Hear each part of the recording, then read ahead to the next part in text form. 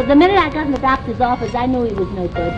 You knew he was a bad doctor? Yeah, all his patients were sick. Doctor? Tape around it, stairs, nobody found it. Cash, we got out it. My mind was the proudest. I fly was the loudest. I'm not pilots with no cowards. VHS cameras, I'm unbound it. One loudest. Duct tape around it, stairs, nobody found it. Cash, we got out it. My mind was the proudest. I fly was the loudest. I'm not pilots with no cowards. VHS cameras, I'm unbound it. One loudest. Duct tape around it. Duct tape around it. Duct tape around it. Duct tape around it. Duct tape around it. Stairs, nobody found it. Cash, we got out it. My mind was the proudest. I fly was the loudest. I'm not pilots with no cowards. VHS cameras, I'm unbounded. One loudest. Duct tape around it. Stairs, nobody found it. Cash, we got out it. My mind was the proudest. I fly was the loudest. I'm not pilots with no cowards. VHS cameras, I'm unbounded. One loudest. Duct tape around it. Duct tape around it. Duct tape around it.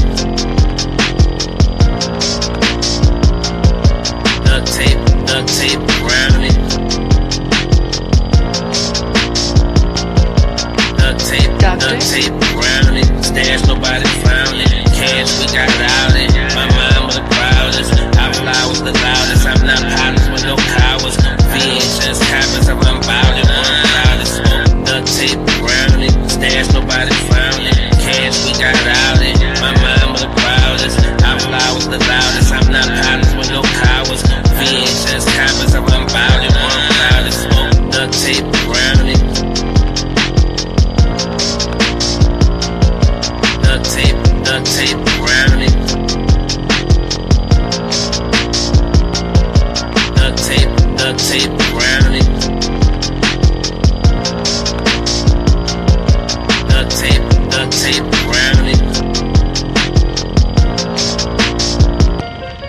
Duct tape around it. Stairs, nobody found it. Cash, we got out it. My mind was the proudest. I fly was the loudest. I'm not pilots with no cowards.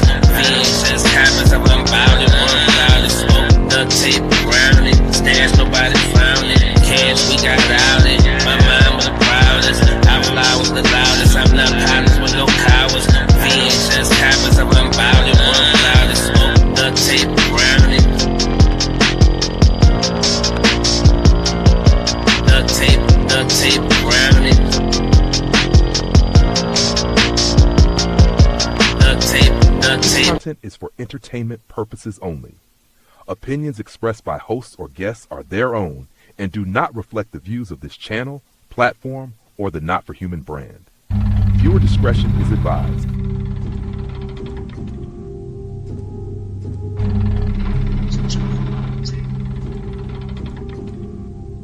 Doctor? As I walk through the valley of the shadow of death, I take a look at my life and realize there's nothing left. Cause I've been blasting and laughing so long that even my mama thinks that my mind is gone. But I ain't never crossed a man that didn't deserve it. We be treated like a punk, you know that's unheard of. You better watch how you're talking and where you're walking, or you and your homies might be lying in chalk. I really hate the trip, but I gotta know. As they croak, I see myself in the pistol smoke. Fool, I'm the kind of G the little homies wanna be like, on my knees in the night, saying prayers in the street light. Doctor?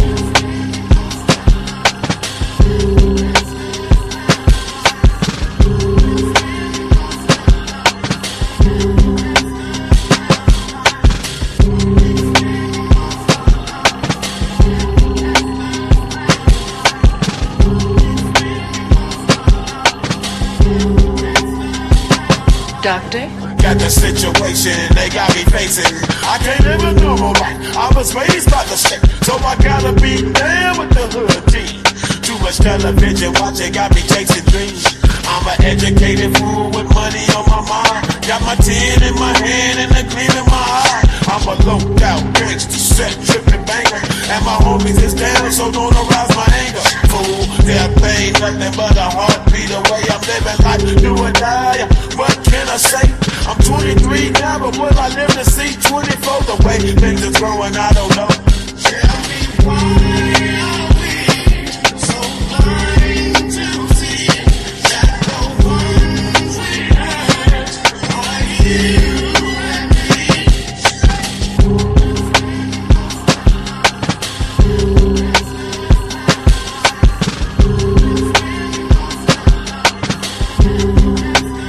Play like that.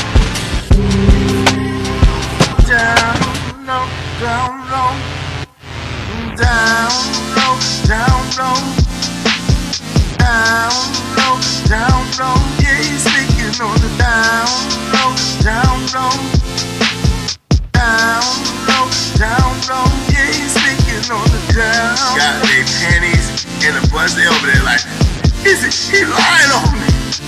He lying on me. I'm like, what lies did I tell? I ain't tell no lies on you.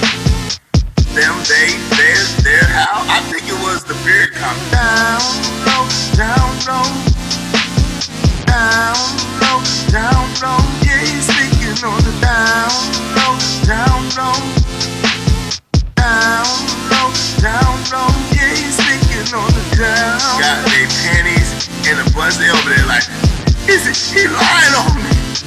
He lying on me. I'm like, what lies did I tell? I ain't tell no lies on you. Them, they, their, how? I think it was the beard coming. Duct. I don't play like that. Down low, down low, down low, down low, down low, down low. Yeah, he's speaking on the down low, down low, down low, down low. Yeah, he's speaking on the down. Got their panties in a bus. They over there like, he lying on me? He lying on me. I'm like, what lies did I tell? I ain't tell no lies on you. Them, they, their, how? I think it was the beard. When. Cry, baby, cry, baby, cry, baby, cry, baby.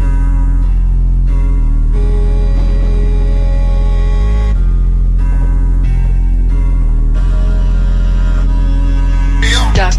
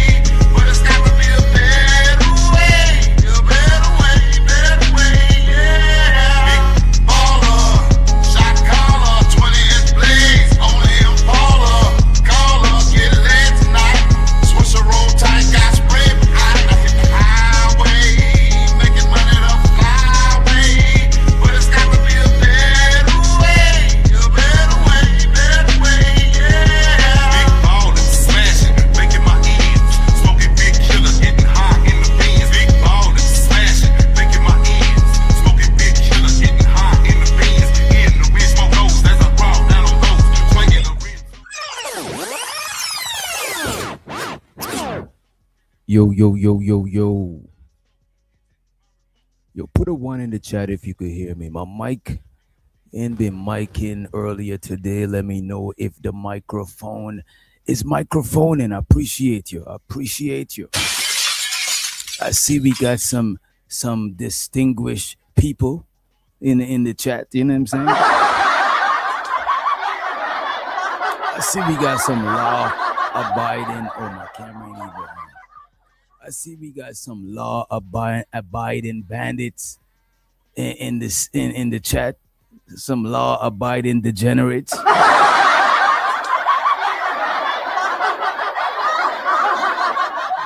I appreciate y'all for the mic check. As a matter of fact, let me shout out to everybody in the building so far.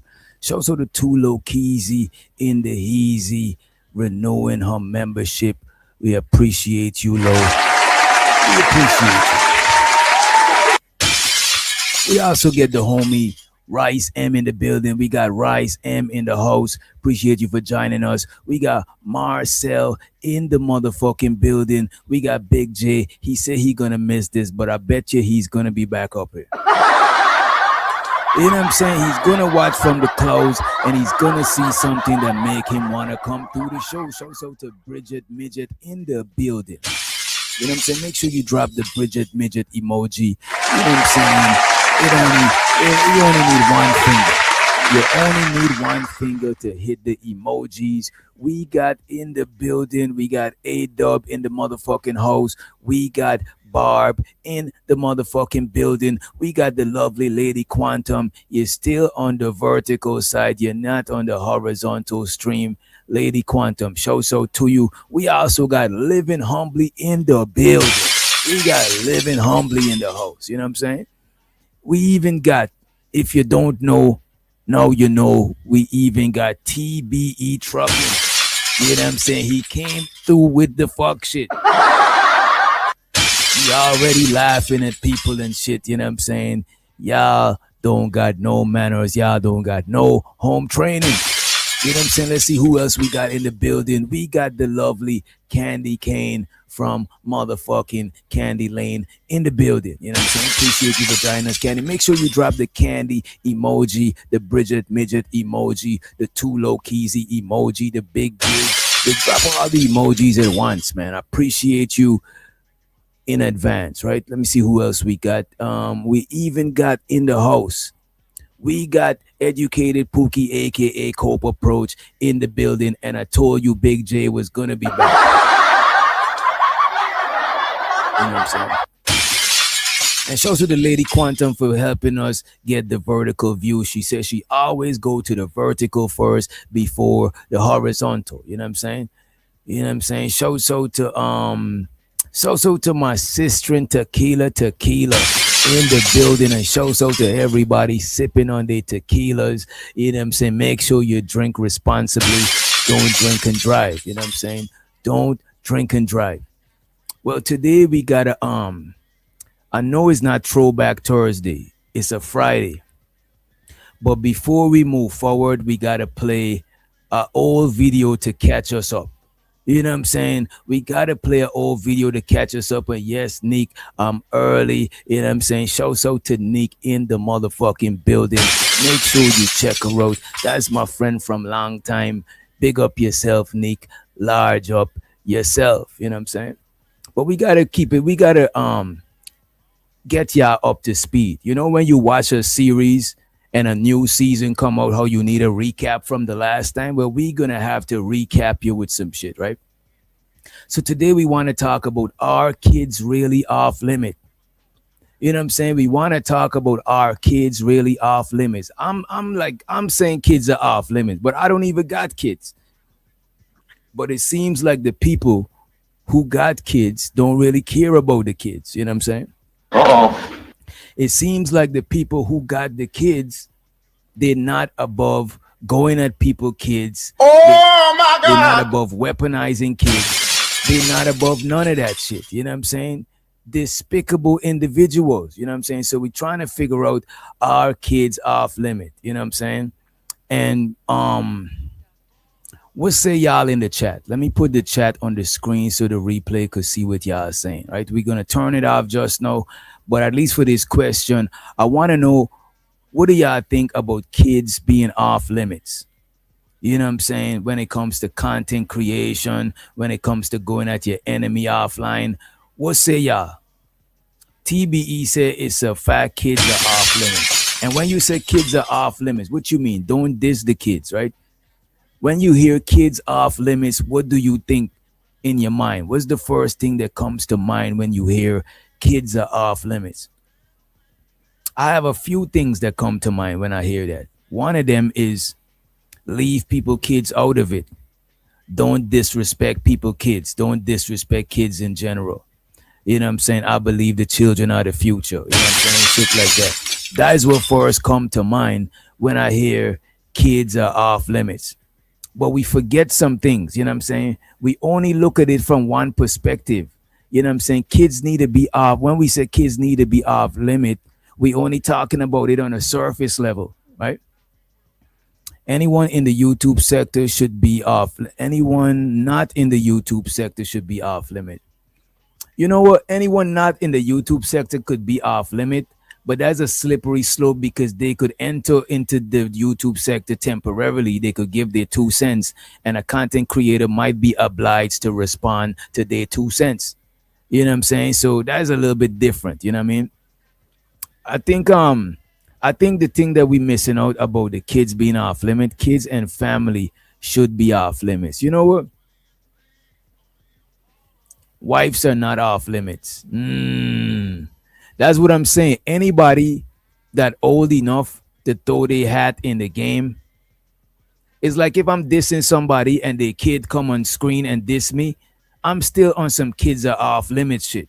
But if I'm dissing somebody and their wife come on the screen and diss me, fuck that bitch. You know what I'm saying? And I'll violate because she old enough to know better. But a kid, man, this knucklehead kid, I'm not about to waste my energy. It's a kid. You know what I'm saying?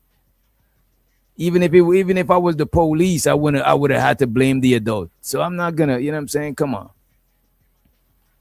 But you know what we missing? We missing. Kids should be off limit when it comes to weaponizing. You know what I mean? Kids could be off limit, but what about the people who's weaponizing their kids?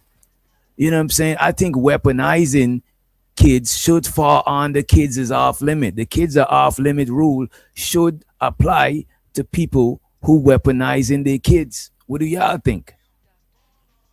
What do y'all think? What about the people who weaponize their kids? You know what I'm saying? Who use their kids as weapons who farm their kids as weapons against people to prosper. You know what I'm saying? And shouts out to the lovely Brownie Ellie in the building. What's up, Brownie? Right? What about people who weaponizing their kids? Y'all remember, right? When Corey and Anton was going at it.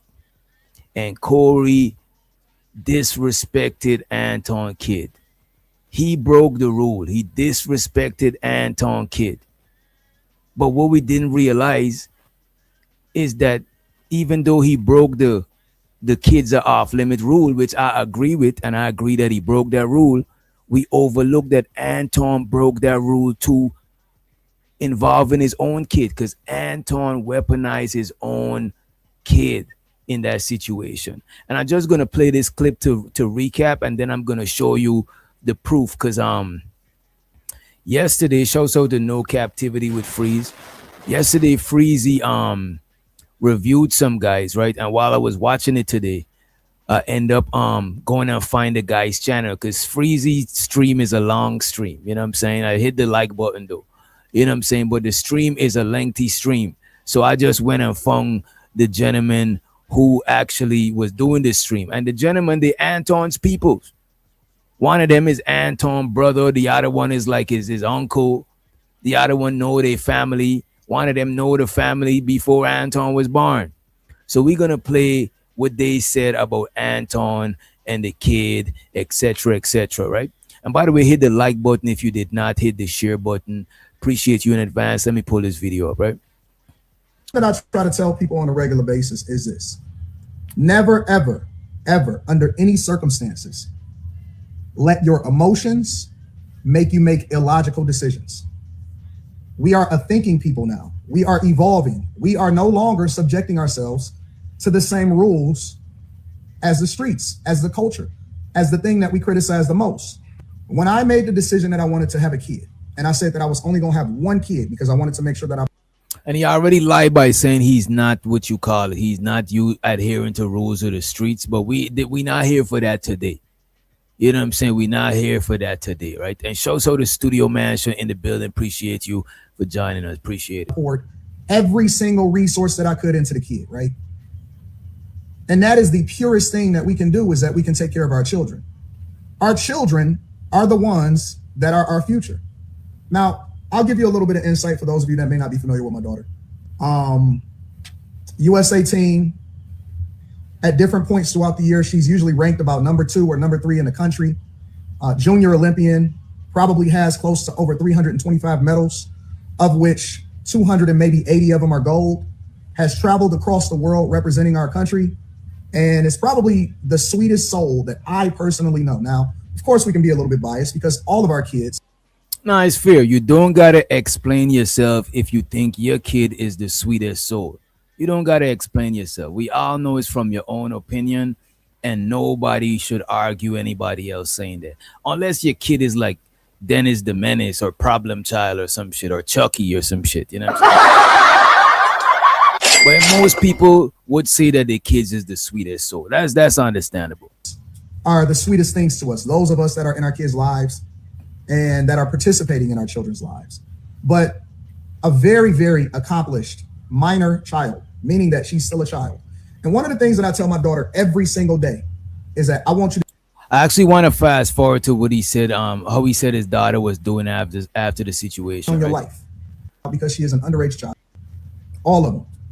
Regardless of how we feel, regardless of what happens, all of our children will have to seek, we'll have to see what the world is. But we as parents are,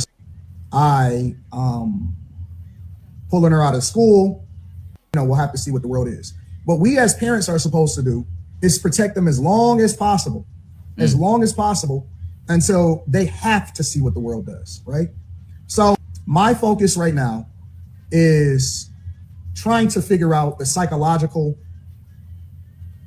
damage, impact, and trauma that has been done to my daughter. So he's trying to figure out the psychological trauma that's been done to his daughter. You know what I'm saying? And shouts out to April motherfucking Carter in the building. You know what I'm saying? What's up, April? TGIF. You know what I'm saying? TGIF. And also shouts out to A-Dub for the early motherfucking Cash App.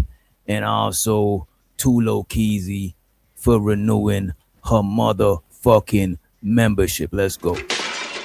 Damn. Doctor. Don't be blowing me up, nigga. I ain't getting up. Ain't no use to you ringing my line. Stop wasting my time. I need more money. I need more money. We need a little more money.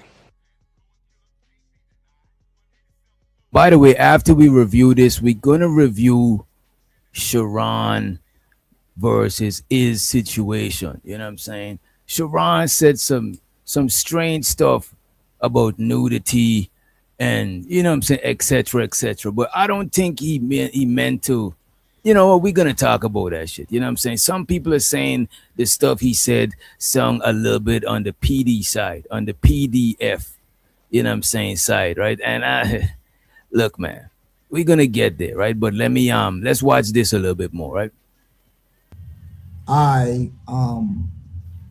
Pulling her out of school, early therapy, making sure that. So in less than 24 hours, he had to pull his daughter out of school, get her therapy, etc., right? She is protected, trying to see what the fallout will be as far as her having to be removed from some of her competitions because of a lot of different things, including online bullying and psychological damage. So already she been subjected to online bullying. You know what I'm saying? He said Corey is disrespectful. Yeah, Corey disrespected his daughter, and in less than 24 hours, he took her out of school. You know what I'm saying? He got to figure out a way for her to get some physical, some mental therapy. You know what I'm saying? You know what I mean? He had to take her out of a competition, and all of this occurred within less than 24 hours, right? So this man is busy. This man been busy. You know what I'm saying? It seems like he hasn't even slept. At this point, listening to this video, I was like, damn, if you do the calculations, he didn't even sleep after after Corey dissed his peoples. You know what I'm saying? He didn't really sleep. You know what I'm saying? Because he couldn't have sleep and done all of that stuff. You know what I'm saying? Unless he, unless he tasked somebody to do that shit for him. But let's run some more of the clip, right? Fallout will be as far as her having to be removed from some of her competitions because of a lot of different things, including online bullying and psychological damage.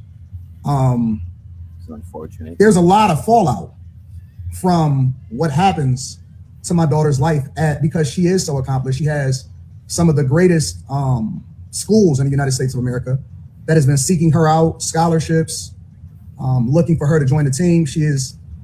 Damn, so the thing even affect the scholarship, you know what I'm saying? And this is where I was like, you know what, Corey did cross the line and, you know what I'm saying, disrespected the man's baby girl, you know what I'm saying? On track to be a United States Olympian. She was supposed to be possibly in the next Olympics. And I don't know how damaging this is to her psyche. I don't know. Who knows? So who knows how damaging it is to his psyche? You know who knows? Anton knows, and his family member knows how damaging it is to her psyche. He knows, but also his family members who he told the truth to, they know, and we gonna hear a word from his family members, right? Never even went on that show. You know what I'm saying? Because Hey, Wait, let me remove this and let me add. What the fuck is that shit? Let me add this. There we go. There we go. So check this out, right? says I would have never even went on that show. You know what I'm saying? Because hey, me either. I wouldn't have went on that show, yeah, but because I mean, feel like it's not working. For me, it's not working. But Dre, let me ask you something. Is it seriously? Is it affected Anton's daughter, or is that just cap? No, it didn't affect. I mean, she, from what I know, she don't know anything about it. You know, You see what I'm saying? You see what I'm saying? The man owned family that he spoke to, that hit him up. Yo, I heard the news. I heard they violate. You know what I'm saying? Is baby girl okay? Nah, baby girl is okay. You know what I'm saying? So this man, he know what the fuck is going on. So Anton tried to weaponize baby girl. You know what I'm saying? Oh my God! You see, I believe the children are the future, but I don't know if Anton believed that shit. You know what I'm saying? Oh my God! I don't know if a lot of people in this space believe the children are the future. You know what I mean? Oh my God! They quick to weaponize the baby. Show so the Judge J in the building. What's up, Judge J? You know what I'm saying? And I see you too, Wind Chime. I see Wind Chime in the building, chiming in the chat, right? But let's play it back. Let's play it back, right? So the man family said, nah, baby girl is okay. Baby girl is fine. You know what I'm saying? As a matter of fact, let me put it on the Summer Jam, right? Or is that just cap? no, it didn't affect. Anton's daughter, or is that just cap? And show so the creative in the building. You know what I'm saying? No, it didn't affect. Seriously, is it affected Anton's daughter, or is that just cap? No, it didn't affect. I mean, she. Is it affected Anton's daughter, or is that just cap? No, it didn't affect. I mean, she. I know she don't know anything about it. You know, they try to keep her. From what he knows, she does not know anything about it. Damn.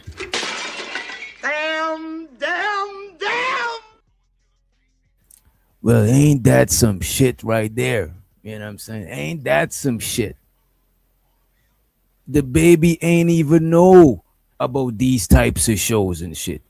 You know what I'm saying? The baby probably was in Bible studies, you know what I'm saying? Ballerina class, you know what I'm saying? Playing with Legos and roadblocks and these types of things, you know what I'm saying? That kids do, you know? Watching Pepe the Pig and Caillou and these type of things. She was not involved in these YouTube streets. You know what I'm saying? She was not involved in these YouTube streets. This man here is a liar and he's on some bullshit. Bullshit. And we got to call it out. We got to call it out. You know what I'm saying? And look, man, this is not no witch hunt. This is not no hate to nobody. I'm just pointing out the hypocrisy. As a matter of fact, show so to Anton Daniels. You know what I'm saying? I just watched him do a thing with Stephen A. Smith. And if y'all want, we could pull up the thing he did with Stephen A. Smith. Show so to BATL from the ATL. You know what I'm saying? In the motherfucking building. Y'all check her out. She talk about sports and shit and all that good shit. And she's still holding on for the Atlanta Falcons. You know what I'm saying? Bless her heart. Bless her heart, right? So let's play some more of this shit. Let me reel it up and let's play it back again, right? or is that just cap? No, it didn't affect her. I mean, from what I know, she don't know anything about it. You know, they try to keep her out of that or away from that kind of stuff. And he told me she's good for now. I mean, I don't know. He told me she is good for now. Stuff, and he told me she's good for now. I mean, I don't know if anybody else has told her, but last time this was yesterday. Well, we might. Yesterday, wait a minute. So yesterday, I gotta pull up when this shit was played. We gotta pull this shit up. We got to. Let me see. Let me try to find the actual video. We gotta pull this shit up, man. You know what I'm saying? We got to pull this shit up real quick, right? Let me see.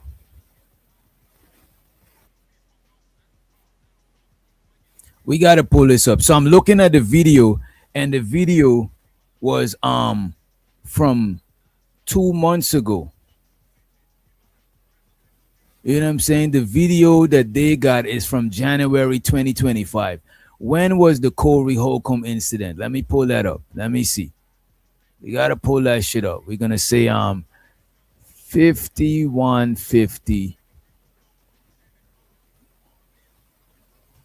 Oh, that's what's up. As soon as I type in 51, it says 5150. It look like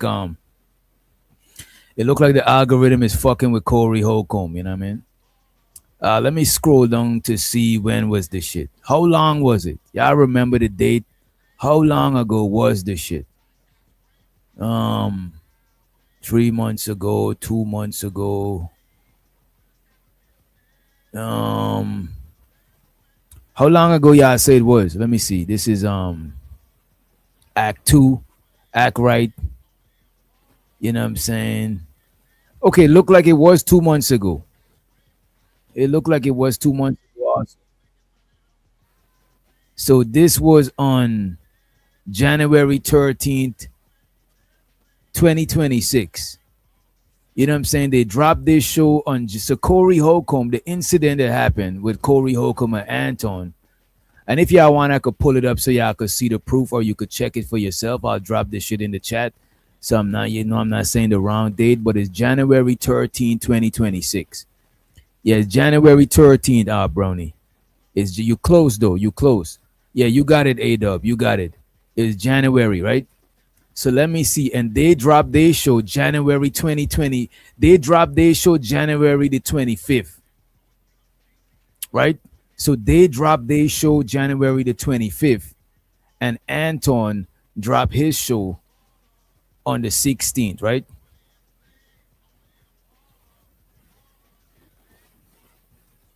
Right? So let me see. That's like so the 25th and one was on the 16th. So that's what, 9 days apart. So 9 days apart. You know what I'm saying? So 9 days after, Anton asked them, Anton family asked him if you know, young Anton, or you know, Antoinette, I don't know her name, I'll just give her a nickname that's some close to Anton, because they, you know, that's his youngin, you know what I mean? The youngin was not affected according to Anton. You know what I'm saying? So it looked like his cousin asked him the next week to figure out if everything was Gucci, and he said nothing ain't wrong with her. You know what I'm saying? Let me play some more of this, right? From what I know, she don't know anything about it. You know, they try to keep her out of that or away from that kind of stuff. And he told me she's good for now. I mean, I don't know if anybody else has told her, but last time this was yesterday. Well, we might she have don't know lawyers. nothing about Hold on, slow down. We might have lawyers involved here. That girl is traumatized. Fuck what y'all talking about. Now they on the same page with Anton. You see, first they was telling the truth. You know what I'm saying? First they was telling the truth, the whole truth, and nothing but the truth. You know what I'm saying? But then they realized, you know what? It might be lawyers involved. Anton might be running the play. So let's get on board with Anton. Let's you know what I'm saying? Let's recant what we just said. You know what I mean? Let's get on board. So here it is. Here how they switch things up real quick. And shows out to them. Shows out to them.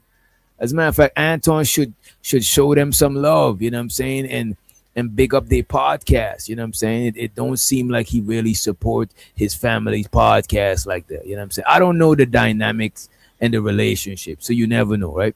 So if anybody else has told her, but last time that kind of stuff, and he told me she's, you know, they try to keep her. That just cap. No, it didn't affect. Is it seriously? Is it affected Anton's daughter, or is that just cap? No, it didn't affect. I mean, she, from what I know, she don't know anything about it. You know, they try to keep her out of that or away from that kind of stuff. And he told me she's good for now. I mean, I don't know if anybody else has told her, but last time this was yesterday. Well, we might she have don't know lawyers. nothing about. Hold on, slow down. We might have lawyers involved here. That girl is traumatized. Fuck what y'all talking about. I talked to. What are y'all talking about? What are y'all right? Don't you is. She is. She's traumatized. What are you talking about? Yeah. They don't know what the fuck he's talking about. And that's another thing. Listen, I personally listen. Yeah, don't listen to me. He don't know what he's talking about.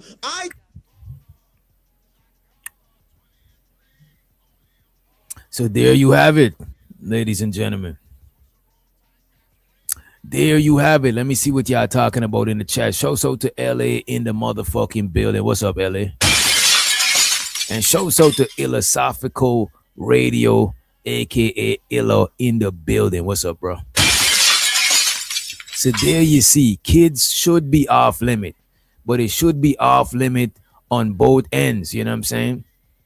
You shouldn't come at people kids. You shouldn't attack people kids, but people shouldn't use their kids to attack you either. I think kids should be completely off the board. Whatever games niggas is playing, kids is off the board. It's not Roadblocks. It's not Monopoly. It's not a child-friendly game, this content creating shit. So I think the kids should be completely off the board. You know what I'm saying? When it comes to insult, when it comes to offense or defense, both parties should keep the kids off the board. Shout out to Keon in the building. What's up, Keon? You know what I'm saying? That's what I believe. I believe kids should be completely off the board, right?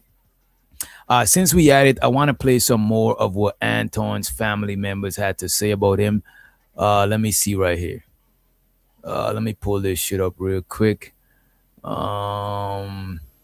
also had to say, oh, you know that Anton says these Detroit. So they asked a question if Detroit fucks with Anton, right? Let me play this one.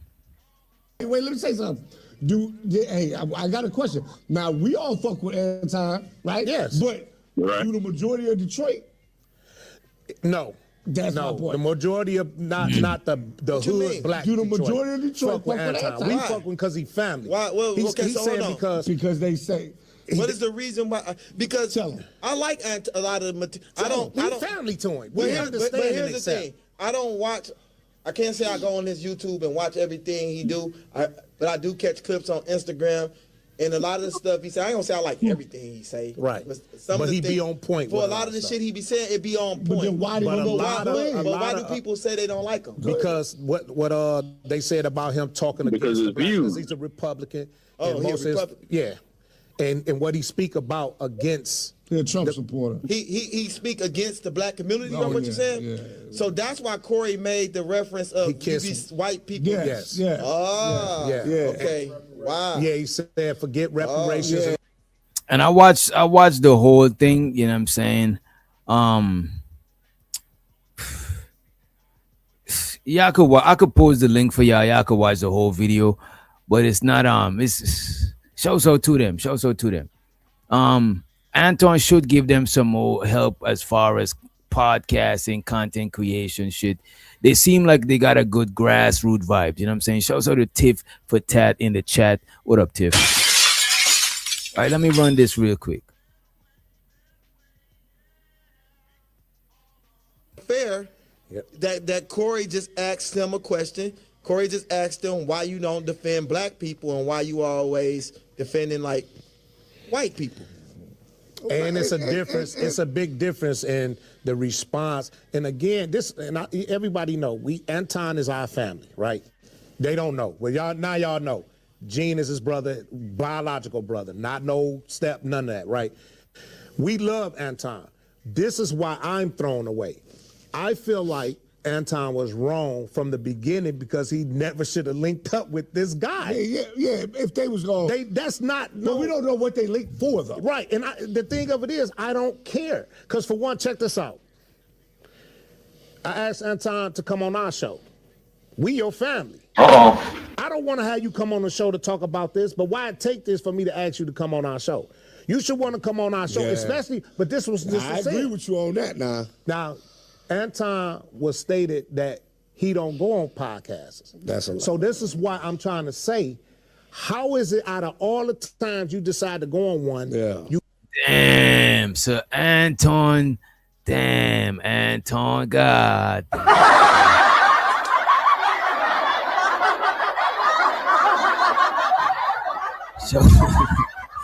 So to the good Reverend Deacon, you know what I'm saying, Pastor Romello, member for 24 months. He said, Doctor, are we allowed to quote biblical verses? You know, look, man, I think you're allowed to do it. You know what I'm saying? Hallelujah.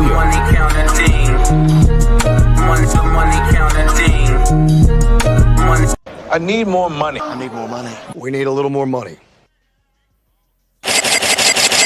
I think you're allowed to quote Bible scriptures, you know what I'm saying? Even if you're not a Christian first, like Anton, I think you could quote Bible scriptures, you know what I'm saying? But it's better to move the right way or move, you know what I'm saying? Move in a non-disagreeable way to humanity. You know what I'm saying? That's a fact, you know. You saw that, you know, and that pose is for a lot of the self-righteous hypocrites in this space. Every time I watch a show, I see another hypocrite. You know what I'm saying? Every time I watch another show, I see another hypocrite. And I'm like, look, man, we are bandits over here. We might as well just embrace the shit and move around. You know what I'm saying? But these guys is mad at Anton and coming to their show. Let me remove this shit from the StreamYard right quick. Let me remove. Got too much shit up in here. I want to review some shit with Sharon and Iz, right? I want to review some shit with Sharon and Iz. But before I do that, let me play the song, because I know some of y'all ain't seen this song. Let me play the song, and then we're going to get into that shit, because that shit is crazy. Play like that. Down low, down low, down low, down low, down low, down low. Yeah, he's speaking on the down low, down low, down low, down low. Yeah, he's speaking on the down. Got their pennies in a bus. They over there like, he lying on me. He lying on me. I'm like, what lies did I tell? I ain't tell no lies on you. Them, their how? I think it was the beard coming. Down low, down low, down low, down low. Yeah, he's speaking on the down low, down low, down low, down low. Yeah, he's speaking on the down. My feathers are always shining. And shout out to the slumlord John Galt in the building. You know what I'm saying? A professional piece of shit.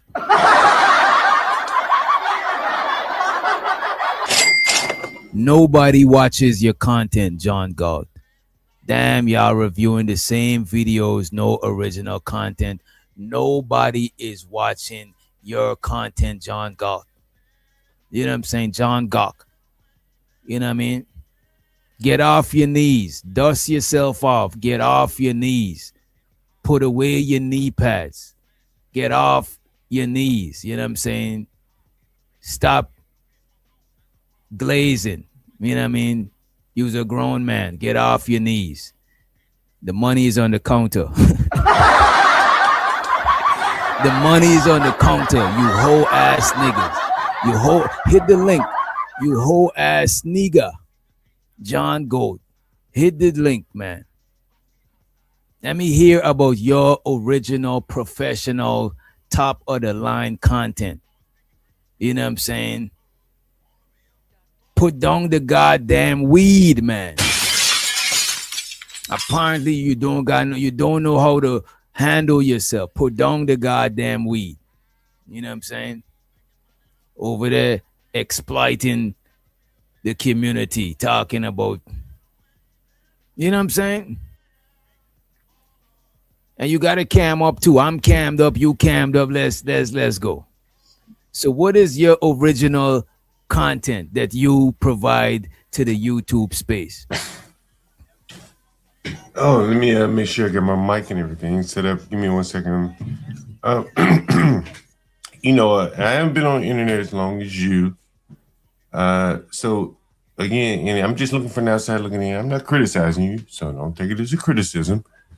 But what I see is, you know, a lot of you guys seemingly just react to other people's content. Just the other night, I was watching Freezy.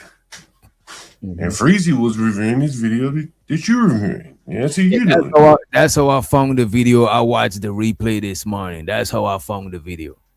Yeah. You know, and again, how many news channel you seen before?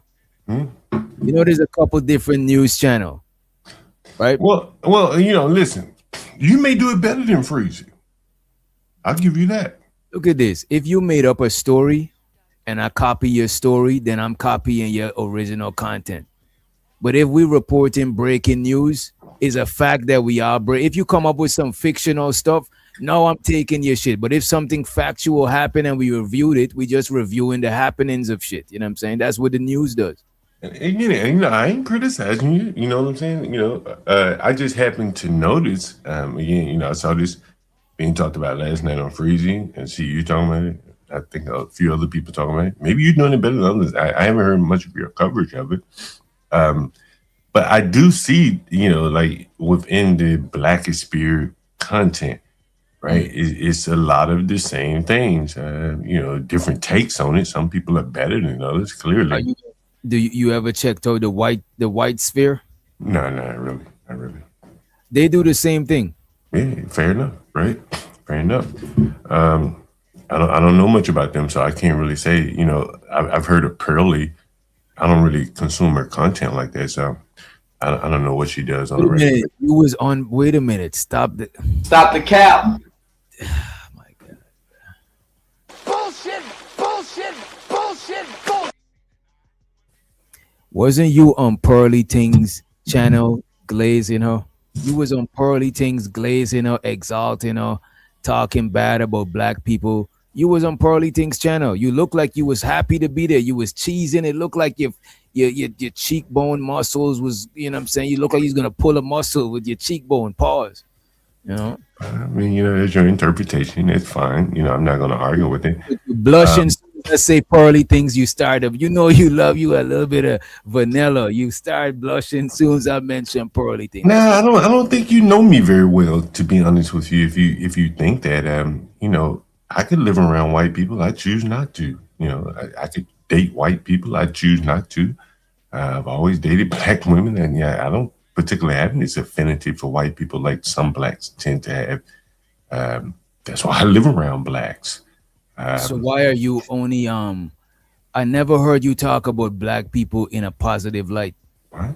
Shit, hell, the fact that I choose to live around them, the fact that I choose to have children with them, every day that I get up and go to work, it's not for me. It's not for my own material possession. It's for my own black children. Didn't you say that you prefer to have white tenants over black tenants? Particularly strictly for business, you know, I'm just being honest. It's easier doing business with white people than it is with blacks. I don't mind doing business with black people. But if I had my druthers, man, listen, I just had a seizure the other night. Man, I have nightmares many nights dealing with like shit, the dead bodies I've dealt with black people. Black people have killed each other, beat each other up really badly, things like that. And shit, I had to do the clean.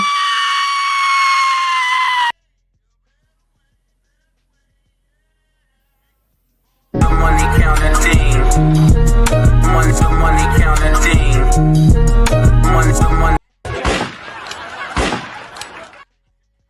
Yeah, let's get back to the show. I don't even know what this dude talking about. Show so the TMKC. Appreciate you for dropping him for 5 minutes. He'll be back at 7:25 if he's still here. She said drill this ski ball clucker. You know what I'm saying? Ski ball, that's a new one. I appreciate you, TMKC, in the place to be. Let's just go ahead and review. Let me pull that shit up. We got to pull up the Sharon show. Even though John God came to shame us into not reviewing this shit, we got to review it. You know what I'm saying? I want to see what Sharon was really talking about. You know what I'm saying? What was all the commotion about? What was all the fuss about? You know what I'm saying? Earlier today. Oh, that's what's up. Let's see now. Okay, Sharon. You see, look, man, I don't want to call out the hypocrisy of what Sharon is doing. You know what I'm saying? Because I don't want to look like I'm mad. You know what I mean? But it goes to show everybody was like, yo, Sharon and Witch Doctor and Izzy is teaming up. Like, that shit was cap. Stop the cap. We was just trying to do a show together and shit. You know what I mean? It was never no teaming up like Voltron to go against who and these types of people and shit. You know what I'm saying? Y'all believe anything. Y'all believe anything, and then when the thing contradict what y'all was believing, y'all, you know what I mean?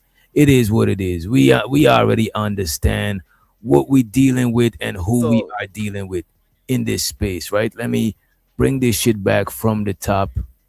And we want to hear what Sharon is talking about real quick, right? Non-content creators, family members of Bracy in the waters, wake up morning show, salute big dog, shout out to non-content creators, family like this. I'm just rewinding it to after the intro. That intro is kind of garbage. I know. It's that ruffled some feathers. So it's come to Sharon's attention that he ruffled some feathers. Let me make sure we had we got a couple more minutes. All right, let's play this shit real quick before, you know. It's a good day to you, Mr. Center of the World. And I want to be accountable for the words I said, the conversation that I tried to have. It wasn't a fruitful one, and it left some people feeling a little strange about the conversation. And what I would say, no, I'll help him with I would help Sharon with his intro if he asked me to help him with his intro. But I'm not gonna volunteer. As a matter of fact, moving forward, well, we already moving like that. I'm already moving like that. I'm not overextending myself to other content creators unnecessarily. Sure, I got like my few less than a handful people that I'm gonna overextend myself to because I fucks with them. They just my peoples. But other people, I'm not overextending myself to. That way, with our interaction, I'm not gonna be disappointed in how you move. I don't got no expectations for how you moving because I'm not overextending myself. It's just like if somebody asked me to borrow 100 and I lend them 100, it's because I could afford to lose that 100. You know what I'm saying? Now, if you ask me for 5 and I lend you 5, I'm overextending myself because if you don't pay me back that 5, I'll be big mad because I couldn't afford to just throw away 5 to you. You know what I'm saying? So I'm not overextending myself to people and then be mad later about how they move. I'm not doing that shit. It's like, no, I got other shit to deal with. I got life. I got other people up here that I fucks with as content creators. I'm not with that shit. You know what I mean? Sure, it'd be nice. Sometimes you like, you know what, I'll do something good for somebody, they'll fuck back with me. Like, nah, don't do that. Make sure it's some shit that's agreed upon. Because now you're throwing unnecessary expectation on another person that y'all never agreed to that expectation. You know what I'm saying? And we at 7:25. Let's let back John Galt in the motherfucking building. As a matter of fact, let's do this right here since he's cammed up. You know, the problem with your audience, you know, typically when you're talking to blacks is blacks tend to prefer an echo chamber. And so for the petty amount, $5, they'll come up with $5 to maintain the echo chamber. So that's kind of the conundrum you find yourself in. You know what's interesting though? I listened to you once, and you mentioned my name, and you said something very interesting. You know, it's typical blacks. You said, and I guess you were talking to your audience. I'm not guessing, and you said, "Don't donate money to this guy John Galt." Right? Wait a minute. Put a 1 in the chat if you ever remember me saying don't donate to John Galt or anybody on YouTube. Just put a 1 in the chat. Okay, Put a 2 in the chat if you can't remember. You know what I'm saying? I could stand corrected. You could not have said exactly that, but you said something along the lines of don't support this guy. Something to that effect, right? Yeah, I don't remember exact words, but yeah, I remember. I purposely go out of my way to tell people I'm never telling nobody where to go and who not to support. Okay, you know, I know I heard you say it, but you know, it's not a big deal because you know I don't ask for money on my channel anyway, so it's not a big deal. Either way it goes. But you know, I know that a lot of people do ask for money on their channel, and that's fine. It's not a problem if that's what you do for a living. Do you think people should ask for money on their channel or not? Yeah, I don't have a problem with it personally. So why are you mentioning it? You seem like you got a problem with it. You know what I mean? Well, I mentioned it because you mentioned it to your audience, telling them not to support. I remember you coming over here talking about how we begging and we doing. I don't know if you said virtual panhandling, but you said something of that nature. And I'm like, what's wrong about that shit? When I look at your content, I could tell that is low quality, even poor quality, I would say. You know what I'm saying? That's why I assumed you was a slumlord, because I'm like, he probably do his content the way he do his you know,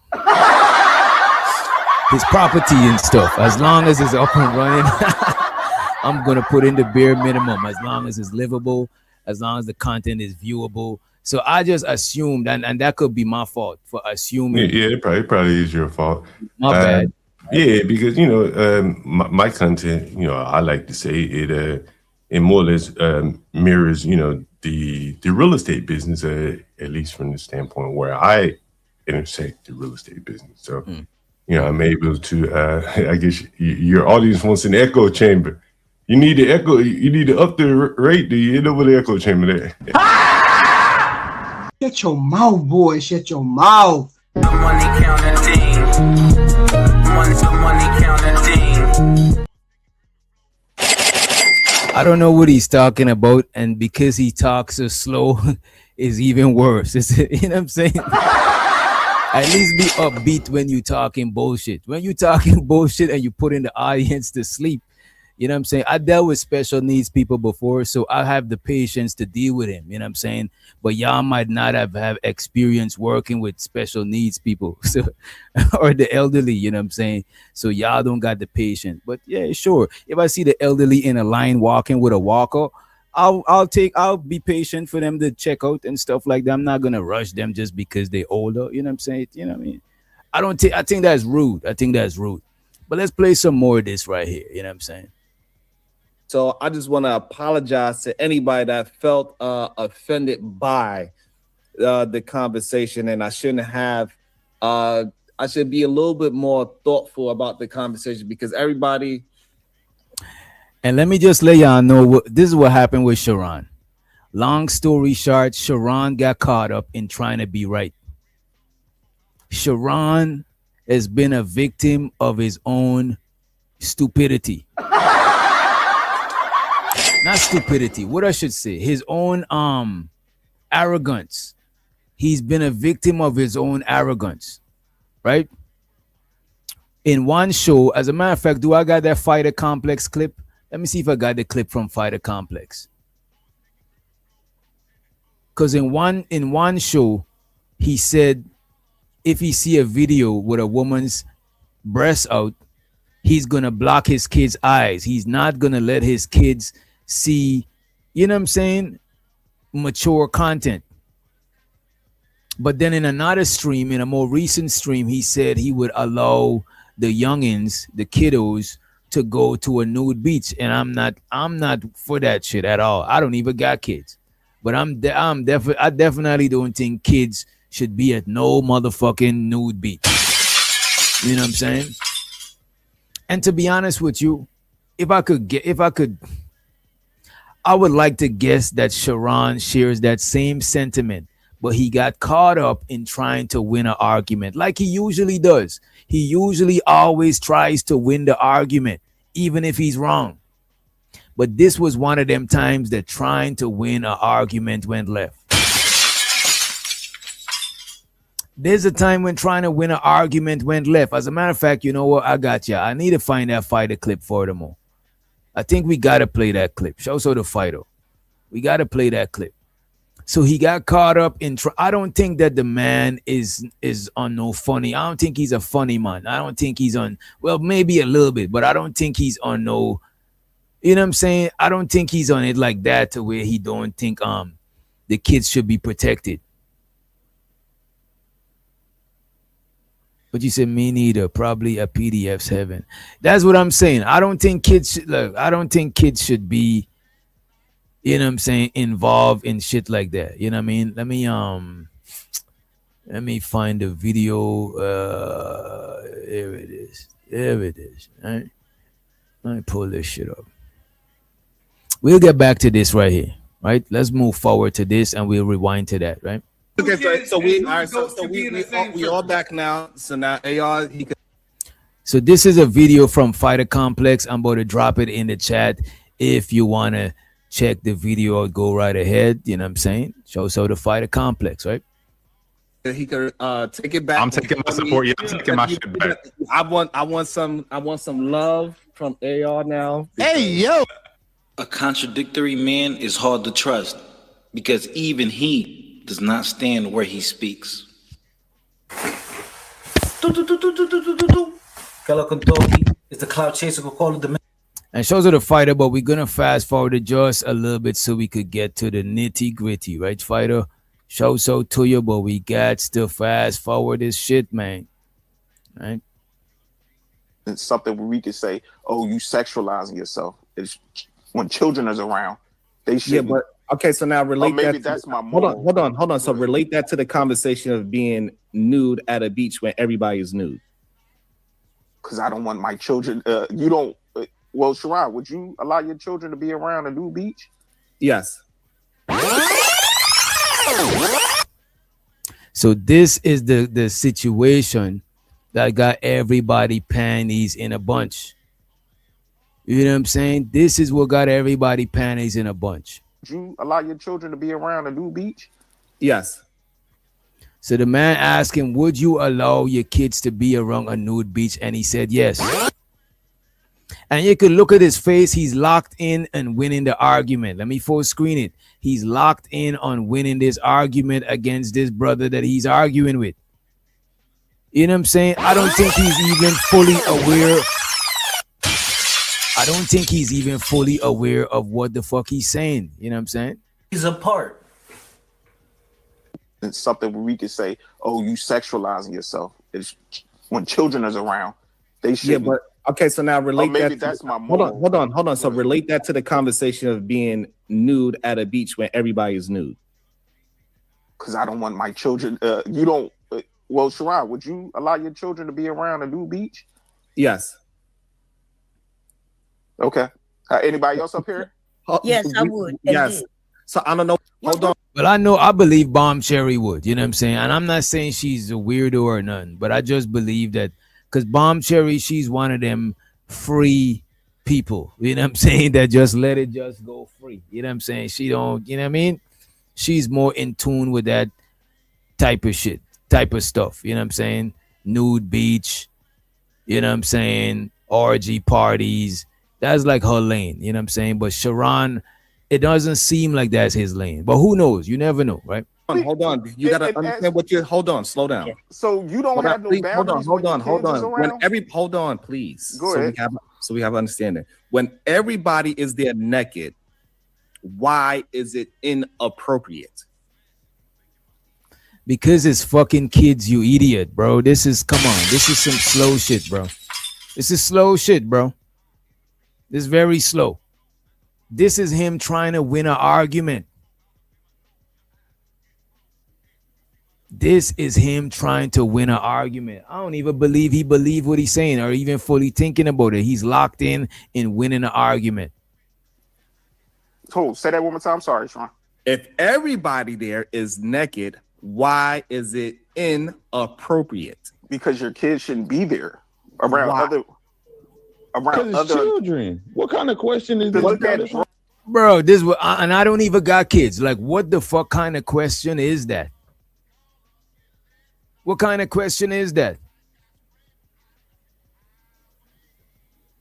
There's adults there, man. It's inappropriate, man. It's fucking inappropriate, bro. It's inappropriate, and you're not and in that case, in that scenario there, you're not being protective of your kids. You know what type of weirdos is over there. You know what type of twisted fantasies they got. So it's better to not even have them there in the first place. It's weird. And this is what I be saying. This is an extreme example. But a lot of y'all hit panels to win an argument. It don't be a genuine conversation. It's like you hit the panel to win at all fucking costs. Is this the fucking cost of winning? Is this how much winning costs? You know what I'm saying? Is this how much winning an argument? What is the prize after you win the argument on a panel? What is the fucking prize? Do somebody come out with a trophy? You know what I'm saying? Confetti flying, balloons in the air. What the fuck happened? Do you get a trophy? Do you get a medal for winning arguments on a panel? What do you gain? Some people say they always right. They always got the need to be. What do you gain for? Like, what the fuck, bro? The sooner, if you driving down a one way, thinking that is the right way, the sooner you realize it's a one way, the sooner you could turn your car around. But if you want to go gun ho and just drive down the one way, ignorant to with the signs and shit,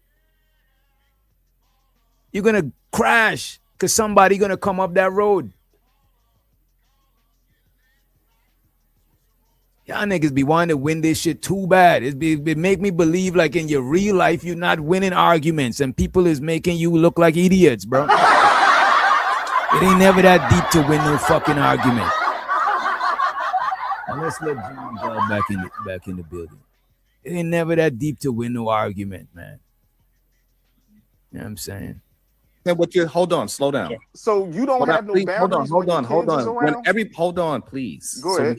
So we have understanding. When everybody is there naked, why is it inappropriate? Bro, you know why this is so stupid? If everybody is at a party and everybody drinking at a family function, everybody drinking, it's a function where everybody invited, everybody drinking. You're gonna give your kids alcohol? Like, what the fuck are we talking about? Oh, everybody's nude. That's like you're saying everybody's drinking. Give them a shot. Give them some Hennessy. Put some Hennessy in their baby bottle. This shit is stupid, bro. And to try to die on the hill, bro, this is what I'm saying. Y'all be wanting to win arguments too bad on these shit, bro. Sometimes you lose an argument and you gain some shit. You learn some shit. You actually gain. As a matter of fact, a lot of times on the panel, you could gain more from losing an argument than fucking winning. So we have understanding. When everybody is there naked, why is it inappropriate? Hold, say that one more time. Sorry, Sean.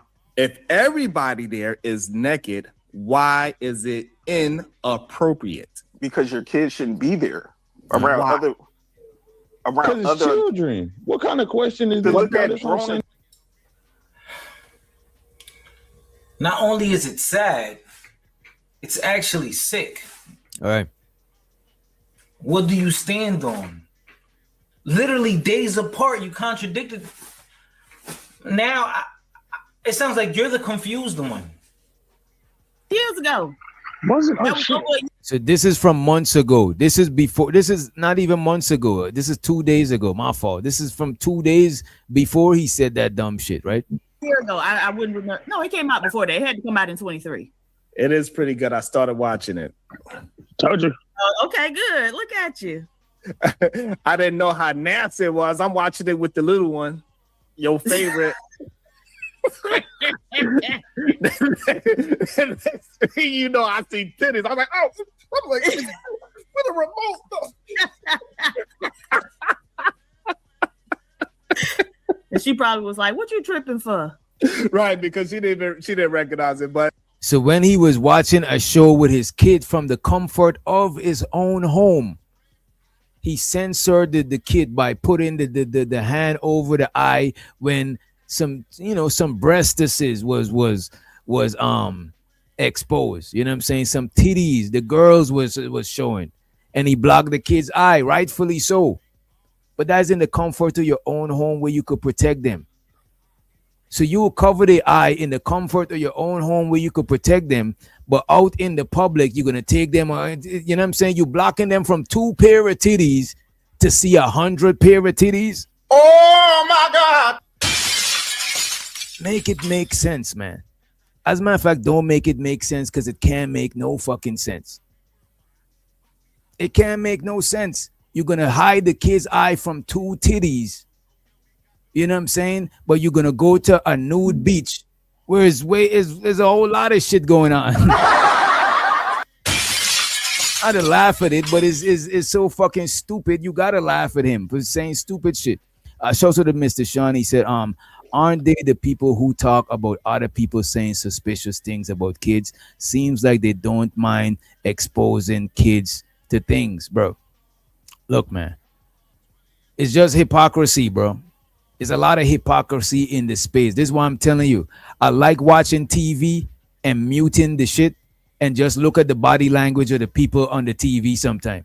Watch any TV show, sports, commentary, anything that got a group of people up there, mute it and watch the body language. You're going to see who's full of shit, who's scared, who's the superior one up there. The person taking up the most body space is the dominant one. The person curled up got something to hide, or they the lowest. You know what I'm saying? Sometimes you got to mute the shit people say because people is full of shit, bro. You don't believe that shit. Look, man. Look what people say and then look what they do sometime the next fucking day. It's a bunch of hypocrisy, man. You know? Facts. I do that too. I listen music and watch like TV and mute a lot of times, but not like scripted TV, like TV where people is in their natural state, like a interview, talk show, whatever the fuck, you know what I'm saying? You learn a lot from watching humans, you know what I mean? it was hilarious. Me and the wife was dying laughing. She loved Mizu, by the way, too. Really? Yeah, she loved that lady. What is your code? What are your values? What are your boundaries?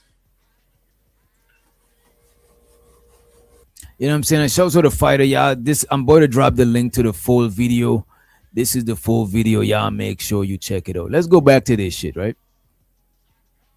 So, yeah, I didn't know to that level. But I do have a real grown daughter that people are trying to, non-content creators, family members of mine, especially my child, even though she is a grown person, people have said negative things about my daughter, and then now you're trying to befriend her, or I'm not sure exactly what you was attempting to do, but you know, that's a fact, April. People went on a whole hunt calling you know who a PDF file, and people are on here saying some wild shit. At this point, everyone needs this is what I'm saying. And look at this. And look at even the people who make them jokes that I would never make. When I was rocking with them, I ain't call them that shit. And even after, I still ain't gotta call them no shit like that. Because like I'm not as pressed as they press. You know what I'm saying? They be having to do too much. I don't gotta do no extra goofy shit like that. You know what I'm saying? These niggas is hypocrites in this space. She blocked the individual. Constantly people trying to just do negative things towards my family. Like even this nigga says Sharon Epstein. That is crazy. I You know, maybe Sharon Diddy, but I won't call him Sharon Epstein. You know what I'm saying? Not just my daughter, but Sha Diddy. Let's call him Sha Diddy. You know what I'm saying? also my younger brother as well. That is not a content creator as well. They try to contact that person as well. I guess because, you know, they see my last name, so they just search anybody with that last name till they finally find some kind of. And it's unfortunate that people is contacting this man family. I don't fuck with that shit. Why is y'all reaching out to people family? What is y'all really doing? Y'all crossing the line. That's how them niggas, that's how that shit happened in Vegas. When that one content creator ran down on the other content creator when he was with his wife in public amongst everybody and blicked them in the fucking, I think he blicked him in the head or some shit like that. Point blank. He was right up on them with the shit, with the hammer. He was dead wrong, but they could have prevented that shit. They've been going back and forth for years. You know what I'm saying? They could have prevented that shit. You know what I mean? Let's play the clip and let's welcome Keels to the stage. What up, Keels? Connection. Yo, bless up, buddy. So look. Bless up. I'm not trying to have this.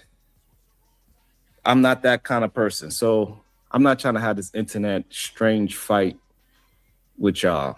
If y'all want to go ahead and support men and women that go after non-content creators, family members, that is cool. I wave my white flag to that. I don't want no problems with somebody that is trying to go after my children. You know what Sharon said? He said he's not rocking with people who don't go after his kids, like right now or never. Like I think he means no. He means moving forward. He's not rocking with people who go after his kids. I think he means no. I don't think he means, you know what I'm saying, in general. You know what I mean? Oh, because he definitely can't speak in general, though. Why he can't speak in general, Keels? Go ahead. Tell us why he can't speak in general. Because you know, yo, that's my gun. You know who, the demon himself. He actually worked with the demon himself before. Oh, so okay, he okay. Can't, so he really can't say that, though. Yo, what's wrong with my mic? Is my mic good? And let's welcome Cell to the stage. What's wrong with I just came here for a second. For a second. Nah, yo, it was kind of like lagging a little bit, though. Oh, yeah, that sound like it was muffled. What about now? It's good now? Say something now. Yo. Okay. Oh, don't do that. That's scratchy. All right, say something now. Yo. Okay, that's better. Yeah. Also, did the redirect work? Did everybody who I redirected, did y'all make it over here? Hopefully you did. Oh, appreciate the redirect. I didn't I can't see sir. the redirect from StreamYard, but appreciate the redirect. You know what I'm saying? Shout out Okay, to yeah. everybody coming through from Cell. Please hit the like button on your way in. I appreciate you in advance. You know what I'm saying? Right. All right, make sure y'all support the show. I'm going back to the clouds. Yeah, I just wanted to make sure that your mic was good because the minute you sound like you was underwater, dog. Yeah. All right. I appreciate it. Right? Good looks on the mic check, right? So let's get back to this this guy Sharon Bracey, right? I should have thumbs down the video, but it's just because he from our space. I still like the video. I ain't gonna thumb his video down. Let me see who's this. We got somebody in the back. Does anybody know Joey 85? Joey 85. Yeah, yo, I know Joey. Yo. Joey, cool people. Okay, So he from Bombers. All right, Thai City and all of that. Okay. Yeah, we well. Salute to Joey 85, yo, because he the one. Joey is the one who acts. He acts. Wait, your mic So is glad singing. Your audio is singing bad. over Let me here, get a 'cause he let me was. get a peace sign. Okay. You hear me? My fault. Yo, who's this Flathead Frankie? Anybody know Flathead Frankie? Oh, okay. Go ahead on, Joey. My fault. Go ahead. I'll be right back. Oh, my fault. Oh, you got it. Let's play some more of this shit. Go ahead, Flathead. Yeah, real quick. Shout out, DJ. No, I just wanted to just throw this part in, right, as a father listening to this whole debacle, right? So he was talking about the nude beach. I just wanted to throw this in there. Now, my child, she's 18 now. She's never seen her father nude. Never. Even when I used to do little bath time with her when she was a baby, I would wear like swim trunks and stuff. I never could find myself. So my point is, imagine if I got online and I was like, look, when I get home from work, I'm around the kids, the ages 8, 14, 12. And, I walk around the house naked, cook dinner. We play Uno and cards. Dad's naked. Extremely inappropriate, let alone you taking your child out there to complete strangers and having danglings wiggling in their face. That's not where we at. When my daughter first started to learn how to bathe herself, I didn't even see her naked no more. I stopped going in the bathroom. Now she got it. That's her and her mother. You see what I'm saying? Type things. Her mother would teach her how to clean her privates, right? That whole thing, helping her. So my point is that once my daughter reached a certain age, I did not see what her body looked. I don't know what my daughter's body looked like now. And she's never seen her father. And anybody who was to say I walk around the house naked, that would be some bullshit, let alone saying it's okay to go to a damn nude beach. That's some bullshit. And we need to cut it out. Yeah, I digress. My mic is muted. Thank you, DJ. So the Smitty. Also, the Smitty he's cooking. He said even him, he won't show his nude body to his kid, and he don't see his daughter in the nude after she reaches a certain age. And I'm guessing, I think he dropped, but I'm guessing he meant when she's of age to understand her own body. No, she gotta understand that it's sacred, and even him as a dad is not, her body is sacred from him too. So she gotta protect herself, and keep herself hidden even from him. You know what I'm saying? Because now she's of age and she understand. It's just like when they was talking about in the Garden of Eden, when them niggas now understood that they was naked. Them niggas didn't even know what naked was because they wasn't. You know what I'm saying? Go ahead. Doc, yo, can you give Joby the platform real quick, yo? Yeah, because he was there, and he the one who asked. You just cut in, Joey was actually trying to speak. Go ahead, Joey. You got it. Hey, what up, Wish? What up, Kills? What's up with y'all fellas, man? Can y'all hear me good? Salute, Brody. Yes, sir. Yes, sir. I'm driving right now. Yeah. You good, all right. Bro. I had that that was me that was talking to Sharon and asked him that and everything. Sharon, I'm cool with Sharon. That's my homie. I ain't got no problem with Sharon. But like you said, which when we had certain conversations, these guys just want to win, bro. Like, let's just have a genuine conversation where we don't have to go down that road where, you got it, you right. No, nigga, you wrong. Like, you know what it is, bro? You know what it is, bro? A lot of times the conversation on the panel be like debate style. So in niggas, remember they've been in the space before us, so they got like a debate brain. But we not on that, because in a debate, even if a lot of times debaters don't agree with the topic that they're debating for, it's just that they're a good debater, they could debate any topic. But we shouldn't be like that when we on these stages, because we don't win nothing from winning the argument. We just chopping it up. If you're gonna go to that lengths to win, bro, that shit is crazy to me. You don't get it. I agree with you. And I said the same thing. Like, that's why I started to just disengage with the whole conversation. That's what I'm learning when you have certain conversations with people on these platforms, is that you can tell when they just saying shit just to be right, and you just like, bro, come on, Sharon, come on, bro. And then I understand with the women, they gonna be like, yeah, I'll be naked in front of my kids, yeah. Like, I understand. They're women, but you know what though? Like, that's what they gonna do. This, the bro. Dumb shit. Bro, I was raised by my dad, and I'm 36 years old, and my dad raised me as a single dad, and I never seen my dad naked in life, nigga. Same here. That shit is crazy. Not him, not his bitches. I ain't see his women that he had I around ain't me. seen his women None naked. of that. You know what I'm saying? Because my dad makes sure that because my dad brought women around and shit like that, but we never heard him fucking, or oh shit, my shit is crazy.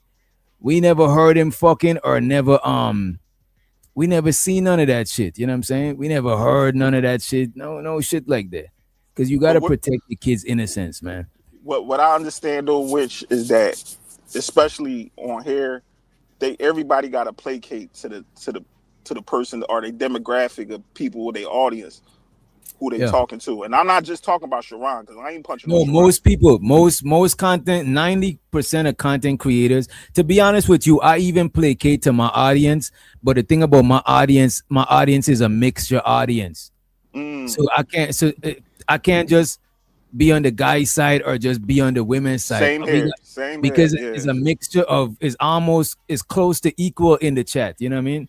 So it's like, I'll placate to them in different ways. Like if they don't want to talk about a topic, we'll move on. If enough people like shit like that, you know what I'm saying? But remember, Sharon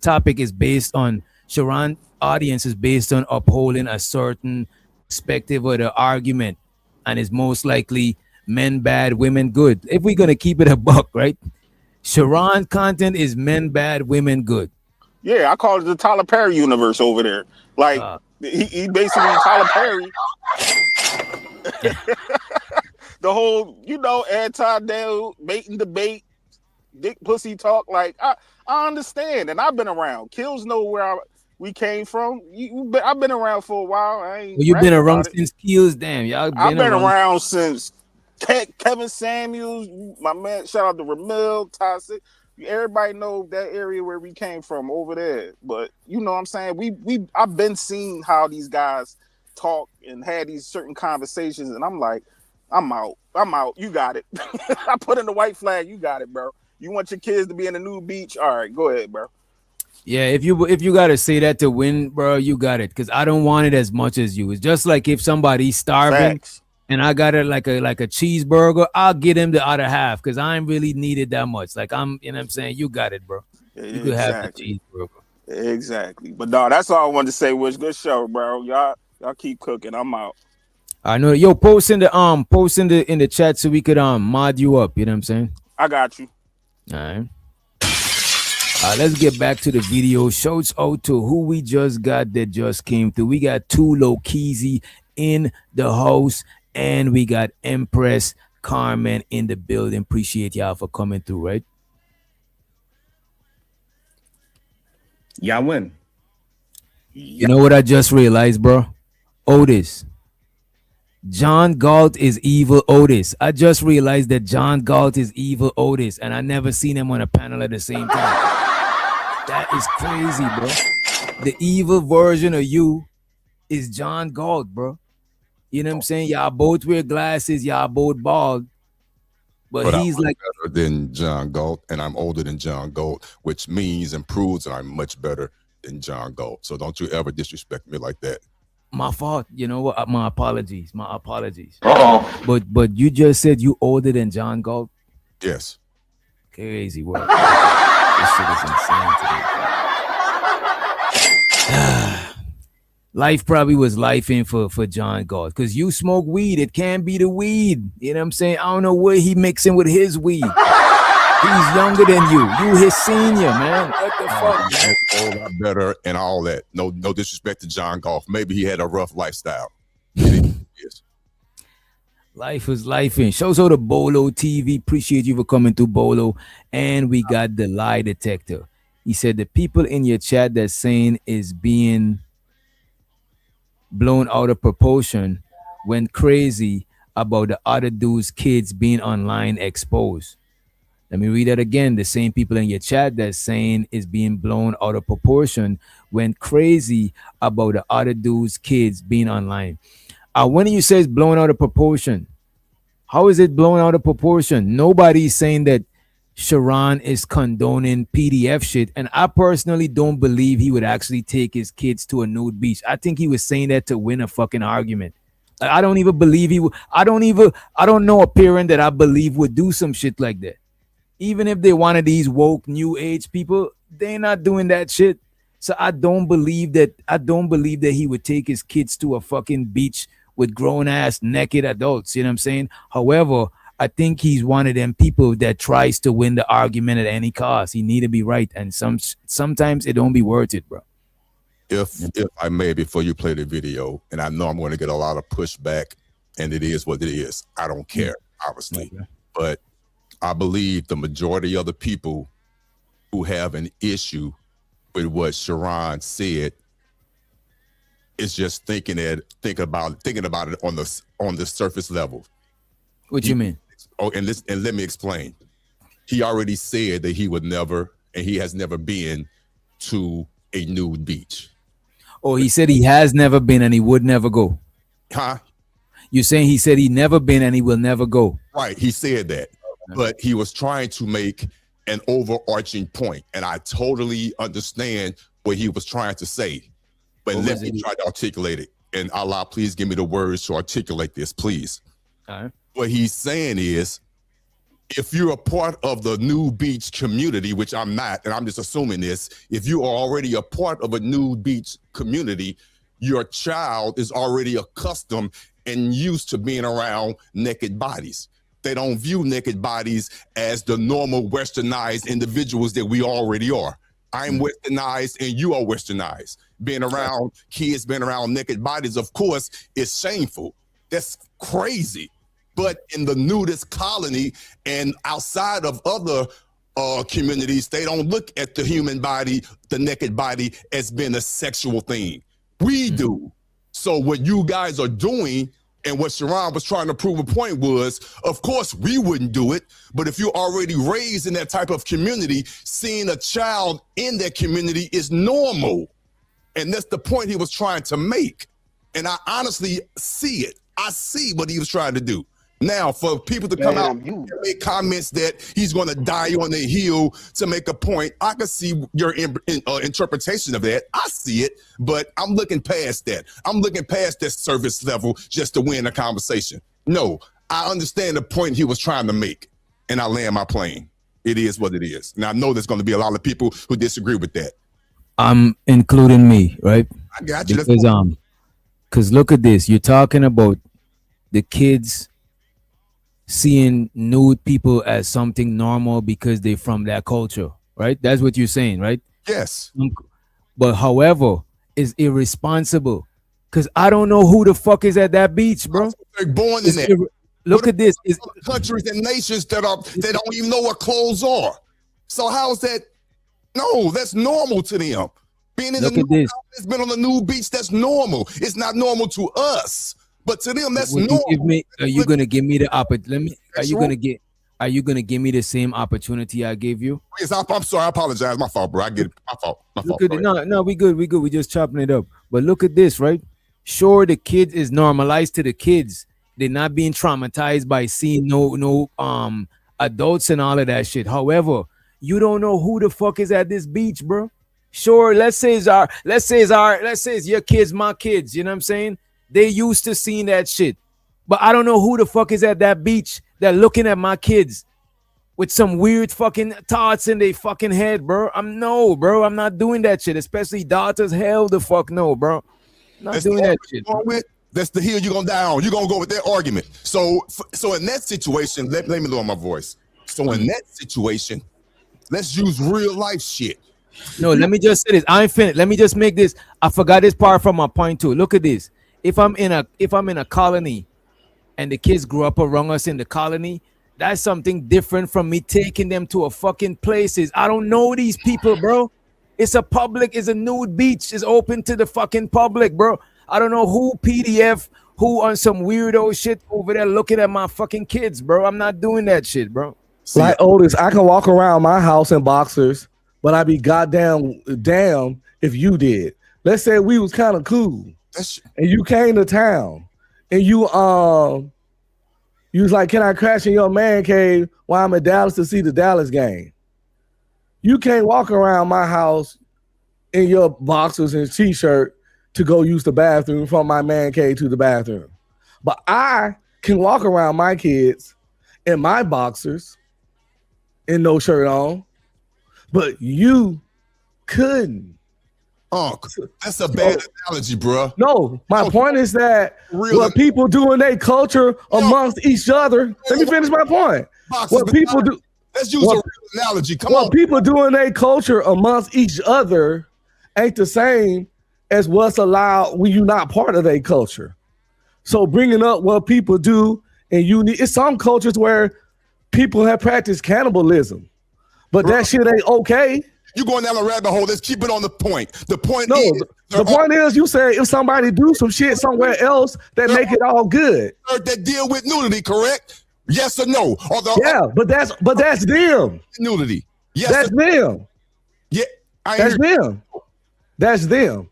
But that's the whole point. What are you talking about? But we in America. Your point is not even relevant here. We in America. What culture is the person on this video in? There are new colleges in America. There are new beaches in America. So again, beaches are accustomed to being around naked bodies. Duh. Again. You made a point. Can you walk around nude and kids in America? I ain't hear you. What? Can you walk around just nude randomly around random kids in America? No, with all due respect, I'm not talking about you personally. I don't answer stupid ass questions. Of course not. Oh, can you calm down? Come on, please. Bro. Something real. Let's have a real conversation. I am. It's a real conversation. You talking about the rare culture? You talking about rare culture somewhere in the Amazon where motherfuckers walk around naked? But look at this. Even There's in a no culture, real than me talking about cannibalism, then, nigga. Look at this. Even in that culture, you know these people. You know that they ain't on no weird shit. You go into a public fucking place, bro, with people from all over coming there. Some people ain't even in the, like, I know a chick that went to Nudist Beach. You know what I'm saying? She told me that everybody that go there ain't into that lifestyle. Some people go there because they had some sort of surgery and they shame of their body, so they go in there to build up back their confidence. It's different reasons people go to nude beaches, but it might be people that is at the nude beaches for nefarious reasons. Think about that shit. Think about a creep. Why wouldn't a creep go to a nudist beach? Think about that shit. There are creeps in gyms. There are creeps on beaches. There are creeps everywhere. Me and my wife don't even walk around naked around our own kids, bro. First of all, no, wait a minute. The argument he's making is if somebody is from that lifestyle where everybody in their community, let's say they're from a village, everybody nude. I'm saying sure. Let's say that exists. But you know these people. These is familiars. You're going to strangers, bro. That shit is not fucking safe, bro. That shit, I think, is irresponsible as fuck. You know what I mean? You guys are not getting past that surface level. That's all I'm saying. And I think again, I'm not on nobody's side. I'm just being a realist. No, I have not been to this beach, and I never would go.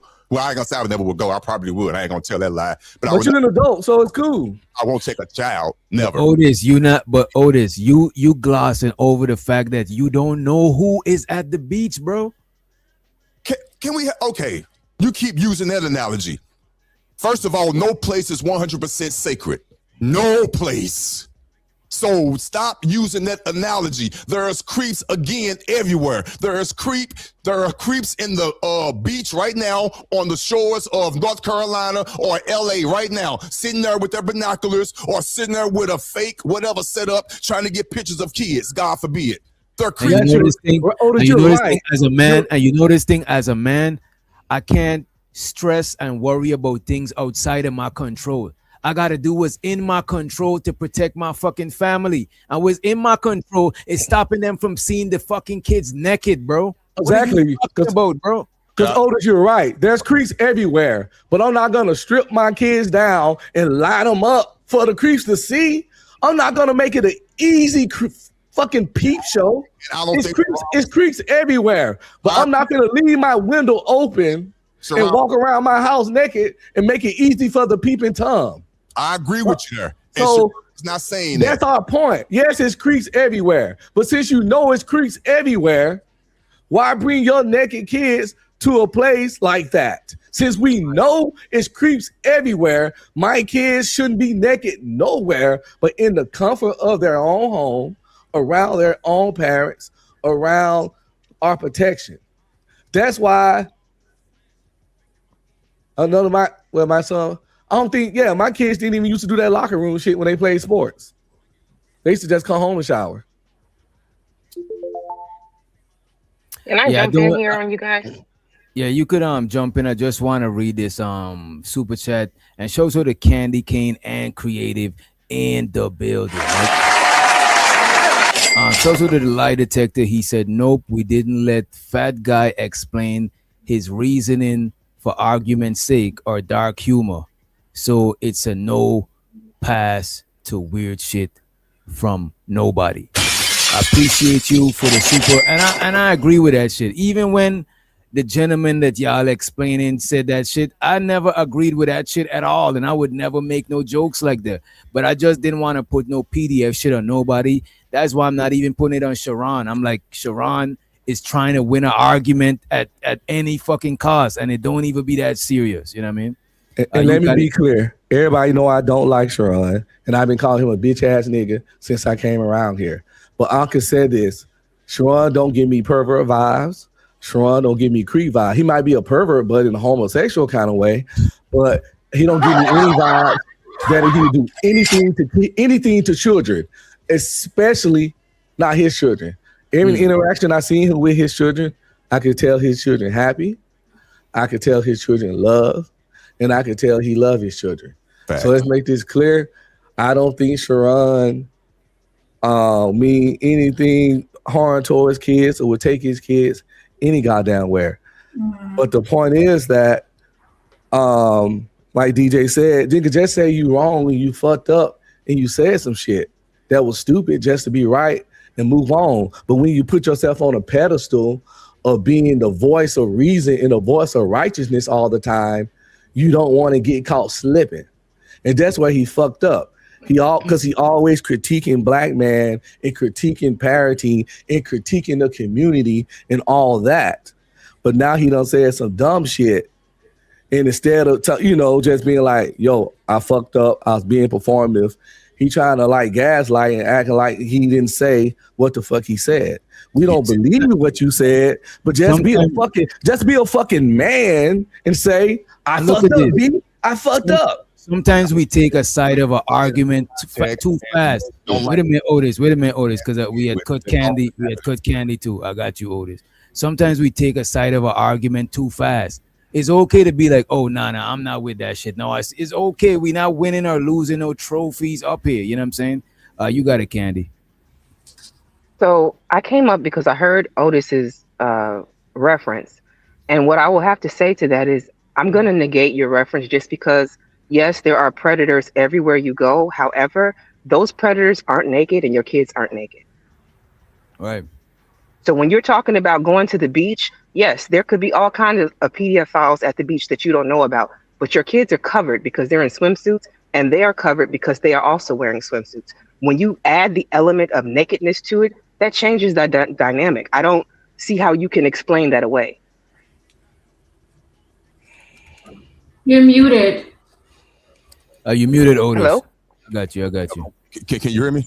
Yeah. Yes, sir. Oh, is that me, DJ? Yeah, we hear you. Okay. To answer your question and to give you pushback, and I promise you I'm not being an asshole, I'm just seeing it. Being naked and having on two pieces or one piece of clothing steps away from being naked, to me, it's the same thing. A pervert is a pervert if he a pervert. That one piece of clothing or two pieces of clothing versus being naked, the perverts see past that, I would assume. So I push back on that. Also, a pervert can see you naked in jeans, though, too, if they choose to do that. The biker shorts, all that. So you proving my point. But wait a minute. But No. Otis, bro, wait a minute. Bro, that's that's outside of your control. Why are we thinking about what's in your control is what you could do to protect your kids? But y'all You talking about how the nigga with X-ray visions is gonna look at your kids and still picture them a certain way. We talking about what you can't stop that. This wrong guy. I'm not arguing that, DJ. I'm agreeing with what you're saying. My only pushback is this. Let's be on the same page. My only pushback is this. I don't like the labels or the what the word I'm looking for. I don't like whatever. I don't like the narration of what's going on that you guys are trying to build around Sharon, that he's trying to just win an argument, when in my view, he's not saying something just to win an argument. He was trying to prove a point. He maybe didn't hit that point correctly. That's the same thing. Point, which I Yeah, it's the same thing. Right. Exactly. Trying to win an argument and saying something to prove a point, they pretty much, if they not the same thing, they definitely first cousins. Let me ask you a question. If you could agree, even though you don't, but if you could agree that the point he was trying to make, and even though I will say this, he didn't articulate this, but I'm assuming it's what he was trying to say. people who are within their community already, from kids on up, they don't look at naked bodies the way that we do. So I was assuming, and I'm pretty sure I'm right, that he was talking about that aspect. Of course, bringing someone to that space that's not familiar with that space, of course they're gonna be uncomfortable. But if you're already within that lifestyle from a child up in that community, that's normalized, and they're not looking at your body as a sexual. Where you get all that from Sharon's simple statement? You're adding a whole lot of layers to this onion that simply don't exist in the very straightforward things Sharon said. And again, for all the slow people in the chat, nobody ain't saying Sharon meant the shit. No one's saying Sharon's a pervert. No one's saying he's weird with kids or anything. We just going off who said it. Mr. Self-righteous, sanctimonious, do no wrong, best parent in the world, image of black man. Said some stupid dumb shit like that. That's why we roasting his ass. The same reason people jump down Anton neck, because he get on his pedestal and put himself on his high horse and speak of himself as a higher being in a higher echelon of man. And then you come out your mouth, Mr. Sophisticated, educated, emotional intelligence, got all the answers, but really none of the outcomes, because we ain't gonna get too deep in his personal life. But all my kids with one woman, we just gonna leave it there. So my point is that you get on your horn, criticize black men and how we think and talk every day, then sit your little blouse wearing ass down somewhere and say that goofy shit, and then double, triple down on it. That's what the roast is for. Yo, hold on, brother. I ain't say nothing in a minute. Brother, I ain't say anything, brother. Go ahead. I'll be allowed to say something? Because you do make it quick, please. Make it quick. Yo, I'm gonna make it quick, yo, because I'm about to bounce. You know what I'm saying? And I'm gonna go to the store, whatever, right? We got Sharon, we got these dudes who go to Sharon panel. Sharon always criticized his space, saying that we rim bros, saying that we lovers of men, that we need to pick up our keys without bending his knees, and that's his talking points, bro. He called dudes in his space lovers of men, but here he go. He had a slip up or whatever. No matter what it looked like, bro, by the optics, it's jacked up, right? Who want to go to jail because it's illegal to do that, bro? Having your naked a kid at a nude beach, right? By the optics. Who want to get locked up and then somebody in a holding tank asks you, why you do this? You know what I'm saying? Who want to be in that position, bro? That's what I'm saying. By the optics. Shit look crazy. Yeah, it does look crazy. Go ahead on Otis. I hope you don't forget your point. Go ahead. I appreciate you, Akils. Appreciate it. Hey, Otis, I don't mean to interrupt you real quick. Otis, did you hear what I asked Sharon? Can you refresh my memory, please? Go ahead. I asked him would he bring his kids to a new beach. So all that. Yes, that's where I got that from. Yes, I did hear you, and that's why I brought that. And Bomb Cherry and the rest of the ladies started to talk about nudists and all that extra stuff that basically have a strongman comment. You know what I'm saying? They wanted to. Joey, Bomb said she'll take him there too. Bomb said yes too. Yeah, Bomb. Yeah, she did. She did. The women Bomb to say yes. The women, I understand. I know she a deviant. But I'm trying to make Otis understand is that they put this extra nuance to it so they can get the conversation and win it. Like, there's no way around it, Otis. Okay, Like, I got you. Now, that may be true. Everything you said, that may be true. No, it is true. Got you. Because I was there when you said that, and that's where, for the record, I got it from, to be 100% transparent, because I heard the conversation, and you did ask him. Otis, even in the context you're trying to make, is still irresponsible. Because if you got a community of people that got a certain understanding and see nude bodies somewhere, you got no guarantee that the people at that public beach that's outside of your community share that same ideology. You don't know who the fuck is over there. If your community got a beach, sure, fuck it, that's y'all beach. Y'all don't invite outsiders because they might not know y'all ways. But if you go to a public beach, anybody could come out there, bro. The nigga, the subway guy, the guy from the Subway commercial, anybody could be out there. And people acting like we made this up, or we put words in his mouth, or we made him say it. It's y'all. Listen, everybody on these YouTube streets are just human, okay? Y'all people need to find God, a God, or something else to praise and worship. Shit's really weird. These people are flawed as fuck, myself included. See, the thing about me, I'm a bandit. I don't do the self-right. I know I'm fucked up. I will lie, steal, cheat, kill, whatever, given the fucking situation. So you can't catch me on some sanctimonious. You can't be like, I can't believe Unc did this. Yes, I fucking did. I told y'all motherfuckers I was a bandit. I told y'all I lie, cheat, kill, and motherfucking steal. Don't say that. No, it's the fucking truth. Somebody tell I'm you not who they are, you perfect. gotta accept I'm not fucking perfect. I'm not better than none of y'all. Somebody tell you who they are, you gotta take it. I done fucked up shit the whole 47 years I've been on this fucking planet, and probably got more fucked up shit to do. But these other cats get on here and act like they motherfucking goddamn a pope. You're right. You're right about that. Self-righteous.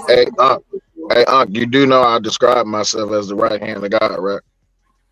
Shit, I'm his ingrown toenail then. There you go. Hey, I'm God's dark. I'm God's dark. Can I just make one more statement and I'm going to drop down? Because I really don't have no business in this conversation like that. I just really wanted to push back on what Otis was saying because I highly disagreed with that point. But I will say, I do not believe that Sharon is on anything funny. I don't think that he's a PDF or anything like that. I think he misspoke. And instead of just correcting what he had to say, he doubled down on just like an absolute not great point. And yeah, I think that's just it. Like at the end of the day, he made a mistake. He's human. We all human. Is that Candy talking? It is. Okay, who am I speaking to? I'm sorry. I'm driving, so I can't see. It's Candy. I just wonder. I appreciate you saying that, but this is the thing, right? I can even accept the premise that he misspoke. I can accept the premise that he made a mistake, but he didn't recognize it until a week later after people brought it up. Because when he said it, and people was, I'm sorry, I'm not you. I'm speaking to Otis. This is more so to Otis, because I seen what Otis was trying to do, but that's why I typed in the chat. You moving the goalpost. Because when it comes down to Sharon, you're just now apologizing for a video that came out over a week ago about a live stream that you did. You see what I'm saying? Right. And this is why I believe. And look at this, Candy. This is why I believe he didn't make a mistake. Well, the mistake was the price he was willing to pay to win the argument. That was the mistake. The mistake is you saying the argument costs $5, but somebody else gonna buy it. You willing to pay the clerk $100 to get that $5? You know what I'm saying? It's not that deep to win the argument. And now looking back, he's like, damn, it wasn't worth it type shit.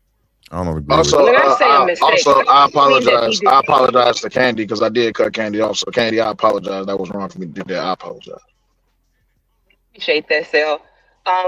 When I say a mistake, I don't mean a mistake like he didn't know what he was doing. When I say a mistake, I mean a miscalculation, as in you did not have the foresight to understand how that was going to blow up in your face. Some people can see all of the negatives and the positives outcomes from the actions that they take or the words that leave their mouths. It doesn't seem to me that Sharon was able to do that in that moment, and it blew up in his face. And shows but it's the road. Sorry. And shows the mistake. He says, didn't they make a case against the Otis guy over there on something he shouldn't have said? What was said, Otis? We let that go. I'm gonna be his lawyer. Yeah, I don't think you want to go into that. I'm going to co-sign that. I don't think that we should go into that if y'all can avoid it. Wiz, really not. You know how the whole conversation started? It started after that rodeo thing with the women was dressed. The dress code. Yeah, all I was making it seem like it's a time and a place, bro. That's all I was trying to make them understand over there. Was like, I don't have no problem. I'm a straight man. I want to see some ass and tits. You know what I'm saying? Like, but it's a time and a place. I ain't gonna hold you. Even when I was younger, I thought about it was less of a time and a place. But the older I get, I don't want to go certain functions and see a chick just, you know what I'm saying? Just look. Well, I want to see her, but I'm not gonna give her that respect because I think it's immature. You go to a casual function and you dress like you know what I'm saying? You dress. I mean, like I'm feeling that shit at this age. Maybe young guy probably won't give a fuck. I'll probably misdress to a function. You know what I mean? That was my whole point, bro. That's all I was trying to make over there. That was it. It's a time and a place, even when children is around. That's it. End of story. It ain't had to even go to that extra extent. What's up, Sal? I could see if you was talking to a community. Well, no, I could see if Sharon was coming from a community of people who practice that or who participates in that activity. Because I don't know if he does or doesn't, right? But I know one thing: for trying to normalize something that people are not used to, you're trying to normalize mysteriousness, right? We call that grooming in more ways than one. You're trying to introduce something to someone that they're not usually a part of, especially. So check this. Even if he's from that community, right? They're not talking about going to the community beach, the beach that is for that community. They're talking about going to a public nude beach. Anybody could just go to some nude beaches. They let people with clothes go on there. Anybody could go there. That's a magnet for creeps, bro. I could see if you and your community ran out the beach, or y'all know that it's just y'all over there, but you don't know who's over there. Like, you gotta protect your kids from strangers. Can I get pushed back? Come on, man. How long have Well, we? here's the thing, right? I'm looking at what Shiesty, but I don't have no problem with y'all dragging black men. It's just that y'all black leader participated in the same activity that the man that y'all drag has done, but y'all not dragging him. So the selective criticism is appalling. But it's okay. Our black Jesus is doing what the rest of you niggas do, but we're not gonna question our black Jesus, because that's our Messiah. Selective outrage, so you heard the hypocrisy of it all. But hey, we should drag Anton for what he said 33 and a half years ago. TBE, man. Come on, TBE. TBE, come on, man. All right, I gotta go. I appreciate you for the super TBE. Hey, listen. Crazy. You don't got no pushback for Sharon right now, and Sharon pull his whole coat. Whatever you think I did, whatever you think I did, because it's all mental. Whatever you think I did the same thing to whoever you dating and your daughters, if you got one. Whatever you think I did. You see, come on, man. Why you gotta say all that? Hold on. You niggas love talking about kids, bro. The man, look at this. As a matter of fact, I'll read the super chat. Show the TBE, right? He said, Otis, wait a minute. He said, Otis said he has hated his own wife, and that's unforgivable, right? He's talking about what you said. He didn't send a super chat saying, wait a minute. He didn't send a super chat saying Otis S.A.'d his wife. He's saying Otis said he S.A.'d his wife, and saying that is unforgivable, but he never said that that's what you did. Because none of us have proof of what you did. He's saying that that's what you said. So I even though it was a little flammable, you know what I'm saying, I don't think he's saying that that's what you did, and I don't want to put that on you either. You know what I mean? All right, let's play the video. Let's play some of this video, because Sharon is in an uproar, and I see why. I don't think people should be contacting his family members and shit like that. I'm completely against that shit, or putting the PDF get on him. I got it. Yo, Doc. Oh my God. Whoever I offended, I apologize. Because I love my family. And we're going to keep it internet. It didn't go past the internet as of yet. Let's leave it as the internet. Because people are about to cross very dangerous lines.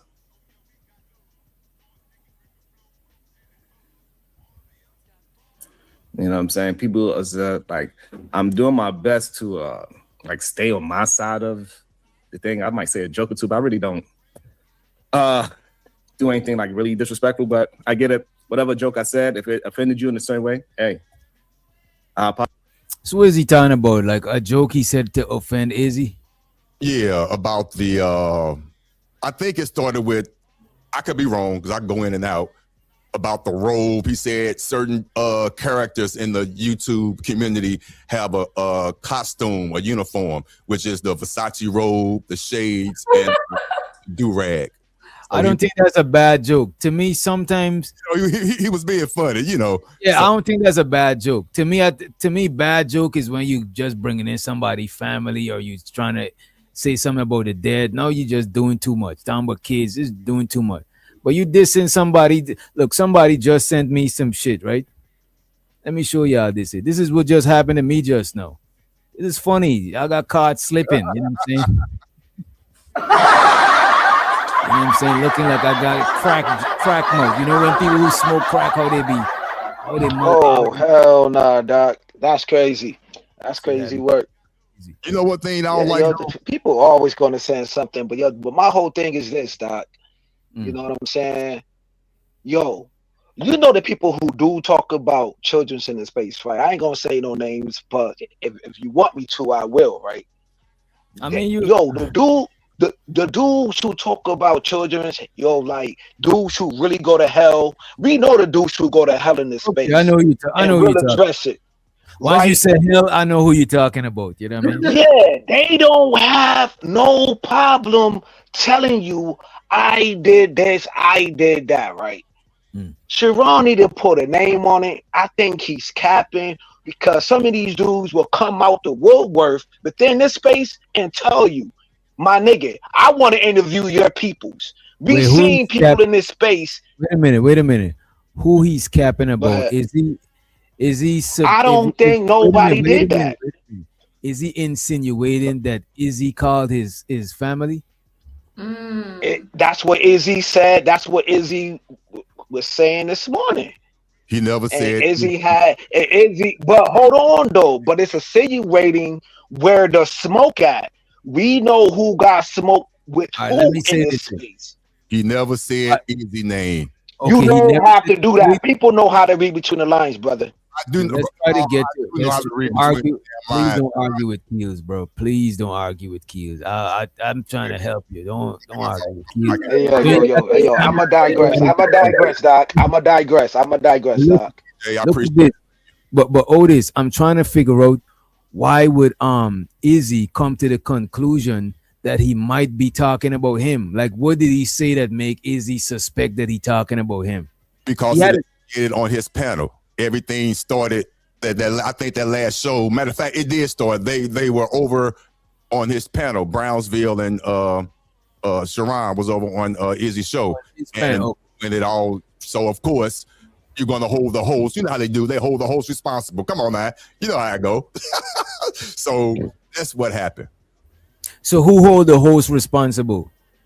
Isn't Sharon? Sharon and Brownsville hold Izzy accountable. I would say in this situation, just me on the outside looking in. Like when Brownsville, because Brownsville, New York is the one that holds, and I rocks with Brownsville. To me, it's just a character. I promise it is. But to me, Brownsville on that side is the one that holds itself as holier than thou. Sharon really don't. That's Brownsville. But the people hold. Hold on, did you say Sharon really don't? Brownsville. Not the cow. Now, what Sharon does is he does talk a lot of shit. He is very boisterous. He does hold himself above the next man. He never points out anyone's far as men's positive attributes. He always go after the negative shit. That contradicts what you was just. That contradicts. It really does. Does it? No, Brownsville doesn't admit that he's. No, you're saying that Sharon does. You're saying that Sharon doesn't pedestalize himself like Brownsville, but then you went on to say that Sharon put himself above the next man. That is pedestalizing. To pedestalize, you got to be above somebody else. You know what I mean? Take that part. We all degenerates. We all no good tuckers. We all incels. We all mean to our women. We all don't know how to treat black women. We all illegitimate and out here being fucked up people in society, except for Lil Shirt. He's talking about Are you talking for everybody? He's talking to you because when he say those things, I don't feel he's talking about me. It doesn't matter. He can't see. I don't have to personalize. I know he's not talking to me because I've been married 22 years, 4 kids with the same woman, military vet, homeowner, no criminal record, none of that bullshit. So I know he's not talking about me. But see, I don't have to personalize it to see what he's saying. You don't have to be talking about me for me to see what you saying is fucked up. He's a man-hating man, aka a cannibal. And I have a theory about men like him. I think some uncle was standing over his race car bed with a sinister shadow. And that's why, think about, no, hear me out. When men hate women so much, the first thing people say was, who hurt you? What did a woman do to you, right? And when a lot of women hate men and be studs and stuff, it usually be a history of some Uncle Bad Touch, right? People go there. So why, when a man hate men, Uncle Bad Touch can't exist all of a sudden? Well, I don't agree with anything you just said on that. You don't have to, but did I make anything up? Is that if a man hate men that much, can there not be a reason of a sinister shadow over his race car bed? You saying that he's holding? I wouldn't say it's far. Hey, studio mansion, that shit funny. I like that studio mansion. What do you say? I like that. I give you that. No, he's saying that he's a monster for going in on you. No, Otis chain ain't as small. Right. Otis has a masculine chain. Plus, I got the. Oh my god. No, so that's a necklace. Otis got a chain. That's a necklace with a trinket on it. That's a chain with a piece. He got a chain with a piece. That's a necklace with a medallion. See the difference? Words got meaning. But all I'm saying, the nigga cannibal. He a man-hating man. A man must have did something to this nigga. Are you saying like some of these dudes want to live like, because you know how Siobhan be like, this is certain dudes in these spaces, right? Always talking about dudes' robes and the glasses. Do you think that he want to do that? Because we seen class act. We seen these Duncan Pinterhughes ass niggas. Know what I mean? Even though they talk shit about Blade Brown, but they really want to be Blade Brown. You know what I'm saying? It's like we seen them type of dudes, man. And by the way, please get the likes up. Please get the likes up. We need at least, let's get at least, can we get 10 likes, man? Shit, let's get like 65 likes, please. You know what I'm saying? I'm begging for the likes, but you know what? I'm actually going to play the Sim God video, though. Yeah, I was just thinking that. Bro. Why, cry baby.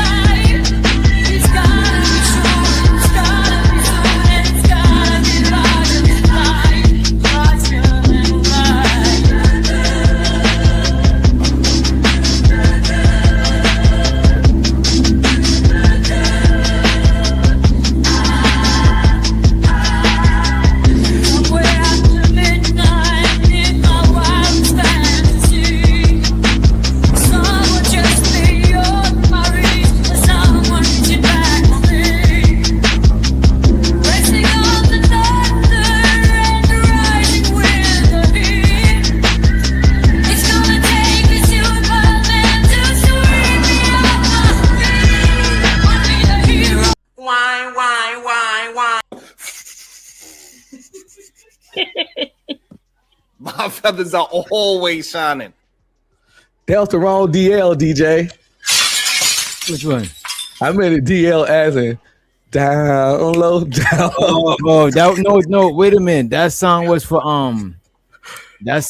them to get the likes up. But show to the okay, yeah, okay. Because it's just funny. It's both DLs. Down low. Then you got the the other joint. Yeah, and that song is a punishment. That song is not. I'm mad that some of y'all like that shit. That song is I know you say you hit the like. Nigga, that shit a banger, man. What you talking about? Bros, all these Pookies and Ray Rays don't take care of their kids. No, I think Sharon is outstanding father to the kids he live with now. Down low, down low, down low. You when cry baby, cry baby, cry baby, cry baby. Down low, down low, down low, down low, down low. Yeah, he's speaking on the down low, down low.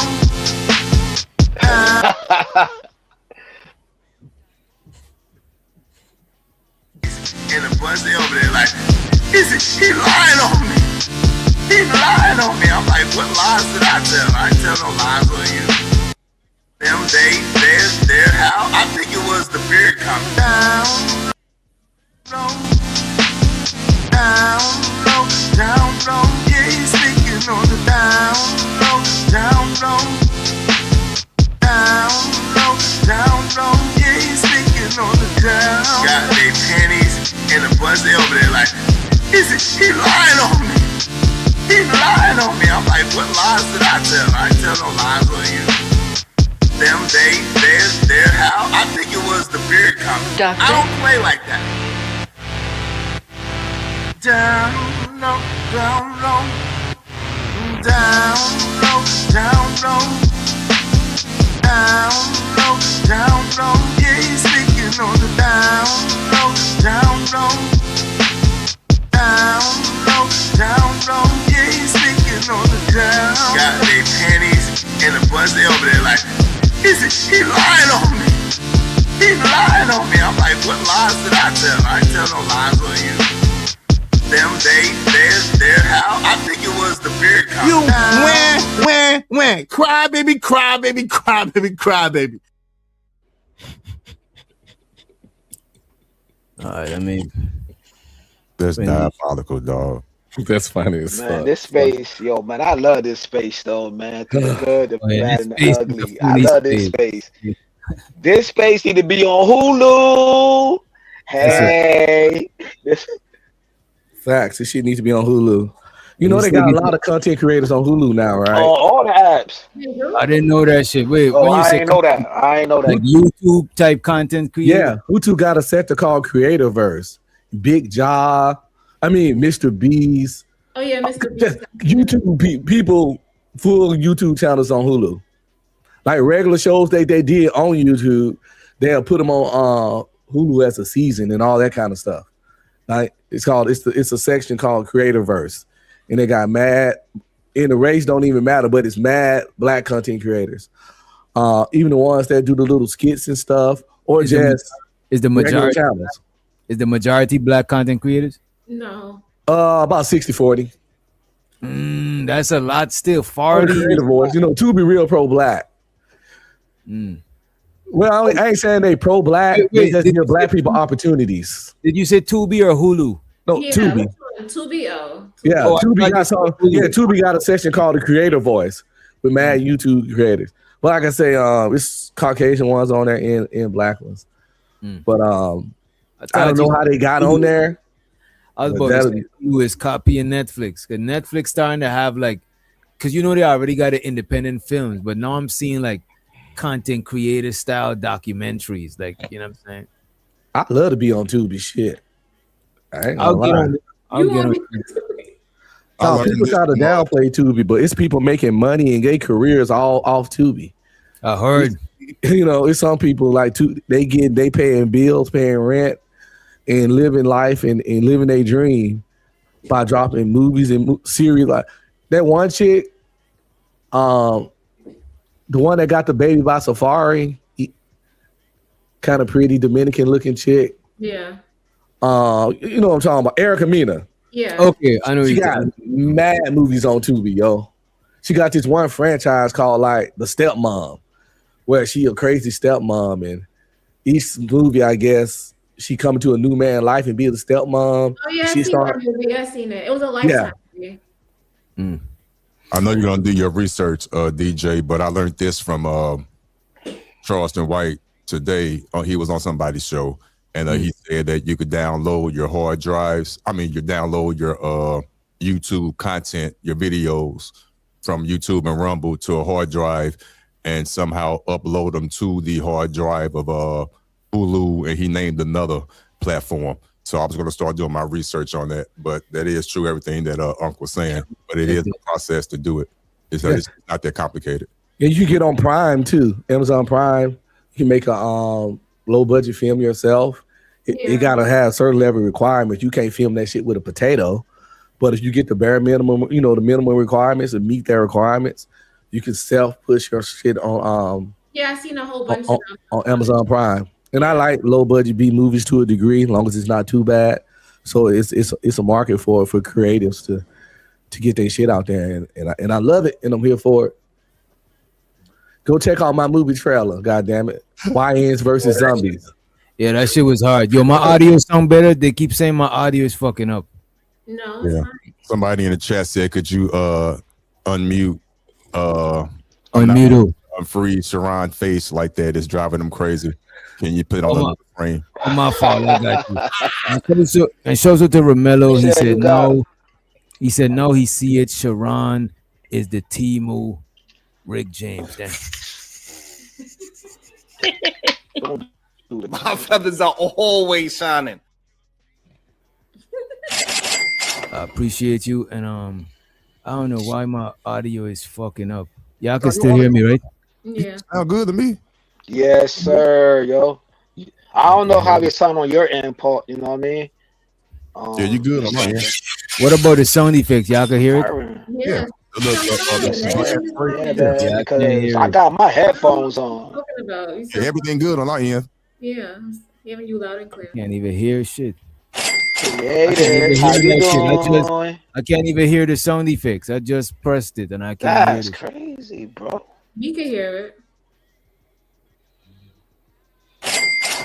I could hear it on my other computer. Yeah, I don't know. Hey, It's all you good. remind me of my mom, Joe. You not braid your own hair? You have two behind here now.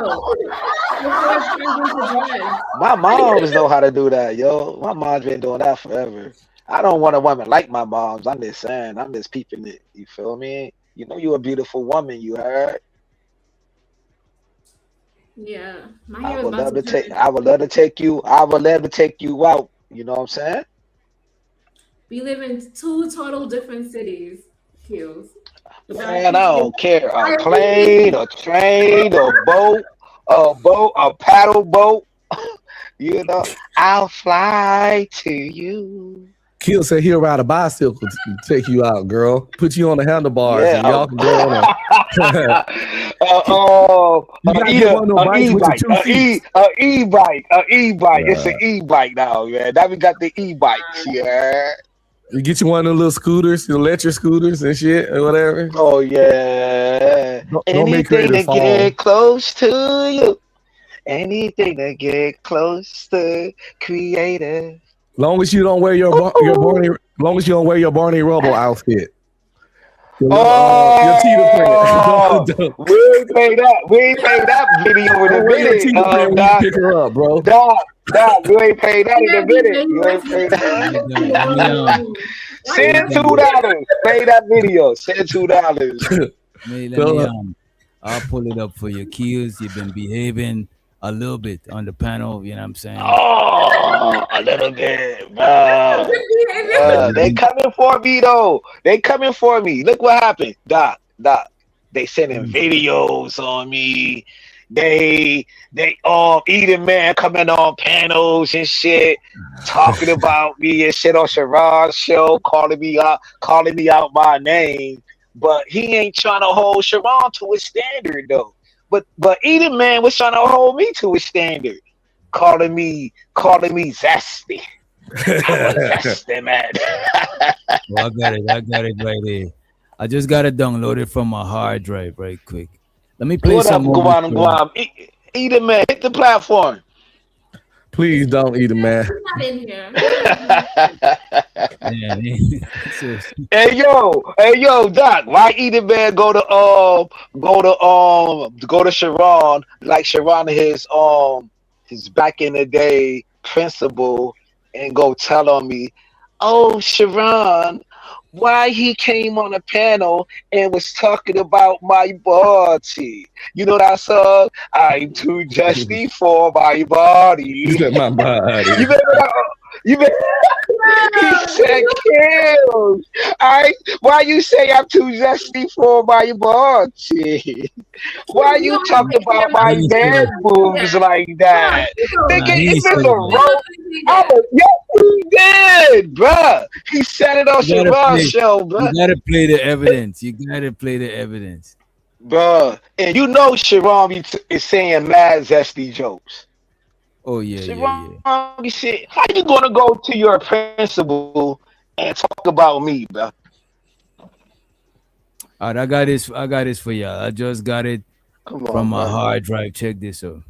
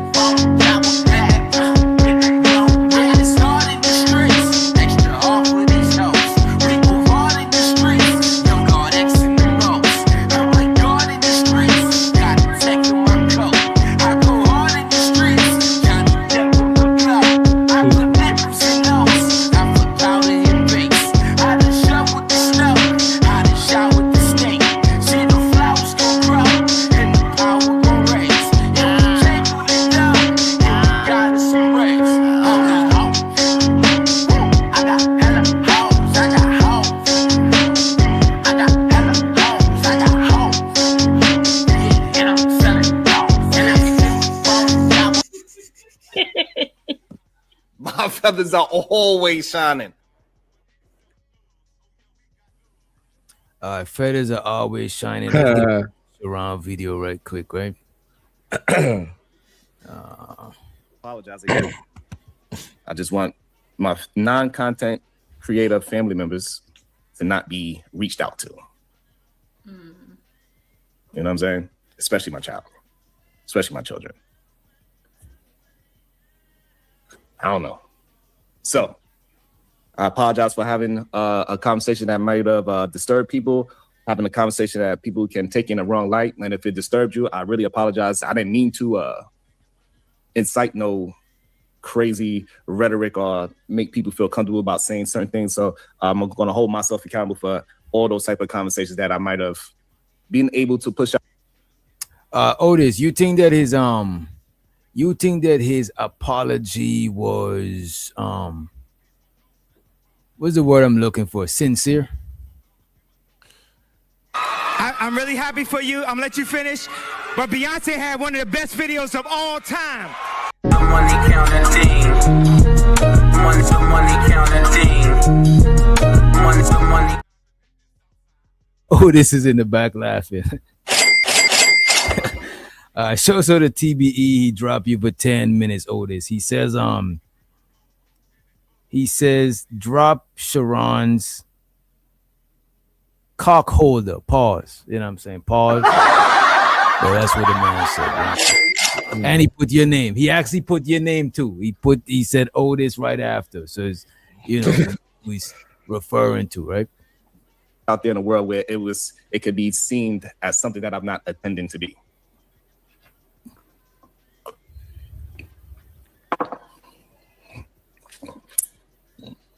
So y'all win. You know what I'm saying? Y'all got it. Y'all internet thugs, y'all got it. I apologize. I'm sorry. See, is he insinuating that Iz is an internet thug? This is crazy. This remind me of when Anton went on Corey's show, got into it with him.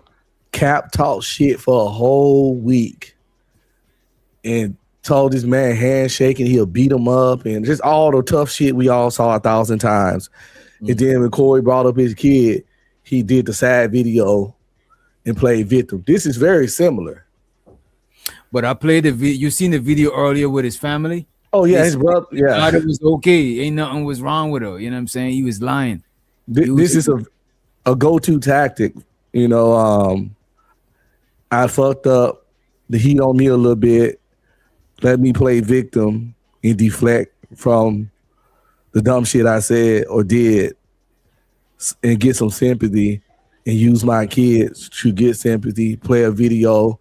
You notice this video is a little darker than it normally is. To get the lighting right, you know, we're going to make it dark because I'm going through it. And all we need is the walk away music from the Incredible Hulk. I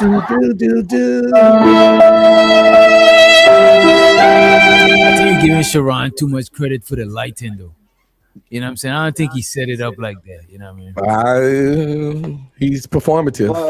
But fellas, y'all didn't peep it though. You got to peep this strategy too, though. You're seeing less than a couple of hours later, Sharon went underneath the covering of Mr. Hamburger, though. He was on the super.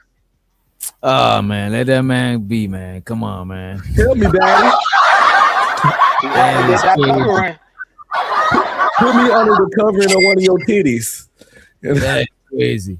Shows to the Dallas. He said, "Did y'all see Anton Downs and Stephen A. Smith interview?" Yeah, I did. Watch it. I actually was telling them earlier we better review it after this shit right here. You know what I'm saying?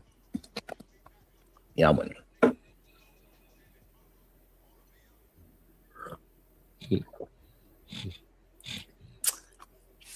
And I'm not being full of this is real. Like, so I know people think that the internet is just the internet, but I do have a real grown daughter that people are trying to just, hey, look, if y'all support that type of person, y'all do that. Hey, do that on your side of town. Do what you're gonna do, because I know in real life, the person that's doing all the wild stuff, those people would never be actually held accountable. And so,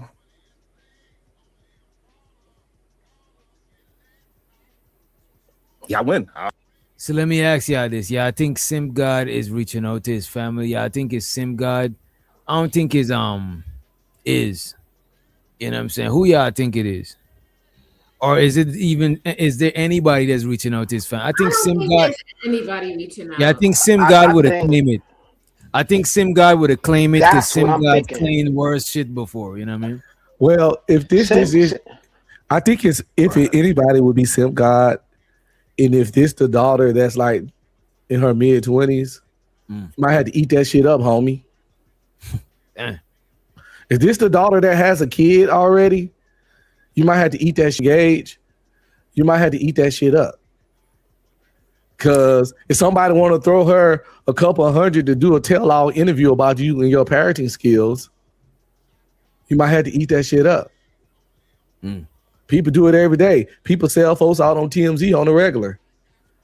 People sell. Look what Bro Rilla did to her sister. Somebody want to throw your daughter a couple $100 or $200-300, and she take it. Would you say? Would you say? I said nobody's gonna spend that much money on Sharon. Down Longwood. He has no life, but anybody else. See, I told you. Not do that. They don't got. Who's gonna do that? They don't got the time of day. Like, you really gotta like piss somebody off or do something, you know, to aggravate that. I don't think anybody cares that much. I don't know, yo. You know what? We'll move on from Sharon video. Let's move on from. Hold on, yo. My respond though to that question though. If you don't mind on that. As a matter of fact, after you two, we're gonna play this. Gonna play when Brownsville went up there too. Go ahead, Keys. Oh, appreciate it, y'all. For the panel, for the chat, for the playback. Don't Shem God claim all his corpses, all his bodies though. So we have to wait for his response. You gotta wait a while, yeah. He don't come right out. Yeah, he let it don't come right out. Simmer up a little bit. He let all the speculation go out. Then he pop up like, I did that. I want to hear the interaction with him and Brownsville. Oh, go ahead, Creative. I think you was about to say something. No, I was just saying, Dow Long has no life. Like, to take time out of your day and to do this. Hey, Creative, I don't have a life either. When some people say I got time today, some people just got the time today and the next day. You know what I mean? Yeah, the day after that. Hey guys, I don't have a life either, so it was probably me. You never know. Hey, would you do that, fighter? Yes, he would. Hey, who knows? Maybe I would. Yes, he would. Hell yeah. Those are the zero tats in the motherfucking building, and let's get on back to the video, right? But, DJ Witch, I'm gonna shut up. But yo, can you do a poll to see as the people if they think it was me or not?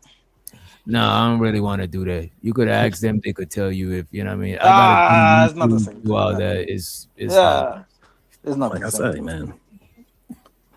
Y'all got it. Y'all internet thugs, y'all got it. Shout out to missed this. Brownsville, New York. Peace and love, cuz drop the link. I have a few things to say. Thank you so much, cuz yes, I apologize. I didn't even see this.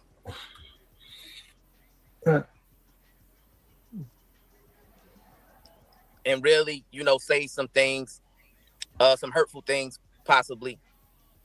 I want to get it from the starting when you hit the link.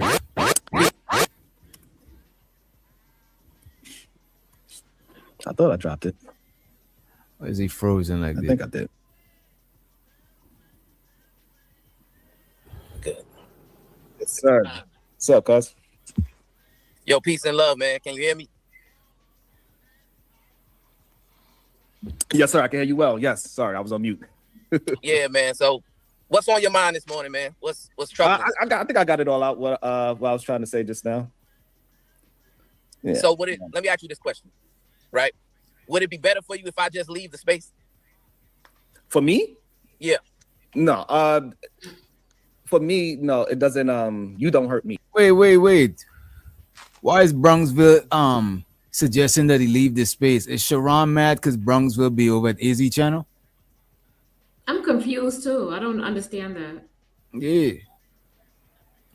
Because I do see Brownsville over at Iz. So this is why I was surprised that Sharon and Iz is at odds. I'm like, Sharon and Iz should be cool because Brownsville is an ambassador of Sharon. So he's over at Izzy, you know what I'm saying, representing. So I didn't think they were still at odds. And shows to the Umbi streaming, he said, first time Brownsville without the condom on his head. Damn. Fighter, are you okay? Is that a neck one? Yeah, I was in a situation. Hope you heal up well, fighter. Hope you heal up well, sir.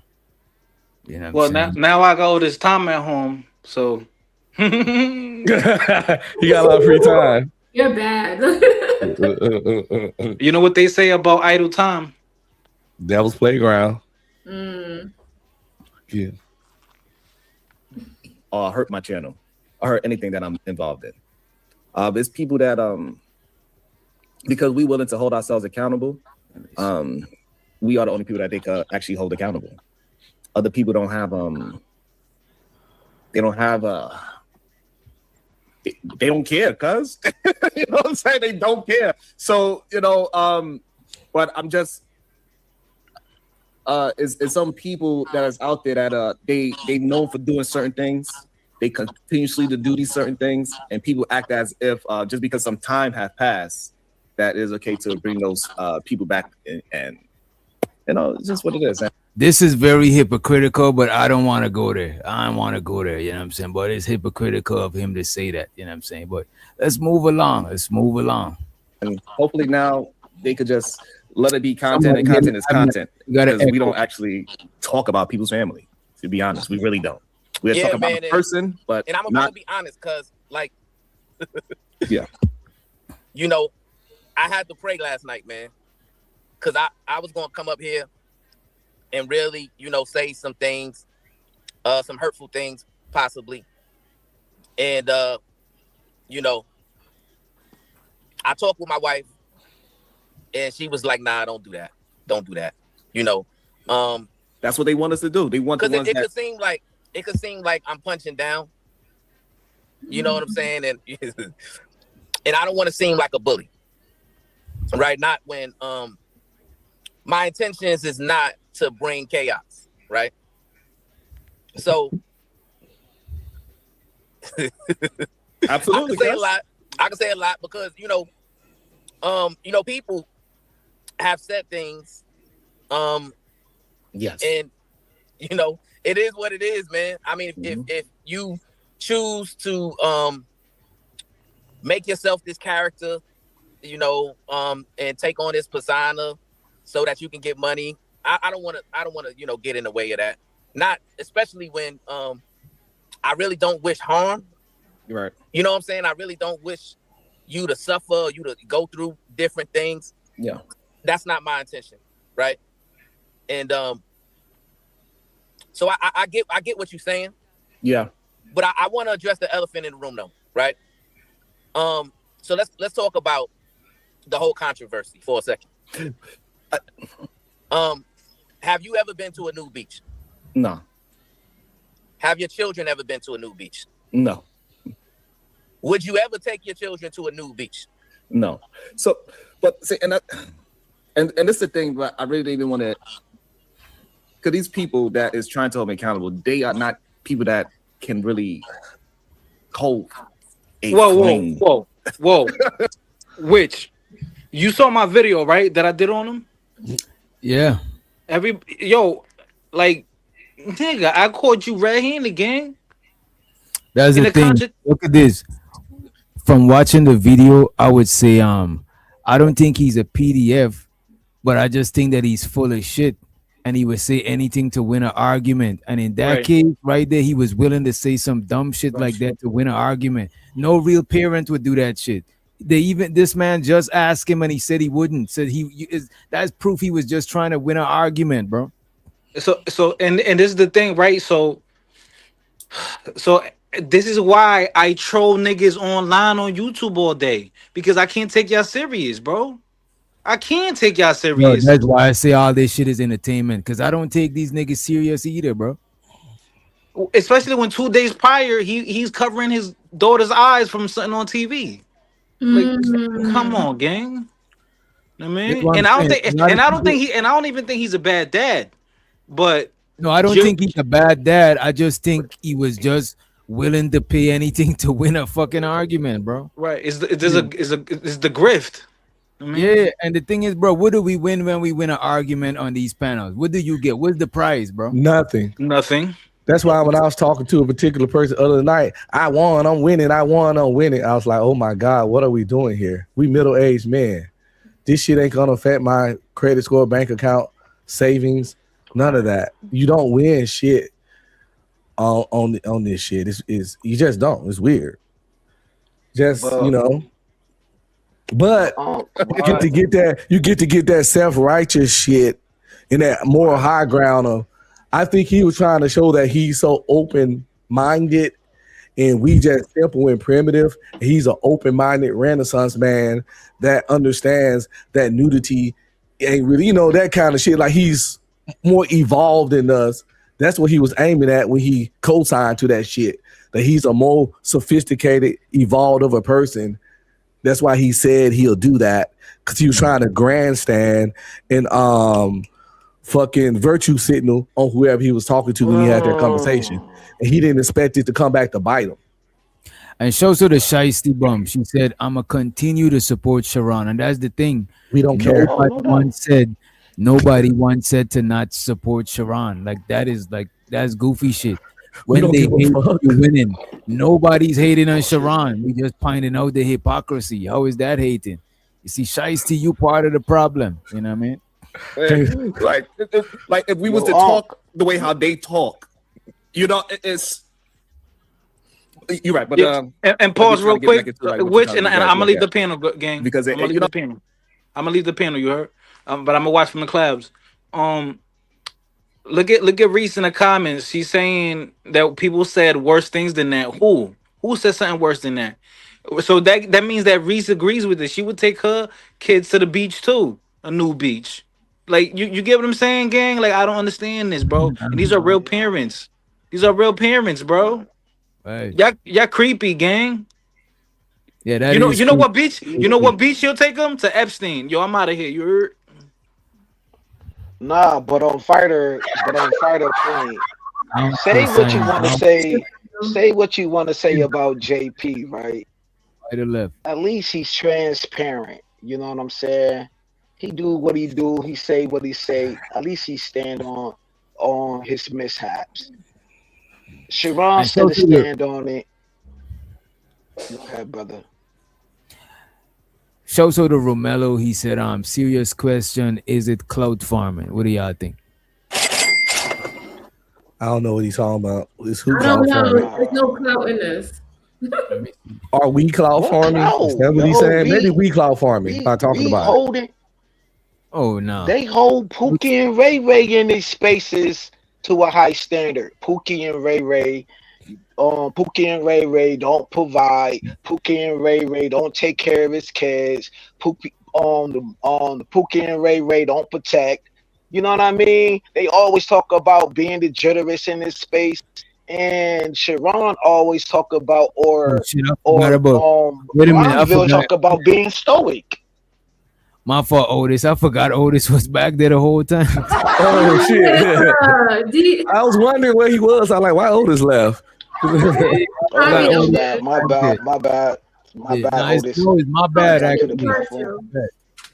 And show to Romello. I'm just saying. Wait a minute, bro. Keels, please just say something to what's being said, bro. You know what I'm saying? Cloud farming is the act of intentionally performing actions to gain social media attention. Oh, that's grifting. To me, grifting is going with an idea because you is profitable. You know what I'm saying? Like you're you don't saying some shit, yeah. You co-signing the shit.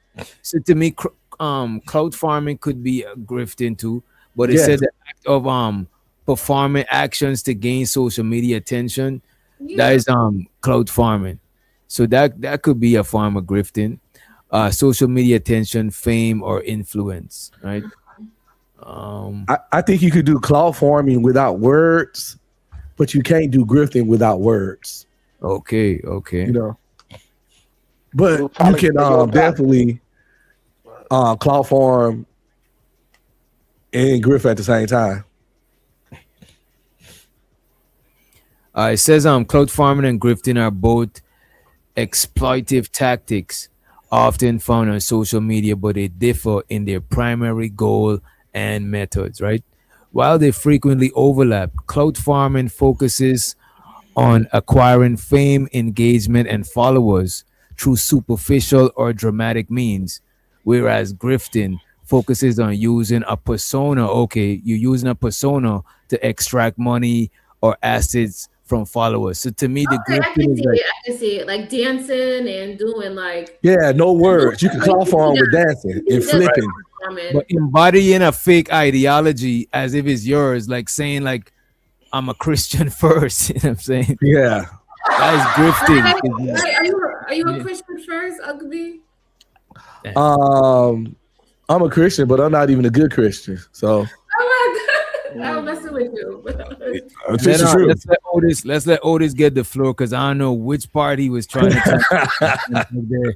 You got the mic priority, Otis. My bad, bro.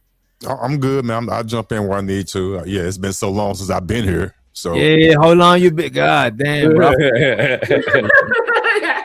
Ain't even 12 o'clock. I don't really be expecting that type of shit so early. You know, people dropping people. What's up, B-Love? Show the B-Love in the building, right? Let's play some more of this shit, right? I'm saying like because it's just like because I feel just like I want to go to who I can be versus where I'm attempted to go, right? It's like Yeah, you know. Let me just calm down. I mean, it takes a lot of work, right, to rehabilitate yourself from, you know, that ABG lifestyle. Right. Anybody get it? Look, man, like I've been through a lot. You know what I'm saying? Mm-hmm. I've done a lot and I've seen a lot, right? And a lot of times, people take kindness for weakness. Absolutely. People mistake, when you're trying to be disciplined, they mistake that for when you're trying to put yourself out to be perfect, right? Yeah. In reality though, it took a lot of work, a lot of recalibration, a lot of determination in order for me to get to where I'm at today. Yeah. Right. I didn't have an easy ride. You know that. You know what I'm saying? We didn't have, people, teaching us and, making a positive example for how to be successful as a Black man. Mm-hmm. For the most part, that don't exist in Brownsville, Brooklyn, at least in the 80s and early 90s. Yeah. It was easy for you to just become a statistic, right? Who watched this? Say, what was the gist of what the two of them saying? Because it just sounds like a lot of virtue signaling, a lot of subliminally bigging yourself up. You know what I'm saying? So to it, but I seen it. I seen it before. Honestly, I think they were playing the victim. And again, I don't have a dog in the fight. I look at this first of all, so people understand my perspective. All this is clearly entertainment to me. I don't take none of this serious. So with that being said, they have their roles that they play, and as of right now, they're being very performative and they're playing the victim right now. To me, and I hope they don't take nobody taking this personally, but this is just how I'm looking at it. This is purely performative to me. They're playing the victim. Woe is me. I'm gonna first of all, Brownsville is making it about himself. Why would you say you're not going to come on the panel anymore? What is that going to do? You don't have you know what I'm saying? He asked him that question. It doesn't make sense. And I rocks with Brownsville. I know he's a great family man. That's not the issue. But I'm looking through the BS. They're placating and they're being very performative. That's how I see it.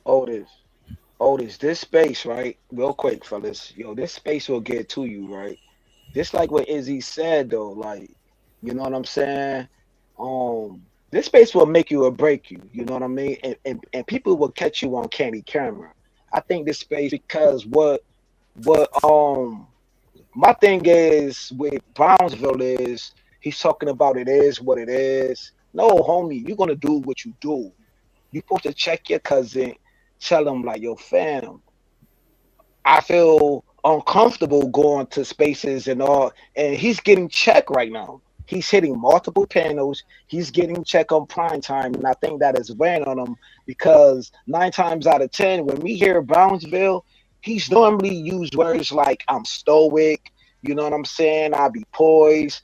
I don't cut people off. You know what I'm saying? I be recalibrating my value system. Well, your caliber is getting jacked right now. That caliber is going to the junkyard right now and about to get sold by one of these crackheads, my nigga. You know what I'm saying? So I think this is heavily weighing on Brownsville soul right now. I think it's getting to him because that's his loved one. And he's going against checking him.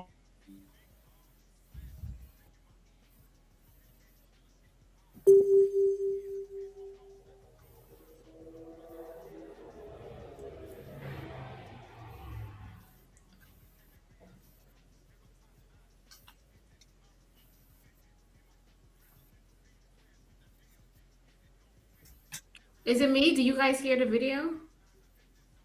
Yeah, I thought it was me. Nah, I don't even hear the video. I didn't hear the video for the last time you was playing it, DJ. I don't know. And I got muted. I think it's on DJ end. People Can you hear us, DJ? mistake. Yeah, I could hear y'all. The video was muted. I could hear it on my end, but it was muted in StreamYard. When you're trying to be disciplined, they mistake that for when you're trying to put yourself out to be perfect, right? you know, in reality though, it took a lot of work, a lot of recalibration, a lot of determination in order for me to get to where I'm at today. Yeah. Right. I didn't have an easy ride. You know that. You know what I'm saying? We didn't have, you know, people, you know, teaching us and you know, making a positive example for how to be successful as a Black man. For the most part, that don't exist in Brownsville, Brooklyn, at least in the 80s and early 90s. Yeah. You know, it was easy for you to just become a statistic, right? Right. And then when you work hard and you try your best to elevate not only you, but your family, right? And when you become a husband, when you become a father, when you become somebody that other people have to count on, right? You have to conduct yourself a certain way, right? You have to be, you know, you have to practice what you preach, be the example that you want others to aspire to be, right? And nobody's perfect, right? This whole, you know, misconception that, oh, well, I think I'm perfect. I think I'm above reproach. I've never made mistakes. Yeah. That's just idiotic, man, for anybody to believe that, right? Yeah. We all fall short. You know what I'm saying? And yeah. Let me see. I got this somebody in the back. Let me bring them up, make sure it's who they say, y'all. Let me see. I should have that same energy when having the argument. So when you having the argument, you talking to win, but no, after the argument, you trying to clear the shit up. You could have avoided this shit in the first place. Let me find the they're telling me to pull up this video from yesterday. I'm about to just pull that up. I think we heard enough of this shit right here. Hey, Reese Cup, real quick, you are correct. I can admit when I make a mistake, I did use the wrong word. Placate was not the correct word I was trying to use. I definitely used the wrong word. So you are correct. I used the wrong word. I can admit when I'm wrong. Thank you for bringing it to my attention. Reese Cup, thank you. I'll be mailing you a cookie in 2 to 3 weeks. I appreciate that. Chocolate chip. To her. To the grammar Nazis. I can't use that word shit. To the grammar lovers, I'll mail the cookies for, you know, being English teachers on YouTube. Oh, they so hey, listen, they hold you to every word. Which is good. I'm not gonna lie. It makes you sharp with your vocabulary. All right, and this is when Bronxville hit Izzy panel. A few people in the chat suggested that we check this shit out. We better run this clip, right? Let's let Carmen get in. Carmen, can you hear us? Yeah, I can hear y'all, but I don't know what you're talking about. Hey, Trucker. Hey. So earlier on Sister Sharon Saucy Santana, Marie Breaks, Jessica Marie Breaks show, they found it necessary to bring me into something because a brother had on a Versace robe. Oh yeah, I was here for that. Yeah, and he was on Kendra G. Now me, y'all know me. I would never, ever get on Kendra G show ever in life. I never got on Kendra G show, nor will I ever get on Kendra G show. I never got on the Pineapple show, nor would I ever get on the Pineapple show. I would never get on the Pop the Balloon show, nor have I ever got on the Pop the Balloon show. I'm better than that. I'm just gonna tell you right now. By the way, I'm not better than that. You know what I'm saying? I was gonna say the same thing. If I was single, I'd try all that shit. I'll still try it. I just gotta make sure my girl know that I'm, you know what I'm saying? You're doing it for views, yeah. Get your channel out there. To everybody's face, I'm much better than that, and I got way too many options to have to ever do that. Okay, I don't talk about it, I don't brag, but I don't have to do no stuff like that ever. What's wrong with the Pop the Balloon challenge? Everything. I'm not a piece of meat. You ain't gonna be sitting there talking about. You ain't gonna be sitting there. Wait, hold on. You ain't gonna be sitting there selecting me like I'm hell, man. Hold on real quick. You ain't gonna be sitting there selecting me like I'm some deli meat and shit. Like, this turkey Israel Izzy Bands is better than this pastrami. I gotta get to where Bronxville. That happens anyway, though. Talk. So listen, either you can listen to me, a man, say what I What had makes to you say, a man? or you could go over there and listen to a 45-year-old bitch talk and be over there with them. Bro, it doesn't. It's not what makes you a man. Okay. You know, and you need to start packing them bags. You need to start packing them bags. That's what you need to start doing. I just feel My bad. I just want to get, what is this guy? Because I'll make sure. This guy with an I as his name. Like, who is this guy? All right. Oh, what you want me to say? All right, cool. Yeah, that's you. Okay. Now listen, I'm gonna give you a chance. No F-bombs. If you say F, wait, I think he's from Toronto. Who is it? pull up or you can shut up. Matter of fact, listen, someone. This is a man, so this is say I only do this to women. Someone. What'd you say? I say he's a new regular on Sharon's panel, AR Independent. He takes the role of a contrarian, leaning on the Sharon side. Okay. Hopefully, I boy sound like he sound like a down low dude, bro. In real life, bro, he a cape. He a guy that wears a cape, bro. Y'all got to pay attention to who your oppositions is in these arguments and conversations. He does certain things to captivate. Rooster, why the conversation got to turn like that, bro? No, I'm just saying, bro. But now I know disrespect to him or however but bro, he might be a content creator. But look, right? Just saying, he might be a. No, look, bro. Don't never tell what I don't understand, nigga. You don't know me. What makes you think you know me so much? Who's married? Let's stick to the conversation. That don't mean shit, bro. You better look up the. Do something to make me feel better and kick AR out the chat to make AR come up here. Either you come up here and speak your piece and you get on your knees for your king, or you go, oh, thank you, AR. Be a man for once in your life. Wave in the backside, know it's you. Wait, hold on. You don't really get on camera. Give me a second. AR. I know you don't really get on camera. No F-bombs. No F-bombs, though. AR, is that you? Yeah. Okay, I know you. Say something else because I'll make sure. All right. Oh, what you want me to say? All right, cool. Yeah, that's you. Okay. Now listen, I'm gonna give you a chance. No F-bombs. If you say F-bombs, you owe me immediately. You can speak your piece. Go ahead. You got the floor. Go ahead. No doxing, no F-bombs. What did you have to say? Yeah. I ain't got no. I mean, I said what I said. Like, it's just weird to me. I just feel. Yeah. I say what? Like, it's just weird to see no F-bombs. It's weird to see dudes that are way older than me making streams about drama. Okay. It's weird. I don't like it. Okay. I think it's not masculine. It's not what makes you a man. Okay. You know, and it seems like, you know, the little bit that I catch of you, that's a lot of your shit. Oh, it's just talking about drama. So he's low key saying in a diplomatic way that Izzy is not a man. Ladies and gentlemen. Exactly. Okay, but what I was just speaking about, you saying that Israel is not a man. Rooster, please give us the short version. I appreciate you, sir. Okay, you ain't even let me talk, bro. But listen to what I'm saying. He's saying that Israel is not a man, but Israel has been displaying manly type ways. He just don't disrespect a lot of women and everything.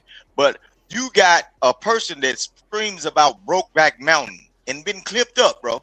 But you saying that Bracy is more of a man than Izzy, bro. These is down low niggas. It don't matter whether they married or nothing, bro.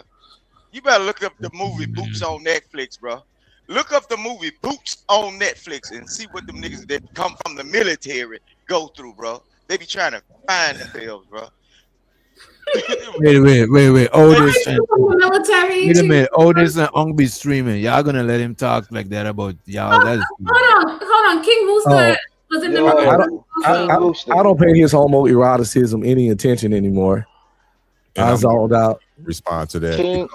Nah, y'all mad because I'm pointing you niggas out. You hijacking. I'm pointing you niggas out. My sayings, Rooster. I'm mad at Rooster right now because he jacking all my sayings. I'm the one who shit, bro. Broken Bad Gracie.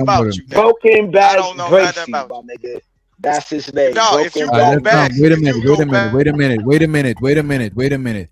If y'all gonna keep disrupting the show to make it about y'all, we're gonna drop y'all so the rest of the panel could enjoy the video. Let y'all back up after 12. Enjoy this. When you could be the star. After 12, everybody got a chance to be the star.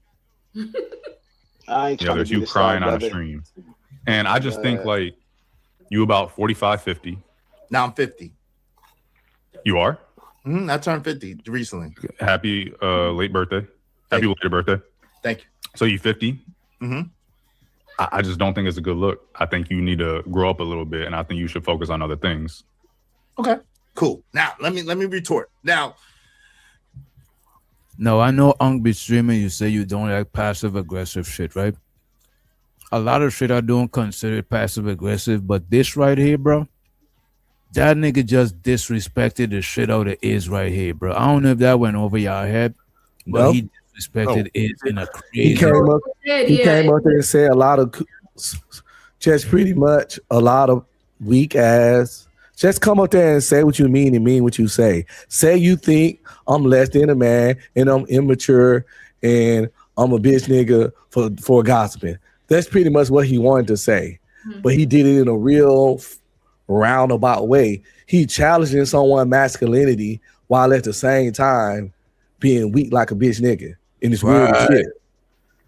You know what I'm saying? We if I gotta fucking decipher what you fucking saying, even though it ain't even hard to decipher because shit pretty clear, but it ain't straightforward. It's clear, but it's not straightforward. He even wished him happy birthday. I'm like, bro, that'll get me even more mad. You know what I'm saying? Like, you even try to wish me happy birthday with disrespect. Can I say one thing? How you gonna jump on the piano and engage with everybody on the piano and then turn around and say you should be doing something else? That shit is very disingenuous. It's like, obviously you're entertained because you clicked the link. You clicked the link. You didn't even stayed in the chat. You went up on the panel. Exactly. So you here to engage. Right. You find something to do with your topic. In an easy defense, he do shows all about political issues and stuff going on in the world and current events all the goddamn time. I never seen Buddy over there when he was doing that. So he clearly came for a reason. Exactly. No, I seen AR. I ain't here to cut you off, Otis. He talks to get you amped up. He purposely says the things that gets under your skin. He doesn't say hi. He doesn't speak to you. He goes straight for the jugular. That's how he's been since I first known of him on the Sharon show. He doesn't apologize. He just goes straight for it. Again, another character in the show of the YouTube space. That's his character. That's what he's doing. And thank you, Black Beauty. I didn't know he was actually called to come up there. So he was in the chat talking shit, and then Iz dropped the link and he came up there. Right. First and foremost, where I'm from, like, you got the do-rag, aka hat, either way. You know what I'm saying? So he got the hat, do-rag type of thing. His name is Trey the Truth Teller, I believe. Oh my God! And he had the same outfit. Let's play this. This is engaging now. Wait, that is right. You say what? I didn't know Trey. Why you so giggly? Was on here. I didn't know. Trey said he went on there. He ain't never denied. This is Trey the Truth Teller right here. But DJ, but you see what they do, right?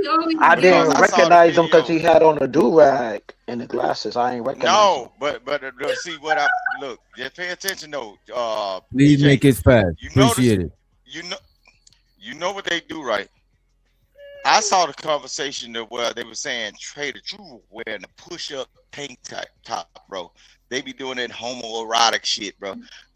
Look, JP is gone out of these spaces, so now they got to pick somebody to pick on. That's the crab in the barrel of effect that's going on with y'all. See, the reason why they ain't messing with you so hard because you mind your business and you handle your show and you don't hardly pop up on other folk platforms. But I have seen where you can be in somebody's chat and then your name get mentioned, but they want you to pop up on the channel so they can torment you or dig up your shit. I've been telling folks for years, a lot of the ways these folks getting the information on y'all is because a lot of these people that's trolling y'all, they got government jobs, they got access. Only thing they need is your first name. I'm just telling you that. No, that's the only thing they need is your first and last name, and they can come out of the beef sector and turn this sector into the beef sector. What happened was when Anton Daniels did what he did, bro. Oh Y'all done Rooster, overlapped goddamn, each other. bro. Now it's an overlap. It's an overlap. Now that's why people are finna get doxxed. Land the When y'all was- plane. Land the I'm finna plane, land it. sir. Please, That's why. That's why a lot. Yeah, that's why a lot of people are finna get doxxed because this space in the group of people that y'all deal with, it used to be like a safe space and it wasn't known. But now, since y'all really got the real deal content, bro, those other people are seeping in, and they have the equipment, and then they have the login passwords to figure out who y'all are. That's why y'all finna get doxxed. Everybody is in these spaces is finna be in a bad situation. That soft shit is over with. So y'all better do good content, or you better pick a side. Because y'all finna get do-rag exposed. type of thing. His name is Trey the Truth Teller, I believe. And he had the same outfit. He has the same outfit. Versace robe, glasses, do-rag. And he said the same. That's what that show was. When he said, hey, listen, I cheat on you because I'm here to save my marriage.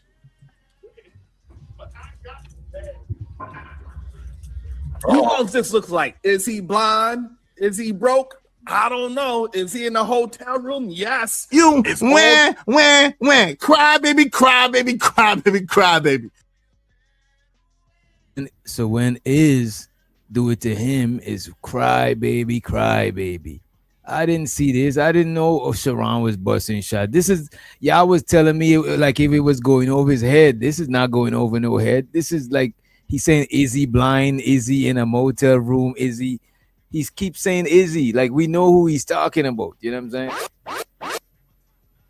saying? Show to the CD no handle. I need a pot and a kettle after hearing Rooster accuse someone else of homo behavior. Oh my God. I agree with that shit. I appreciate you, CD. No handle for the $5 holla. Appreciate it.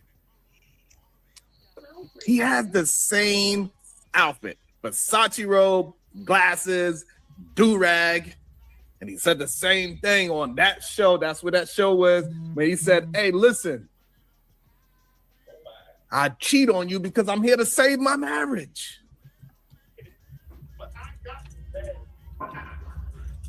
Who else this looks like? Is he blind? Is he broke? I don't know. Is he in the hotel room? Yes.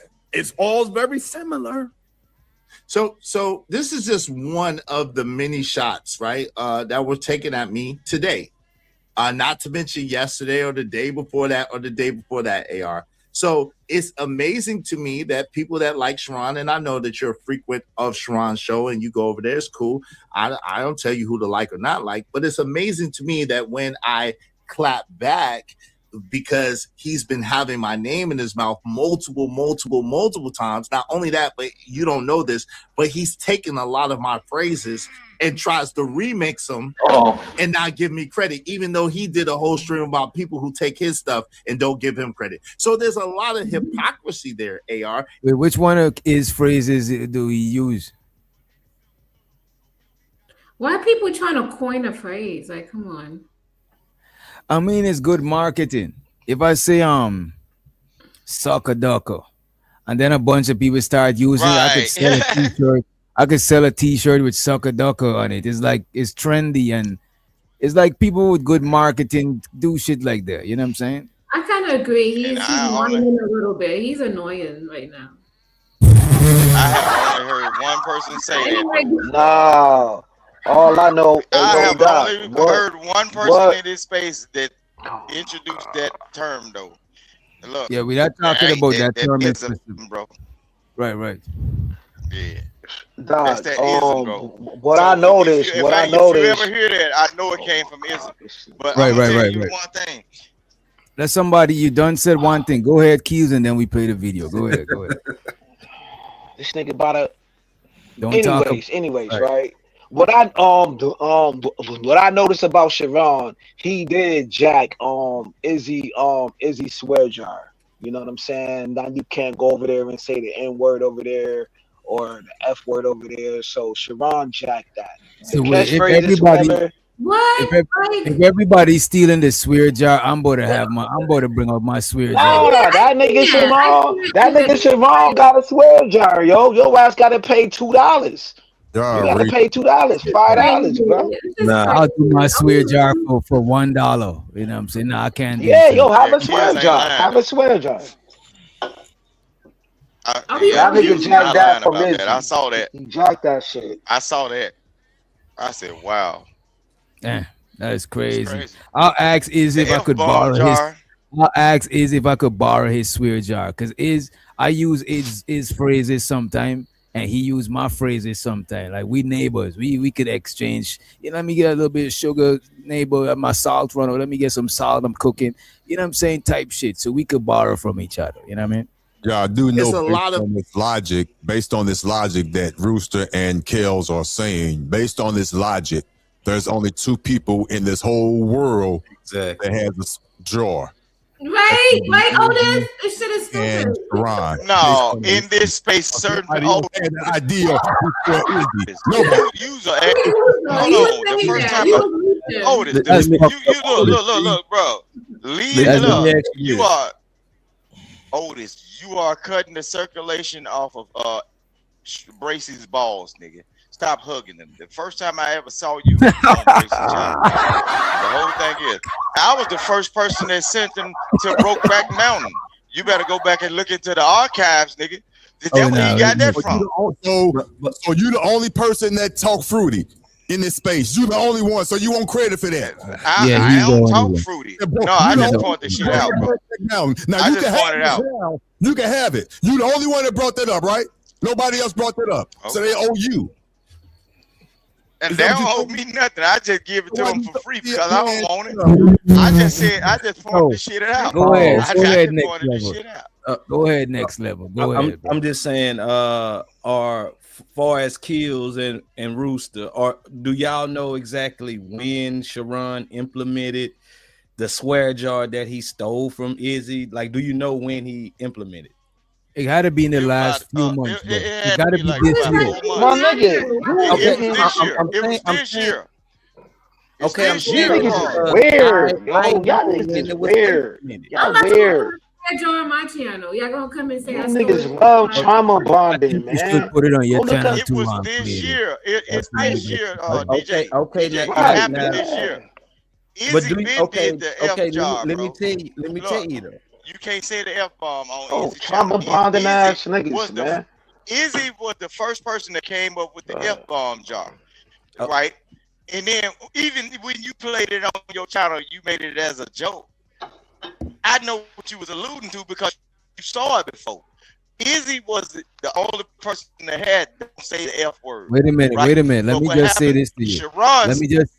Because your story is kind of you tell us the long version, right? Oh God. In this space, the first person I see with the swear jar is Izzy, and that's why I was like, yo, I probably could get me. I was like, I'm about to get me a swear jar and a pause jar. There's the pause jar over here, and there's the swear jar over here. You know what I'm saying?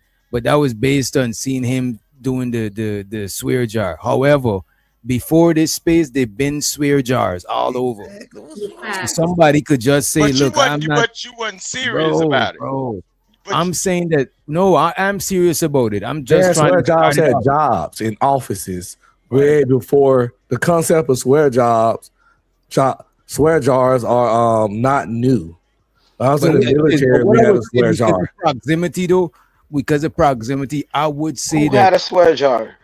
Wait a minute, because of proximity, I would say that Sharon is a high possibility that Sharon had the swear jar because he seen Iz do it because of proximity. You know. Okay, but that's why before Izzy, who had a swear jar? When he implemented where it come from. He stole Wait a minute, y'all. Go ahead, next level. God damn. So, okay, so since people are so inclined to just give their own detailed opinion, they can have it.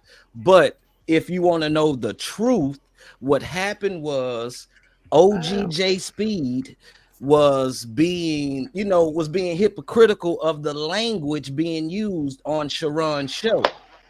So What he did was make a suggestion, and that's how the whole swear thing being charged to say the N. And it's not a swear jar; it's only about the N word, and he added like the N word jar. Okay. But no, bro. That's where it Come started. on, so says the person that had white people up there calling folks niggas, bro. That's crazy, bro. Yeah, He had to. Correct. He because I remember the episode. I was there. I was there too, sucker. Exactly. So and you ain't say nothing to that white dude, nigga. Otis, you ain't say nothing to that white nigga. The mama you and he had the daddy and the daughter up there calling folks. Look at this. It's like, look at this. Wait a minute. Wait a minute. I got what you're saying, right? When I did the pause jar is because this nigga Rooster and Simon was up here saying some questionable shit, right? So when I did the pause jar, no, is because of that shit. But however, the subconscious idea, the reason why the pause jar was even in my subconscious is because there's somebody that got a swear jar on YouTube, or else I probably wouldn't even think of having a pause jar. Which doctor? Can I say something? Can you hear me? If somebody tell you, hey, the only person I saw that knew that first was Izzy Vance. Wait a minute, let him finish. Yo, let him finish. So What people you say? stop saying N-word to better the language of the black man or the black woman, and that's what's suggested to him from OG Speed. I mean, if you want to go find it, you can go find it. Wait a minute. Next level. I think it's a good idea that he do that shit. I'm just saying, like, if I did that shit because Jay Speed said it, even him subconsciously is because he know there's a swear jar. Because you see somebody implement that shit on a panel. So now you thought about implementing this shit. I mean, when I this the thing, nobody don't own shit. I'll copy any of y'all niggas. Like everything I'll copy a nigga in a heartbeat. Cause you don't own shit. When I get a Shure microphone, I'm not thinking, oh yeah, such and such on that panel. No, like things that people do it outside of these panels and these spaces. Like a lot of people be so trapped in these spaces and these panels and things. Like come up with a good idea concept. I'll copy that shit and put my spin on it. I'm not about copying the shit either. You know. Yeah, humans tend to copy good shit. Like who was it? Was it Michelangelo that said that a good artist borrows, a great artist steals?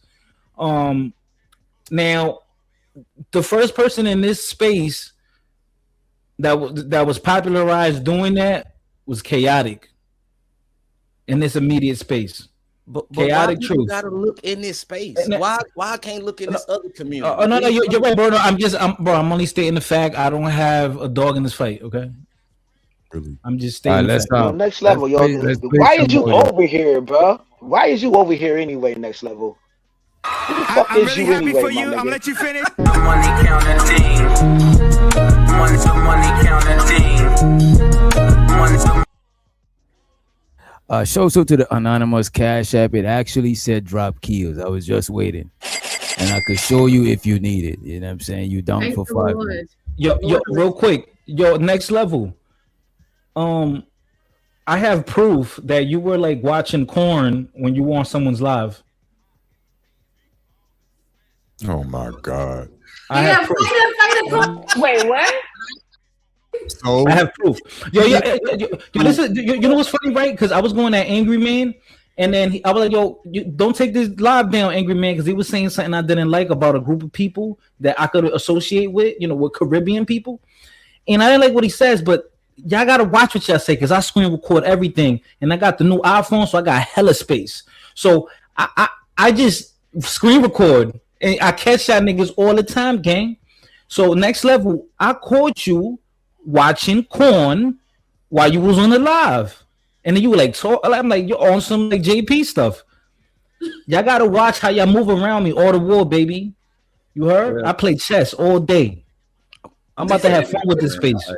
Yo, fighter, I'm about to have fun with this space. I'm about to be cooking y'all niggas left and right. People gotta be able to detect and really. Oh, my neck brace. Let me go get my neck brace. Wait a minute. Go ahead, next level. I was just gonna say people got to be able to detach, man. I don't know what's wrong with a lot of these people. You know, a lot of times people tend to paint narratives and do all types of things. Like, it's just crazy. Like, it's crazy. Man. Yo, if niggas hit me with a $30 Cash App crowdfund me, I will expose it. $30. I definitely with you guys. As a matter of fact, it gotta be $50. $50 and 20 goes to the host. You know what I'm saying? If we're gonna be doing that shit, if we're gonna be segueing to do that, you know what I'm saying? That's how we're gonna do it. Let's move back into the clip, right? Drama streams. As a matter of fact, if you watch my content, you'll see that I add a lot of value to the space and give a lot of information. I don't do a lot of drama streams, but when I do it, I don't mind doing it, and I come. Do you think that? Okay, gotcha. You think that, you know, how long has the stream been going? Let me look. Hold on a sec. 110 minutes. How long you been talking about this stuff? For as long as I wanted to. It was just a simple question. 110 minutes. Have you been talking about it? Has it been the past 30 minutes? No, I don't know. Probably I can't give you an accurate description. It's a guesstimate. It's not been since the beginning of the stream. Not in the middle. But I sprinkled it in. I sprinkled it in every now and again because I put the medicine in with the madness. So I sprinkle in and then I go back and I sprinkle in and I go back. You know what I'm saying? That's how. Okay. So for at least the last 30 minutes, I mean, probably let's say for the last hour. Let's say for the last hour. Okay. Mm-hmm. And you think that offhanded comment, you should make an hour-long stream about that offhanded comment? No. That was just one. That was just one. Okay. One of the comments. He made multiple. So you all those comments together maybe adds up to what, 5 minutes? No, adds up to probably adds like a couple of days. Because I'm on stream a lot over there, and I don't really hear you mentioned. Who's obsessed with Sharon? The Is or the dude that's talking? You know what I'm saying? Because Is and Sharon is going at it, so it's valid. He talking about Sharon, but this dude, he's like, you know what I'm saying? What Harsh and the Rays do he got? You know what I mean? Nah, because AR he's part of the Bracy Brigade, and he got like the gayest voice ever, bro. It's like a little annoying. But like AR is one of those dudes. Like, there's a limited amount of people that I would love to fight, and AR is definitely on that list. You know what I'm saying? He sounds like. And I want to say this to I want to say this to I want to say this earlier, right? Man, as long as that man is not watching Zesty Corn, you know what I'm saying? Ain't really, you know what I mean? Like, what the fuck? You know what I mean? No. Because my whole thing, and people were saying, "Oh, fighter, why you got a video?" There's no, it's audio. It's audio. Like you can hear the background. I'm like, oh, what? You know, he wasn't piping a chick down or listening to some ASMR. And then, but then speaking to dudes on the panel simultaneously. I mean, what the fuck? I wouldn't do that. Yo, Witch Doctor, if you're smashing your chick, please don't call me, okay? Are we really gonna turn this into? Yeah, I ain't gonna do that shit. You know what I mean? Right, you see, right? You know, I ain't that much of a multitasker. Oh, that's what I'm saying. What I don't like about what we just watched is this dude came up and telling Izzy what to do on his channel like he paid Izzy StreamYard. You know what I'm saying? Right. If you don't like how I talk over here, you don't like what I do, don't come, don't watch it, move on with your life, shoot, move, and communicate. Bust a move, nigga. But to come up there and sneak diss and slick talk and passive aggressively try to tell me all about my character and how I'm doing and what I'm doing on my channel where I'm paying this $80-some for StreamYard, whatever the fuck it costs, it's fucking insane. If I want to fucking put up videos of cats fucking drinking milk every fucking day on my channel, guess what, nigga? I'm putting up videos of cats drinking milk every day on my channel. I'm be streaming, and if you want, because you're a sovereign man, right? You could calm down and put corn in the background and talk to DJ Witch Doctor while you're doing it. Like, it doesn't matter. You can, but DJ Witch Doctor also had a right to get your ass up out of there, which he probably would. You know what I'm saying? Yo, Fighters on Like- Tuesday. Fighters. Yo, I'm telling you, dangerous. I'm Killer Kentucky is the cloud chase Colo. So I'm telling you, this year I'm crashing out. Well, let me ask you a question. I'm gonna blow up. I'm telling you, I'm gonna blow up. I'm crashing out.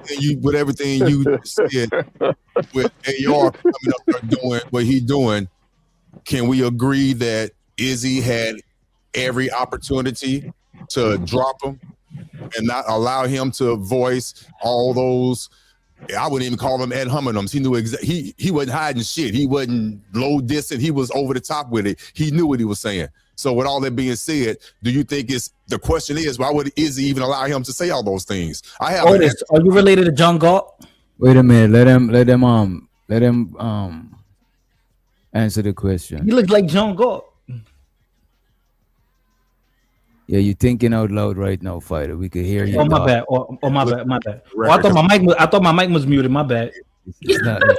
Stop guzzling Sharon nuts, nigga. Ball nigga, ball nigga, ball nigga, ball nigga, ball nigga. Why you ain't got no hair up there? Why you ain't got ball nigga, ball nigga, ball nigga? But yeah, what I would say, ball right? nigga, ball nigga, ball nigga, ball nigga.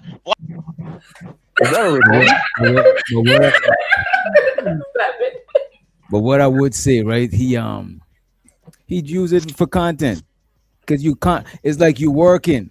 It's like if you're working and then you get some altercation, you could use that altercation while you're working, because you're not gonna. What you're gonna do? You're gonna stop work and address them, or you're gonna just work and don't address them, or you're gonna just don't work and address them. You either don't work and address them, or just address them. You know what I'm saying? But that shit fucking me up. You either don't work or address them. You know what I'm saying? He's still thinking about the boss, nigga. What he's doing, he's multitasking. He's like, look, I'm about to address him whilst I'm working at the same time. Fuck it. And also, how you doing? How you doing tonight? We're trying to make it, man. Trying to make it. Oh my Yeah, god! Look at you, and the best part. Hold on, Brody. Hold on, family. Ball nigga, ball nigga. Come on, Victor. God damn. Come on, Go bro. ahead. Yo, at the same time, also, like, you always want to give your hater a voice, because then now you can use them to make some money out of it too with the bounty shit. That's like pretty much the primary point of it, which is actually a good idea. Yeah, might as well, like, you want to talk shit, do it on the camera and let somebody pay the price. I mean, pay whatever it is, $10, $15, $20, which that's pretty much the primary goal for the people to make money, which is I think it's good. And that's my whole point. You guys are really proving my point. This is entertainment. But wait a minute. Even if he's not what you call it, getting bounties, he's working. Bounties is still part of him working. He's a content creator. You know what I'm saying? It's like if he was at McDonald's and you come in, he got to talk to you and still do his job. He can't just do one or the other. He got to try to multitask. You know what I mean? Yeah, I agree with all of that. Like, I agree with all of that. Yes, that's just part of the. He doing the content. He talking to the people, entertaining. He also hoping from somebody get this bastard out of here. Boom. You know what I mean? So he killing like 3 birds with 1 shot, pretty much. Yeah. Right. Sharon was cool when he had the long hair. I mean, he was like a nigga. All I need is one mic. Shut your mouth, boy. Shut your mouth. Also to the anonymous Cash App, it said drop Fido and Rooster for 5 minutes each. Right, That's why. So his stream is not about you, and you're making a stream about him. But you're asking me what I find to be that's weird. No, but hold on, making a whole stream about this thing. It's not. What do you got to say, Jada Kiss? Hold on, real quick. It's not. Hold on. It's not. Who is he talking to? I don't know. You opened your mouth. Okay, hold on, Truck, before you get into him. Hold on, Truck, before you get into him. You know how to fight. Listen, you know how to fight over here. But listen, AR, this is the thing, right? So I could make a stream about whatever I want to make a stream about, right? And the same way anybody else can. Now, at the end of the day, either people want to watch it or they don't want to watch it, and that's on them. But for someone to sit there and try to regulate to me what I talk about, I find it crazy. You don't pay. You as a 50-year-old man. Hold on, real quick. You got to be respectful though. You don't pay my StreamYard. You don't pay my electricity. You don't pay for none of my bills. So really, the truth of the matter is, I really don't care what you're talking about. I'm just allowing you to talk. It doesn't matter one way or another to me what you think. I'll be honest with you. So care less. You don't care what I say, but and let's let Iz to the motherfucking stage. What up, Iz? Yo, what's good? What's good? What's up to all the bandage in the building? Salute. Shalom. What's good, Iz? What's good, everybody? How y'all doing, man? Salute to y'all. Salute to DJ. What up, G? What up, Blanco? What up, son? So what's up with you and this Sharon situation, man? Yo, it's crazy. Oh, go ahead. My fault. I thought you. I was gonna ask you because I seen Brownsville saying that he think he need to leave the space.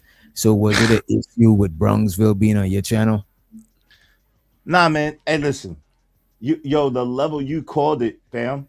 The level of gaslighting, the level of like tricks, theatrics, and hoops that these niggas run through to try to be right in an argument is ridiculous. This is all this is about, because the attention from my channel, it blew up. Shout out to Fighter who did the video, but for my channel, it's gonna get a little bit of wave, a little bit of motion. And when I start talking about it, people are going to start looking at it a little different way. So people started getting at Sharon like, word? He said that? Yo, that's crazy. And then it went crazy from there. And so that's really what this is about. He trying to run interference because I made them look crazy.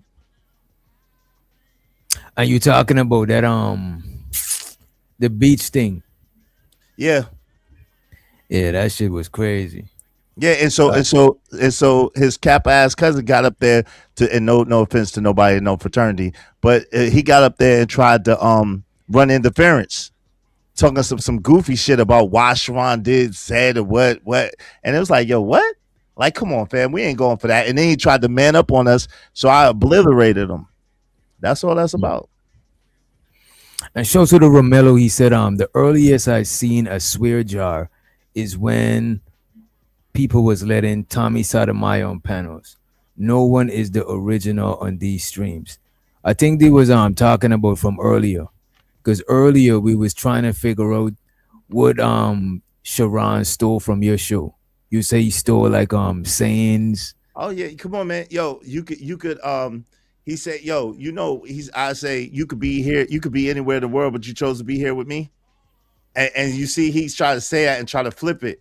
It's a few different joints that he used of mine that he tried to flip it. Dope discussions, he'd been messing around with dope discussions, deserve dope donations, compensation for the conversation. It's a few joints that he messed around with and try to flip it that are mine. But it's cool, you know what I'm saying? I don't trip about it. I don't care about that, DJ. Yeah. But it's the point that he made a whole stream about it. And yet it's still, I was just pointing out the fact that he do the very thing that he complained about other people doing to him. That's all I was really making a note of. Okay.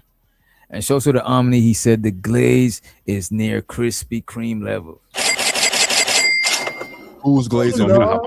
He's talking about this gentleman on the screen right here. AR crazy ass. To say what I'm saying. No. So to give you the opportunity. I said that. Wait, hold on. No, and I said it too. He told me to hop on. He said I was pussy. I did. Stuff. Hold on. Yeah, to give you the opportunity. You don't need your help talking. You can mute your mic. Hold on, real quick. You don't have to be rude to other people. Man, right? Hold on. You don't have to be rude to them. Exactly. Why not? It's better than listening. It's better than listening to a 15. Look. That is better. It's more enjoyable for me to hear them talk and get back and forth with them than listen to a 50-year-old man bitch. Okay. That's what it is. That was crazy.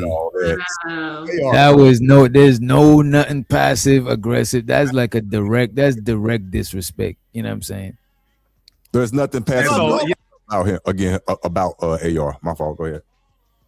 I can't regulate. I'm not saying I can regulate. I'm not saying. Hold on, Troy. Go back. You just said we gotta be respectful. Now you interrupted me. Which one is it? Because you interrupted me to say what you were saying. Okay. But go back over there. Go back over there and listen to a 45-year-old bitch talk. So listen, either you can listen to me, a man, say what I have to say, or you could go over there and listen to a 45-year-old bitch talk and be over there with them. Bro, it doesn't matter to me. You are 50 years old. You are 50 years old on YouTube. Listen. You are 50 years old on YouTube and talking about drama. And you think that's manly? And I'm asking you a question. You think that's manly? What is manly about that? Yo, what does this age got to do with what is anything? manly about a 50-year-old man? I'm about to tell you. Spending his spare time.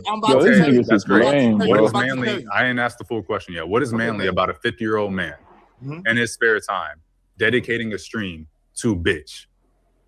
What is manly about that? Because hey, real quick, DJ. What is manly about another man coming up telling a 50-year-old man what to do and how to talk and how to communicate on his own fucking channel? Like, this dude is bitching. He's bitching himself about a man bitching. He's bitching about someone else bitching. And I'm confused on what his fucking angle is. You bitching right now, nigga? Yeah, I think he got too much energy invested. Yeah. So I'm like, what are we talking about? You say he gossiping and he bitching on his channel, but you come over there and immediately start bitching. Who is that guy? Like, I'm not familiar. Who is that guy? He's a Sharon stan. Like he be over there with Sharon. Sharon actually has a clip saying, "Oh, AR is here, so now I could get mad. I could get a lot of love." So Sharon actually has that clip. Shout out to Fighter Complex who clipped that up. Perfect. This is shout out to Izzy this is why. And this is why I hate these corny, socially awkward ass niggas, bro. This is exactly what I be talking about right here. Why is this guy business? He made it his business to go tell this nigga Easy that he 50-year-old, like he didn't know that part already. Like he missed the memo. Didn't this nigga Easy birthday just pass? Yep. Like you forgot what was your birthday, and then to tell you what exactly about talking about drama. Well, nigga, part of these people making money is talking about what is current topic, which most likely is going to involve drama. Like, yo, this niggas is lame, bro. I swear, yo, niggas is corny, man.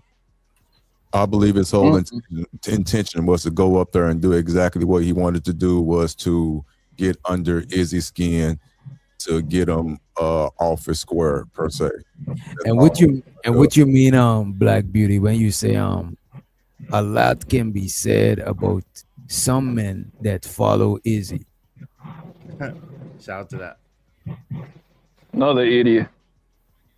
Yo, that's great. So the Black Beauty. I fucks with Black Beauty. Shout out to Black Beauty. I mess with her too. Shout out to Black Beauty. It's all good. HT Ball 1 going at HT Ball 1. You know the crazy thing, fam. Shout out to you. And DJ, I think you could attest to this. You know better than a lot of other people. Am I lying or exaggerating to say that Sharon take a lot of shots at me and be starting a lot of trouble? Am I exaggerating or making that up? Hell no. Okay. So the part is, and people act like they're blind and they can't see it or they don't know. I don't start trouble with Sharon. Sharon is always taking shots at me. And most of the time I ignore it. And when I feel like not ignoring it is when I address it. That's it. Okay, can I take the stand as a witness? Go ahead.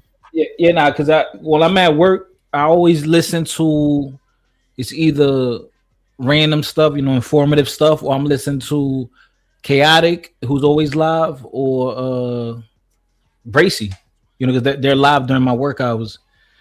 And it's like almost every other live, they throw a shot at Iz, an angry man, or just a few people, or the fat guy, Oh, they're always throwing little slick shots.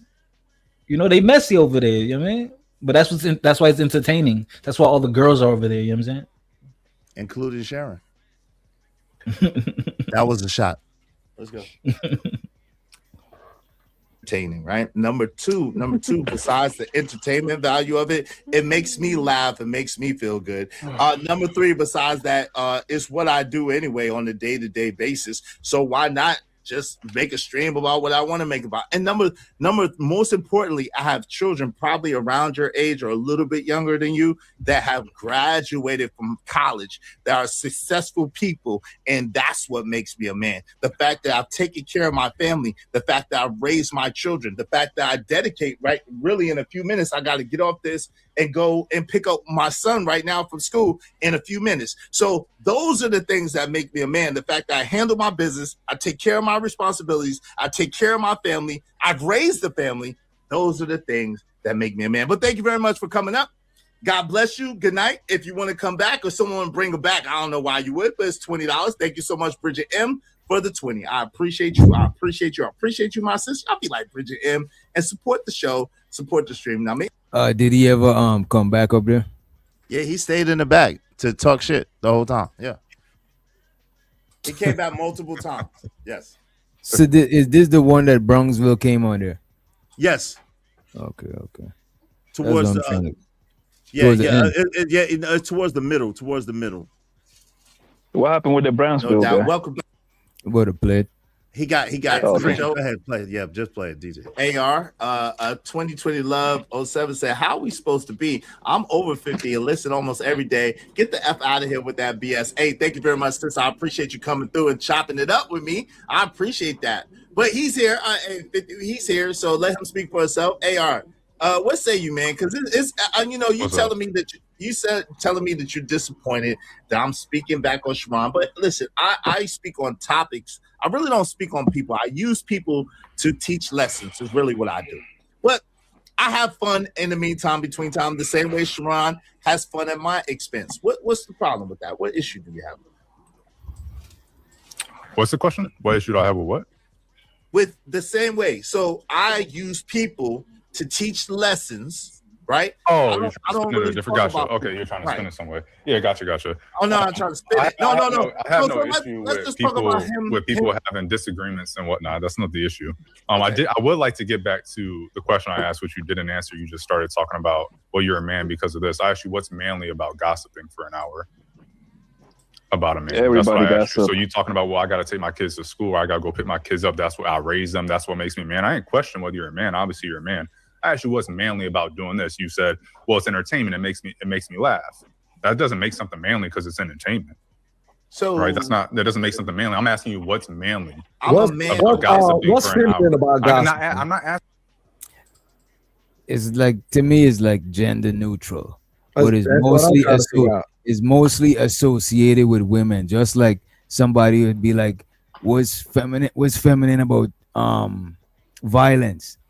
You know what I'm saying? It's just that people just automatically associate it with dudes, but it's not like women can be violent too. It's just how we think, you know what I mean? But I don't even understand how it got like that, because when dudes sitting around playing dominoes, they're not just they're talking about everything that's going on in their lives, around their lives, and in the community. When niggas at the barbershop, they're talking about everything that's going on in their life, around their life, and in the community. Maybe because of the gossip shows probably started off predominantly women, probably, you know what I'm saying? But the thing is, humans been gossiping before TVs even existed.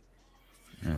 It's just weird. It's just some weird shit. Nah, because you know what it is? Because it's already effeminate to gossip in a way. It's like the feminine side. Let me speak. It's the feminine side of a man when they're gossiping, right? We all have yin and yang, and right, and then the fact that Sharon is already zesty and he's gossiping, he looks double gay. You know, but I hope that makes sense. What's feminine about gossiping? I don't think it's a human on this planet that made it to adulthood without gossiping many times in their life. I know we discussed this before, gang, and I understand that. But to a limit, men should gossip to a limit, don't you think?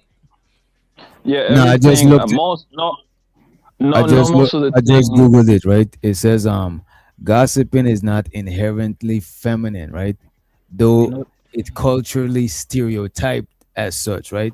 It is culturally stereotyped as being feminine, but it's not inherently feminine. It says men and women gossip at similar frequencies. It's just that we attribute the shit to female shit. It's not like only women gossip. It's just, you know what I'm saying? We just attribute it to women. And when we start caring about I did a whole video on it. I did a whole video on it. When we started respecting stereotypes, because the moment someone do a stereotype about us, we gotta fucking be on goddamn trying to call being crump and act all crazy and lose our goddamn minds. So now we big into stereotypes. What's we gonna do? The thing is, like, everybody, like, especially on YouTube, right, is gossiping. Like, and the thing is, like, we do it. I think we do it like in a different way, but still gossiping. When we get on this panel and start talking, let's just say Will Smith and Jada Pink, right? We can only see what they say. However, we start making up everything else after that. Well, yeah, but Will probably was messing with Becky. That right there alone would be gossiping. You see what I'm saying? Yeah, and this person was doing that. That literally, I believe that would be the definition of gossiping. Yeah, it's low vibrational. We have to admit it. Yeah, we painting the picture. We kind of like filling in the blanks in a way. That's kind of gossiping. You know what I mean? Yeah. Gossiping ain't necessarily low vibrational. It depends on what you gossiping about. All right, bro. All right. Okay, it's journalism. You if you're a man or how you're a man. You can see your beard. You can see the gray hairs. We know you're a man. Okay, you asked me a question. All right, don't start off with I'm a man. No, don't tell see, young man. What? See, young man. Hold on, trucker. I got you. I got it. Young man, what you have to understand is you don't run nothing over here, right? Well, I'm being graceful with you. I don't want you to be graceful. Okay, well, I didn't ask you what you want. I don't care what you want. I could care. Okay, all right. Well, you're answering, right? I could care less what you want. You right? answer my question, so you could care less. Okay. Yeah, I ain't gonna front, bro. Buddy sound like I'd want to fight him. You know what I'm saying? But like, what? That would get like shit like they get under my skin. Like when. Like everything I'm saying, you got some other shit to say fit because I be really trying to keep my chill, but somebody like that make me want to headbutt them or some shit. Hey, listen, hold on real quick. Yo, this the thing, yo, DJ. Yo, he's a little hoe. Like I don't get upset about little hoe cakes. Like, yo, at the end of the day, he up there trying to cape for Sharon. It's cool. Like I'm just gonna super mute him and keep it pushing. It don't even bother me at all. I'm having fun. Like it don't bother me even one little bit. Yeah, but okay, Izzy though, like even in the chat, you see DB is saying she's questioning why like which doctor or I said that we would like just karate chop the nigga in the face. It's because men don't speak like that. We have to speak to each other with a certain level of respect. He's only doing that because it's a panel, but in real life, men don't talk to each other like that. We all know that. Right. Well, hold on. We all know that, but this it's a panel. He up there trying to cape for Sharon. It's cool. I don't have no problem with it. I know what. Why you calling that nigga Sharon, bro? Because that's his name. His mama named him Sharon. I'm gonna call him Sharon. Sharon. That nigga name is Sharon, man. That nigga name is Sharon. That nigga name is Sharon. Wait, hold on. Since when does SHARON not spell Sharon? Tell me. Since when does that not spell Sharon? Someone tell me. I'm confused. It depends. You can be French and pronunciation like Sharon. Okay, so is that man is that man from France? Is that man from France? That nigga is from Brooklyn, man. Call that nigga Sharon. No, that nigga is not from Brooklyn. Son, that nigga is not from Brooklyn. He from Jersey, exactly. Yeah, he from Jersey the GW. He from the other side of the George Brown, you know. Yeah. Exactly. GTL, Gym Tan Laundry, son. Jersey Shore. Yeah. It's Sharon because he's from Kings County, bro. He's from Kings County, so he automatically he is a Sharon. Hey, yo, hold on. You know what I asked him? Yo, you know what I asked him? I said, yo, one day I said, yo, what's the first number of your social? Comes from Hebrew, meaning a fertile plain or level plain. Where is that coming from? I don't know. Yo, I asked him. I said, yo, what's the first number of your social? He couldn't tell me, son. He act like I was trying to dox him. So that already. Hold on, real quick. A 0 or 1. If you hold on, no. Yeah. Hold on. If you from Brooklyn or from New York, period, your social's gonna start with a 0 or 1. No, it's a 0 or 1 if you're from Brooklyn. Yeah, but 0 1 if you're from if you're from Brooklyn, it's 0 1. So the fact that he couldn't even tell me already let me know everything I need to know right there. I went down to schools I went to. Guess what? He also couldn't tell me. He couldn't tell me no school he went to in Brooklyn. That already tell me all I need to know right there. The nigga is not from Brooklyn, but yet still always trying to pull my card. I went to PSISN high school in Brooklyn. So what is he talking about? But the man was the leader of the Brooklyn. But he was a leader of a gang in Brooklyn. Yeah, so was Greg Mathis. Gangs. So was Judge Greg Mathis. Gangs. I've been there. Yeah, we believe you, son. Yeah, so was Heathcliff. Heathcliff was the leader of that little gang of cats that lived in the junkyard. But what somebody was playing was Sharon is a Hebrew name, and it is pronounced like how Sharon says his name. However, in America, it just looked like Sharon. And I get it. I get what his mom was trying to do, but it don't matter. The shit's still Sharon, and you can't. Maybe she should have changed the spelling. So I don't fucking know, but. You can't. If a nigga see your shit, and if I was a teacher and I was in class and I was reading out names on the first day of school, I'm gonna look at that shit and say Sharon Bracey. Now he was born. Now, because what happened? He was born a hermaphrodite, so they didn't know what. They didn't know.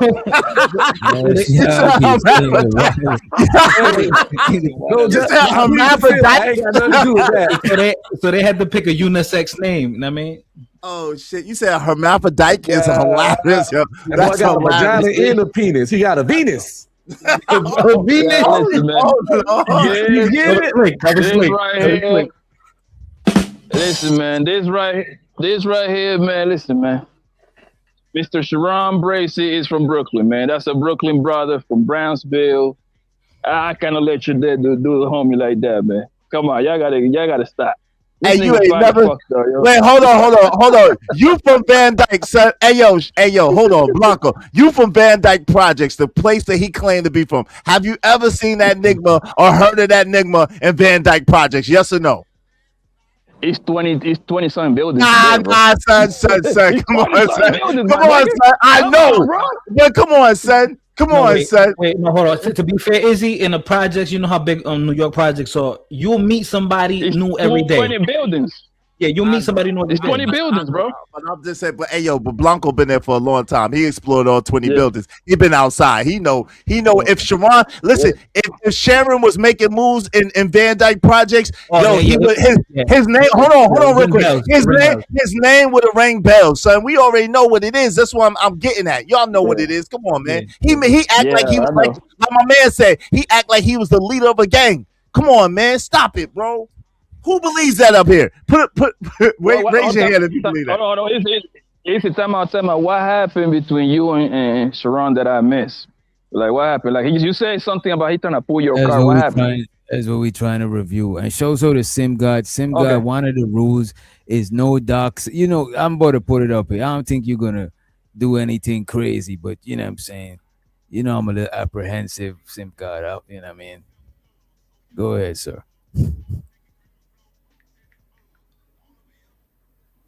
Oh shit! I'm just kicking with y'all. I'm listening, bro. Shit, I think Poppy was asking a question. I'm just chilling. No, they was talking about where you from. I thought that's why you came up. You know what I'm saying? But I'm about to play the video. Oh no, that nigga Bracey from Jersey. Everybody know that. He from New Jersey Drive, son. Is it inappropriate? If it's inappropriate, everybody is. I like to sneak this. Live in Cleveland. Okay. I want to get Yes. I want to get to when Bronxville hit the panel. He coming up shortly. Go ahead, keep going. Why you coming up? He his girl come home. He have an entertainment. I'm having entertainment. It's after AR already leave. DJ Witch Doctor. It's after AR leave, so AR won't be up there when Brownsville's up there. There you go. There you go. Was just trying to figure out how to make my money more money and get with people who are experts in the field that you could trust and follow their advice. And that way it's not really like gambling. It's more like educated speculation. You know what I'm saying? And and it could get you closer to your goal, because mathematics is exact science. Shout out to Tony Golden, $2 said, what does Brownsville think about the beach comments? We'll get to that in a second. Shout out to that. Thank you very much, Bon Brian. Shout out to my sis Jay Lewis. She said, this is not financial advice. It sure is not. She said, thank you, AR. Izzy do this most of the time. People don't like this kind of stuff. Unfortunately, I love it. Yeah, that's true. We do have these kind of conversations often, but this is the part where a lot of people do tune out. They don't really want to be engaged in this. They like the effery. Let's just be honest. JD975 said, I hate to say it, but this is the future of the diaspora of the Black people. These people don't want relationships or marriage. They just want debauchery and the non-existence of the family. Dang, shout out to my guy, JD975. He said, where your chicks at? Where your whips at? Coach at 333 said the meat stretch is strong with that. That's an objective, right? I'm using it as an objective definition. So it's a theoretical response, right? It's putting yourself in. Yo, rewind this a little bit, DJ, just a little bit. Answer the Jeff. You know, hey, there's a lot of. Right. What he told me was he was attempting. Here you go, right there, right on there. That show. I didn't hear that conversation. Which can I say one thing before you pause it? Right? I think it's important. I'm sorry, but you play it. All I want to say, yeah, my bad. You know what I meant, dog. See, that's that tether shit. See, now, so this is what you call damage control. Yep. 101. Attempt at it. We didn't let him have. We didn't let him have it though. So wait, damage control from the beach thing. Yeah, listen. Yes, that's why I wanted you to rewind it, because this is Brownsville's attempt to justify what Sharon said. Bro, Sharon really worried about that beach thing like that, bro? Yo, check it out and tell me. Check it out and you tell me. Back in the States on Monday night. Okay. And I heard it on your show. You played the clip of him speaking on that, whatever he said. And then I called him directly, right? So that's my cousin, first and foremost, right? Mm-hmm. That's my family member. So I called him and I asked him, hey, what is this about? Because here's the reality. Sharon himself has never been on a nude beach. Mm-hmm. His kids have never been on a nude beach, right? Mm-hmm. And I confirmed that, right, with him today. Right. What he told me was he was attempting to answer the question from an abstract perspective, right? What does that even mean? Hey, there's a lot of noise, man. I can't hear. Wait, hold on. Yeah, Can you mute, Trucker, mute real quick. What does that even mean, brother? He attempted to answer it from an abstract perspective. What does that even mean, bro? So the objective for abstract, that's an objective, right? I'm using it as an objective definition. So it's a theoretical response, right? It's putting yourself in a situation or trying to answer the question from a perspective outside of your own. And that's what he was attempting to do. He was attempting to answer the question as if he was a part of an indigenous community or a nudist community. And you really believe you buying that? You want us to buy that? Wait a minute. Wait, hold on, Truck. I got you real quick, Truck. I got you real quick. Hold on, Truck. I got you, bro. So I'm asking Brownsville, do you buy that and do you want us to buy that? Like that makes absolutely no sense. You realize that, right? That makes zero. You realize that makes zero. In all honesty, in all actuality, you realize that makes zero sense, right? Well, that can be your opinion and that's fine. But if you want me to continue to answer the question, then you got to allow me to answer the question, right? Okay. So he was putting himself in a position of being a part of a nudist community or an indigenous community. He told me that those conversations came up in terms of, now I didn't hear the whole show, so I don't know this for a fact. Give me one second. I appreciate you, Pretty Princess, coming up. Did you want to say last words before you go? We appreciate you. Bro. You heard that shit? I don't even think that was the context of the shit, bro. Was they absolutely talking about indigenous communities and shit like that? Hell no. They was talking about the god doggone rodeo in Dallas, Texas. Shit. Yes. Oh, Dallas. Yeah. Dallas, yeah. Like, come on, bro. You're welcome anytime. He sound like he's an attorney. That's exactly what he is right now. Yeah. Paid attorney. They try to might find any loophole on a great argument. You know what I mean? He actually, when we seen him go up there with Sharon, he was actually coaching Sharon right in front of us. In the other clip, when he hit Sharon panel, He was little key telling him what to say. He asked him, he was like, would you take your kid to a nude beach? Would you go to a nude beach? Have you ever, you know what I'm saying? He asked him, it's like he told him what to say, Loki. He made the narrative for him. Kind of like when your own lawyer makes you get on the stand. You know, and yeah. So let me ask you a question. So everybody caping for this Nigma. Okay, let's say that that's true, right? Let's say that he was putting himself all of a sudden in an indigenous community. He was answering like that. What does that have to do with if everybody else is naked? Why would I have a problem with my children being about naked people? What would that have? How would that? That's what we were saying earlier. Otis brought that up, right? Because I guess because he watched this video. But the thing is, that's not with it. That's not the nude beach. If you in an indigenous community, that beach is not y'all beach. You going out there with the general public. You know what kind of weirdos is out there. Exactly. The nude beach is something totally different. Most nude beaches have an age limit, but that's something totally different. But yes, exactly. But these people would make any excuse, and this dude would do anything to try to be right. Bro, like you said earlier, bro. That's what I was gonna say. This is not a case of him just trying to be right again, bro. It's like, bro, we're not gonna lose no trophy on these panels. We're not winning no money if we win no arguments. Like, it's okay to say, oh, my fault, and move the fuck on, bro. Yo, let me ask you this, DJ. What could I possibly be lying about? The Nigma said it. What could I possibly be lying about? Who said you lying? Yo, people in the chat. This Nigma Sharon Sales line. This chick Kim West talking about flat out lying. How could I possibly be lying? I'm talking about what the Nigma said. I didn't tell him to say that. He said it. This is a quote. How can I be lying, DJ? Please tell me, enlighten me, bro. Because I know you won't let me off. That might be Bronxville and fake account, bro.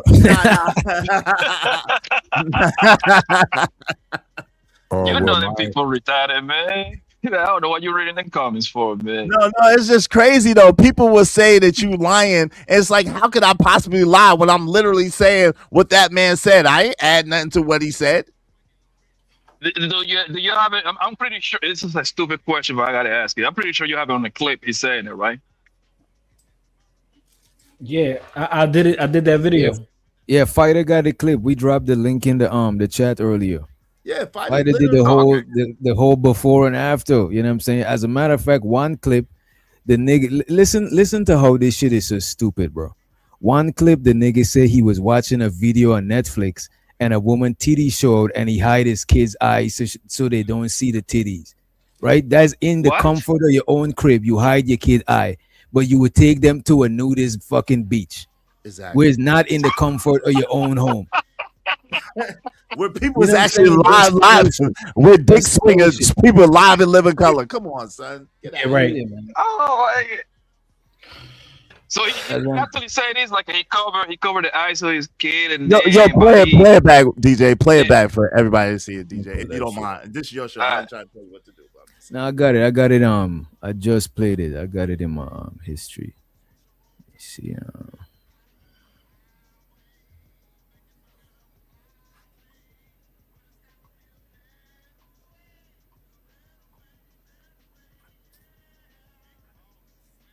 Okay, so we all back now. So now AR he could take it back. I'm taking my support. Yeah, I'm taking my shit back. I want some love from AR now. Hey yo, a contradictory man is hard to trust.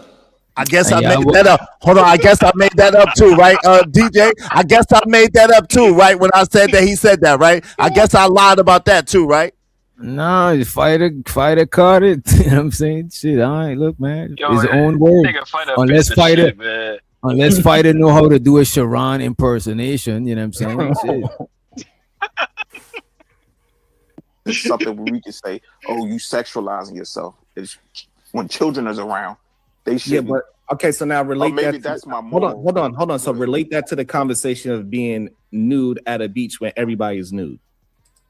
There you go. Hold on, DJ. DJ, hold on. There you go, though. DJ, there you go real quick. How does that have to do with any indigenous people anywhere? He said, okay, relate that to a beach where everybody's nude everywhere, right? Am I wrong? Is that not exactly what he just said?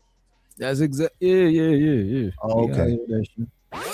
Okay. That's my hold on. So relate that to the conversation of being nude at a beach where everybody is nude.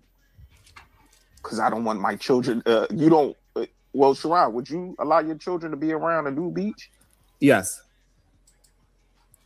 Okay. Anybody else up here? Yes, I would. Yes. So I don't know. Hold on. You gotta understand what you're. Hold on. Slow down. So you don't have no boundaries. Hold on. Hold on, please. Go ahead. So we have understanding. When everybody is there naked, why is it inappropriate? Say that one more time. Sorry, Sean. If everybody there is naked, why is it inappropriate? And right here, Sharon had enough time to provide context. The man asked you some shit, and he asked you to repeat it. You got more than enough time to come up with the right context to clear that shit up. Because your kids shouldn't be there around other children. What kind of question is this? Look at grown. Quadruple down. Not only is it sad, it's actually sick. What do you stand on? Literally days apart, you contradicted. Why are you so close to the camera? It sounds like you're the confused one. And shows to the lie detector. He said, "Who made up him saying he what entertained plug play? What do you mean plug play? What the hell?" Allegedly, there was a episode of Fight Club where Sharon allegedly said, I didn't see this, allegedly said that if his wife pegs him, that's doesn't make him gay. That's not gay, right? I was there. I remember that.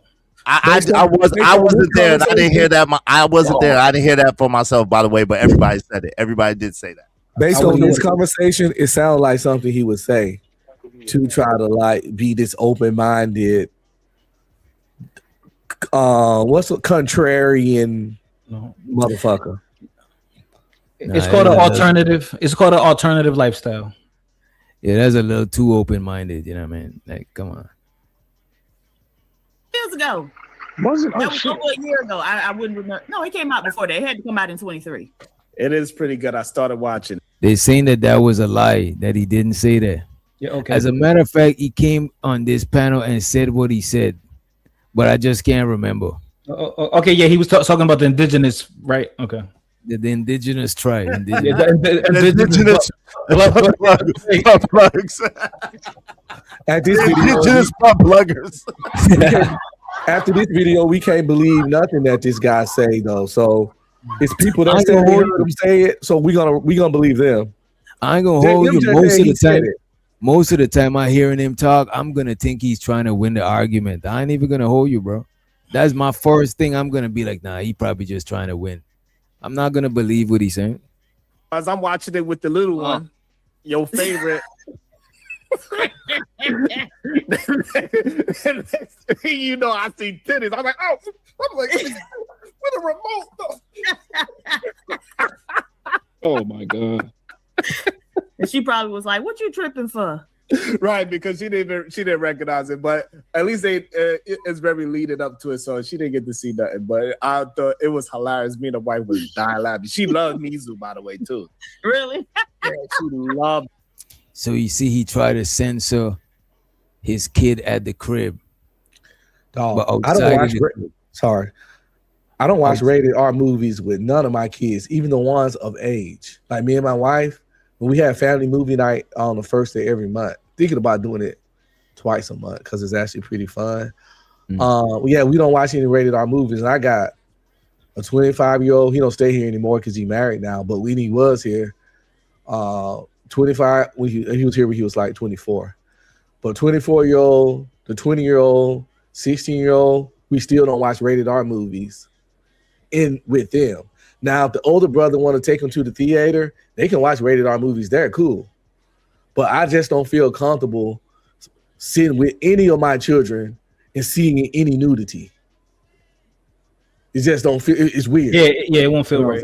I don't think that happens. Like I don't think you plan to that. That's something that just happened. Yeah, it just happened. Reading in the back of the movie. Most people don't sit back and read like the movie is PG-13 or like that. Actually, if you're a parent, you should. And if you don't do that, that's very irresponsible. I look at the ratings of all movies I put in front of my kids, especially if I'm picking the movie. And I go on the Wikipedia sometime and read. This one trying to tell you. This one trying to tell you, when you in your living room with your girl, and then your little one come in there, you watching the movie, bro. And the little one just happens to come over there and start talking to mom and playing around. Next thing you know, boom, a crazy thing happens. Most people, okay, let me not say that most people. I don't think most people, and I might be wrong, I don't think most people is sitting down reading the movies PG-13 and stuff like that. But obviously, some movies you're gonna tell right away. You know what I mean? Well, the kid just walking in is different. Crazy sexist thing in between. Go ahead, my bad. Go ahead. Well, the kid walking in randomly, if they were asleep or something, is different from sitting there with your kid watching the movie. You know what I'm saying? So I'm in agreement with Sharon when he said he covered the eyes up, because I'm just saying, like, I don't watching nudity with your kids is weird. So being on the nude beach with them would definitely be hella weird. You know what I'm saying? Yeah, and I agree with the chat saying too. Most people would pause the movie if the kid just passing by, or if they come in and kick it, they'll pause the movie and tell them get out of here or some shit like that. You know what I'm saying? Especially if the scene come on, because sometimes you just chilling willy-nilly and then the scene might come on. You know what I'm saying? So you gotta do something when the scene come on. You know what I mean? That lady. What is your code? What are your values? What are your boundaries?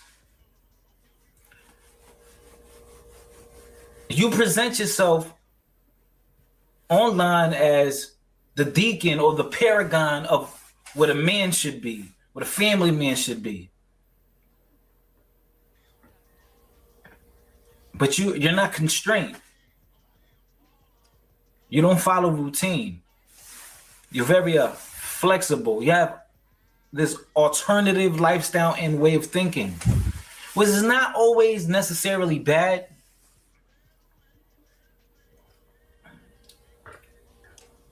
But part of being a man is keeping your word and being consistent.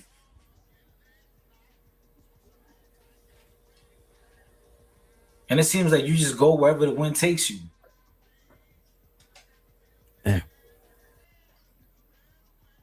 All right, I want to see what happened when Bronxville came up there, and I do got a video from Taz the GOAT. We bought a review after this shit. You know what I'm saying?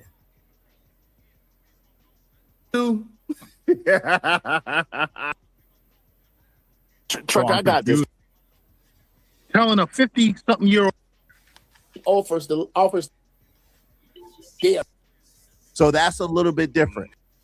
Saying, and Joey 85 was the one that said it, if I remember correct. He said, "Hey man, look, if you're talking about these women and they being scantily clad, what about the children that are there at the rodeo?" Which is a fair question. And then your cousin was the one that flipped that question and made it into what about the beach and what about this and what about that. Sharon actually was the one that did that, if you want to be quite frank about it. I could play it back if you need me to. Yeah, I would have to see how that whole conversation about nudist beaches and kids came up. And I would be staying corrected. If he's the one who introduced kids being at a nudist beach, from my understanding, what he told me is that he was asked the question, right? So if he wasn't asked the question, if he just volunteered this perspective of hey, listen, I bring my kids with me to the nudist beach. If that's what you're saying, he said, then I would just have to concede that argument. No. Let's be clear, because we're not talking about the same thing. Earlier in the conversation, around I think a little bit after the monologue, right? Joey came up there. I saw this part. I didn't get to see the whole show, but I saw this part. Joey came up there, and Joey was the one that asked him, even before this exchange. He asked him. He said, "Hey man, you saying that you would have these women out, these women and these kids out here, like these women and kids are out here." And then he said, "Well, listen, if they go to the beach and they see that at the beach," that was Sharon's exact response. "They see that at the beach all the time. Women wear bathing suits and bikinis at the beach." That's where it correlated. He didn't say that. He didn't say nudist beach. He didn't say nudist beach. He didn't say that. He was asked that. But earlier, right. before that, hold on, let me clarify so it doesn't get misconstrued or get taken out of context. Sharon did not say that he takes his kids to a nudist beach. He was asked that. before that, previous, when the conversation about the rodeo came up, Sharon was the one that introduced women on the beach be scantily clad. That was his introduction. Right, and that's a proper correlation because we all go to the beach. I just came from the beach, Izzy. I was on the beach in Cancun with my kids. My daughter, she had a bathing suit on. She had a cover up. She had a towel. My son just had bathing suits on. Right. I had just a bathing suit on. I just had my bathing shorts on. You know what I'm saying? My swimming shorts. Cleared it up at the end. He said swimming shorts. He tried to clear it up. I had my bathing suit on. I bet you did, boy. Yeah, two-piece. My swimming shorts. Okay. Yeah, We got you. Wait, what? Please correct that. You said a bathing suit, sir. Men don't. I'm glad you said that. Hold on, Chuck. Yeah, we know what you're talking about. Men don't. No, we don't. Men don't wear bathing suits, sir. I'm talking about the second Well, I part, misspoke. But what I'm saying is get your head out of the gutter. Right? Y'all know where he mad. Y'all know where he mad. You know what I'm saying? I live a normal life. I have a normal family. Allegedly. And you listen. I don't. You never. Izzy, answer me this question. Have you ever heard me say pause ever? Nope. I don't know. I don't really follow you like that. I'm not sure. I can't. No, but you had multiple. I can't think of it. How many conversations? I ain't never heard it. I never heard it. Because you're beautiful. Because you're beautiful. I never heard it. You're beautiful and it's wonderful. That's why I had that clip of you, Venus. Shout out to that. Right. So I don't, because I'm a straight man, right? And I'm a married man. I'm a father, and I'm a man of God, right? So I don't go into these weird situations the way most of y'all do, right? So wait. Hold on. Time out. Exactly. Hold on, Truck. I don't need you to enter. Time out, Brownsville, because we're not gonna let you just slide that past like you didn't try to say like most of y'all do. So you're inferring something a little bit different. So if you are this man that is operating like this and that, and that's how you operate, then what's different and what do you believe is different than how any of us operate in your estimation? Because we're all straight men here. We've all been married here. We all value our families here. Do you want me to answer the question? I'm gonna give you the context. I'm gonna give you the context. Right. So I've told you directly the same things I'm about to tell you now. Right. I believe most of y'all men in this space, you included, operate with the lower level of self-control, self-discipline, and maturity. Right. Including. Hold on real quick. He's alive, bro. A qualifying question. Give me a second. Let me just ask you: are you including Sharon in yourself in this? Are you including Sharon in yourself in this as well? I'm not including myself. If you want to include Sharon, DJ, can I say this real fast? DJ, that man is he's a war veteran, bro. And I was raised around people that went to war, bro. They be over there doing all kind of ratchet ass shit, bro. They fucking the NCOs and all that shit. They doing all this ragged ass shit. Even the recruiters, bro. That man got a pass, bro. And I was raised around people that's military tied. He tried to redeem himself through talking down on people that live a regular life, bro. I'm just telling you this shit. Look, a lot of them folk come back alcoholics. They come back fucked up, like they did other drugs. They done had babies across seas. Look up the documentaries of all these niggas that go to the military and screw bitches and got children, the war babies and shit, bro. The man, stop. Look, bro, look, I just be straight up. With folks, bro, because this internet that y'all be trying to do. I know y'all try to make y'all money. Let somebody else speak on it, Russo. Go ahead. Don't do that. You're making a lot of speculation about that man. That was a good point. And he making a speculation on who? I'm not talking about him, period, bro. I ain't making no speculation. It's documented, bro. Look, shut your bald head ass up, nigga. No, you're right, you're right. Yo, said you Rich, try to Rooster, take you're right. your white pussy, nigga, and you a trained nigga, bro. You a trained nigga, bro. And them niggas abused your stupid ass over there, and you sat up there and you holding the nuts up niggas that tried to destroy you, bro. Rooster, you're right. Rooster, we agree. For that. Rooster, we agree. You're right. No, you're right. bro. Right. But I'm just saying, bro. You're right. When people come to you with a certain shit, then I would concede that. Okay, so what I'm hold saying, on, Trucker. So you hold yourself. Hold on, real quick. So you hold. I want to clarify because this is the problem that I've had with you that I told you to your face. You hold yourself at this impossible standard that you don't even live up to.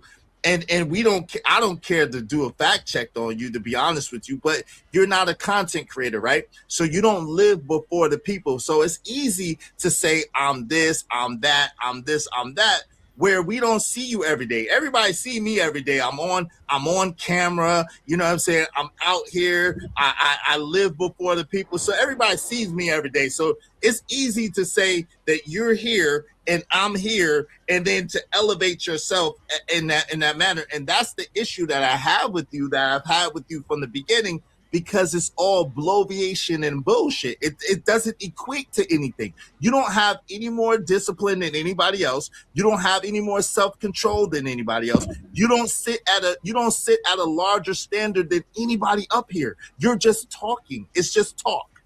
It doesn't mean anything, right? And so this is the issue that I personally have with you, that I've expressed to you. You are no more of a man than anybody here. And you're not in a position of authority or of superiority to speak on anybody else as if they're beneath you. Would you allow me to respond? Okay, so first and foremost, right?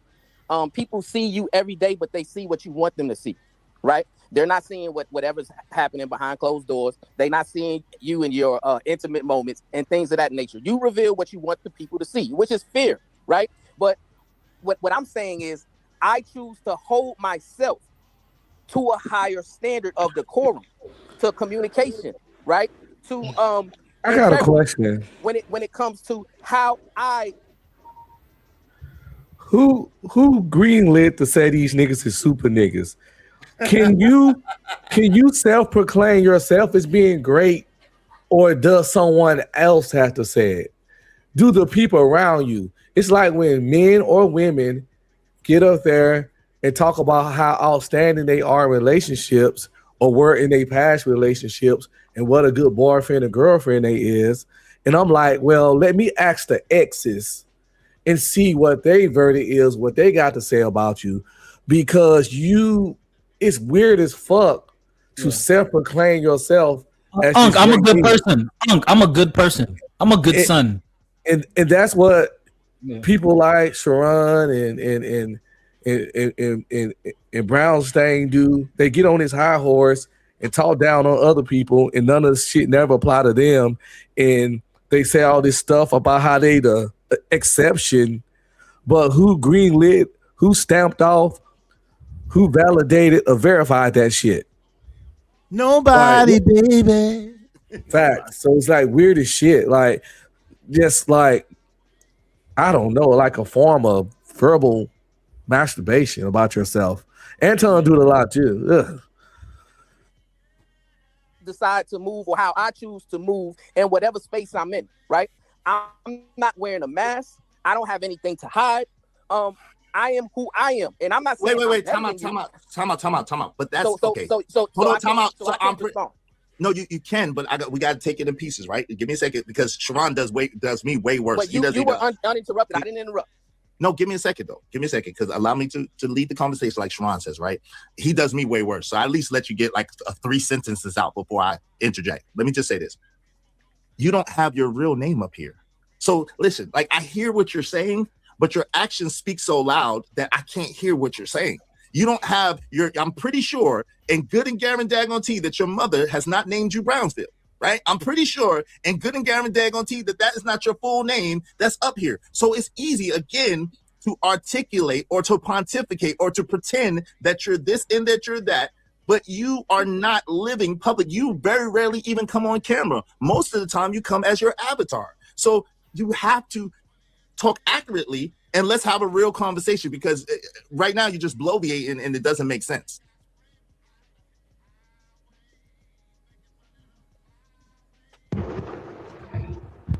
Lord Jesus. Hold on, let him talk. Let him talk. I just wanted to interject. I don't hear nothing. No, it ain't no. Hey, Jade, ain't no slack. I don't know what y'all talking about. Like, yo, we could listen. It is no slack. What do you want me to give him slack for? He came up here and he elevated himself above all the brothers up here with no substantiation of, no proof of concept, no substantiation of concept. I know y'all women operate a certain type of way, but in manhood, we don't operate like that. Either we gotta fight, or either we got to pull out some bank accounts, or we got to pull out something, because you cannot come up here unsubstantiated and sit here in the castle that I built with 3 years of my life and sit here and try to exalt yourself above even me. You crazy as hell. I'm not slack giving nobody no slack. And I haven't even been disrespectful yet. I'm being quite calm and cool. Yeah, I'm being quite calm and cool and collective, but don't tell me what to do. Yeah, at all. He was throwing shots. I ain't gonna lie. And this is man stuff. Don't tell me nothing. And this is what we were talking about when we asked the direct question. Are you going to say your cousin is included? He said, well, if that's how you feel, that's how you feel. He didn't. Exactly. Is he gone? That right there, like I don't listen. I don't care if it's hypothetical. I don't care. If you not like the fact that you even said that you live based on real life, your cousin, never been to this, that, and the third, and he got to give you the whole runaround like a female would, bruh. It says a whole lot to the men. That is not no man shit. You asked him a very direct question, and he didn't give you a real answer. He gave you a runaround. Of course he did. That is not no man shit. So because you know, we can hear you now. I'm gonna stop right there. I'm gonna let you go ahead and answer the question. I'll get back to you. Give me 1 second. Let me speak to the people though, real quick. What's up, Queen Brielle? How you doing, sis? What's up, Mo Love? How you doing? She said, well, that's true. Nobody's perfect. That's fact. What's up, Narratives Dollars? He said, I hate when he do that ish. What's up, Easy One? Ain't no slack. That's you daggone right. Ain't no slack. What's up? We men over here. I don't listen. Women don't tell me what to do, and I don't pussyfoot for nobody. Y'all done learn that. Shout out to Pure Soul, 100%. Shout out to Grand Poobah. Said Joey asked Sharon a direct question. Yes, he did. ED said material gains mean nothing in real life or your soul if you want to argue. But this is the thing. None of us can judge that. God says no man can judge the heart of man. Only he can judge the heart of man. So at the end of the day, and it's a day of judgment in which God weighs you. God weighs you at the end of the day. He don't judge you right now. So this self-righteousness, this self-aggrandizement that people do, is they are the most full of shit people ever. The people that pedestalize themselves, the people that prop up themselves as if they perfect and they got all their shit together, they are worse than infidels. They are the worst people ever. Because again, Jesus himself said, ain't nobody good but God. It ain't me that does it. It's God that does it through me. So at the end of the day, if Jesus can humble himself, you telling me that this minuscule man cannot humble himself? He props himself up against other men, and he don't know the heart of anybody. So listen, you cannot explore the depth, the width, or the breadth of a thing. You don't know it.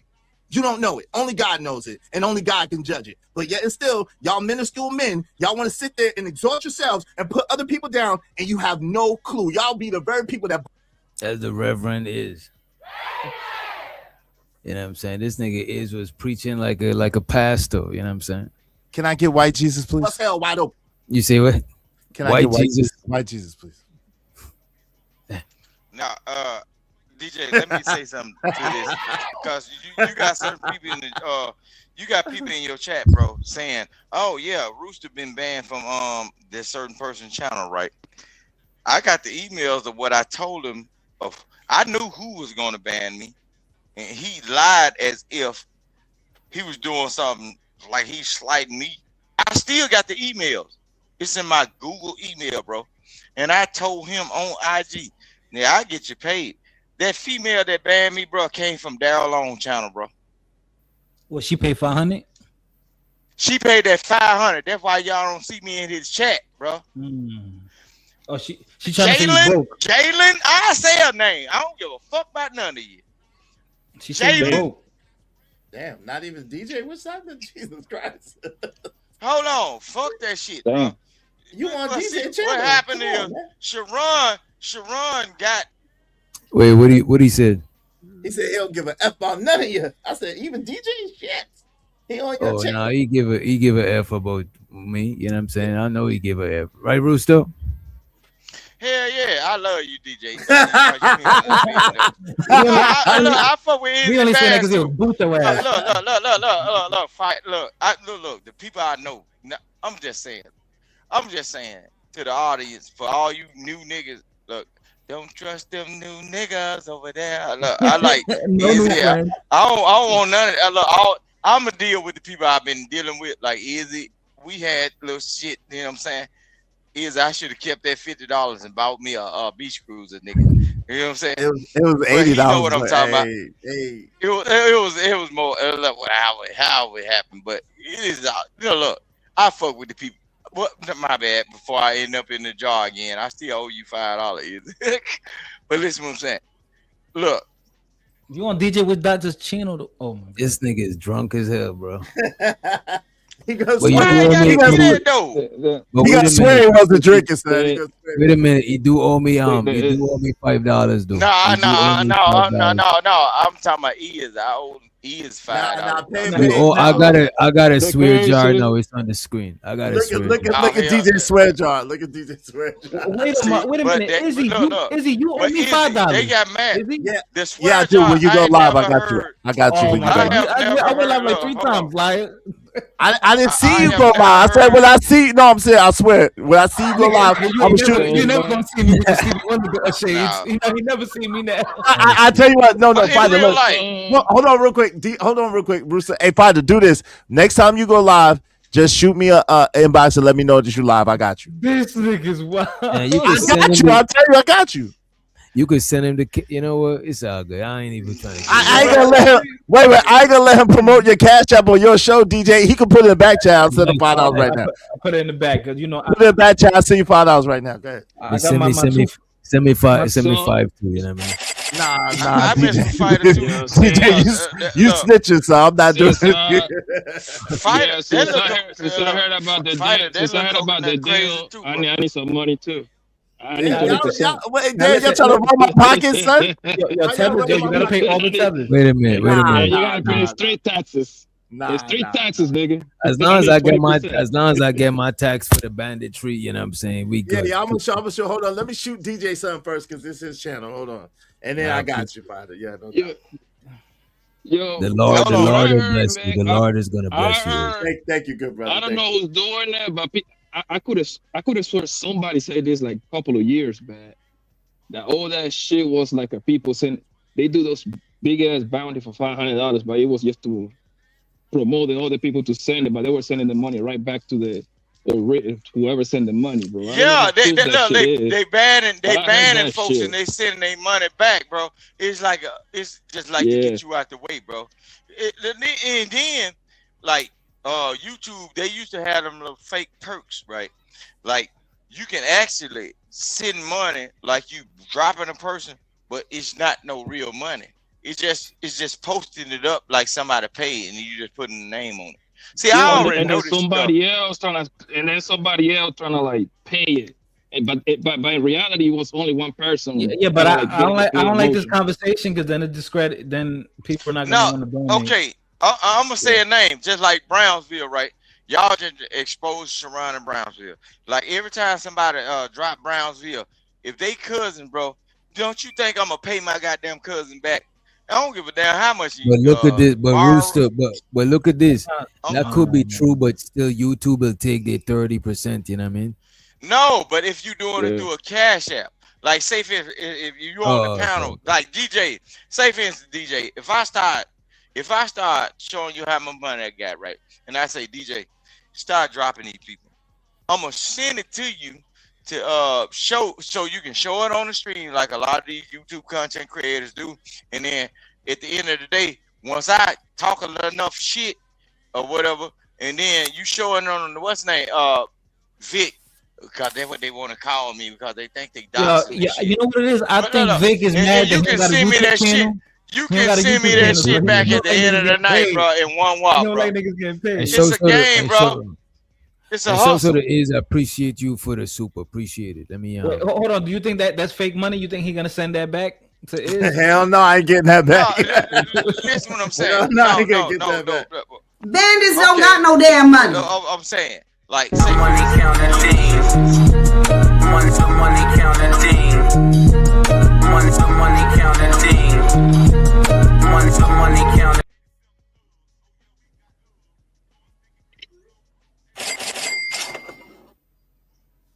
God damn, Rooster. No.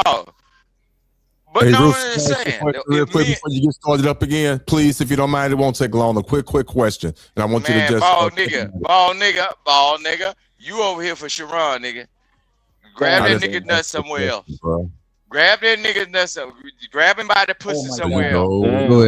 Go ahead. Hey, Just, oh, bro, I don't understand what the whole. Don't respond to the homoerotic shit. You know what I mean? Okay, but with that being said, come on. Oh, God.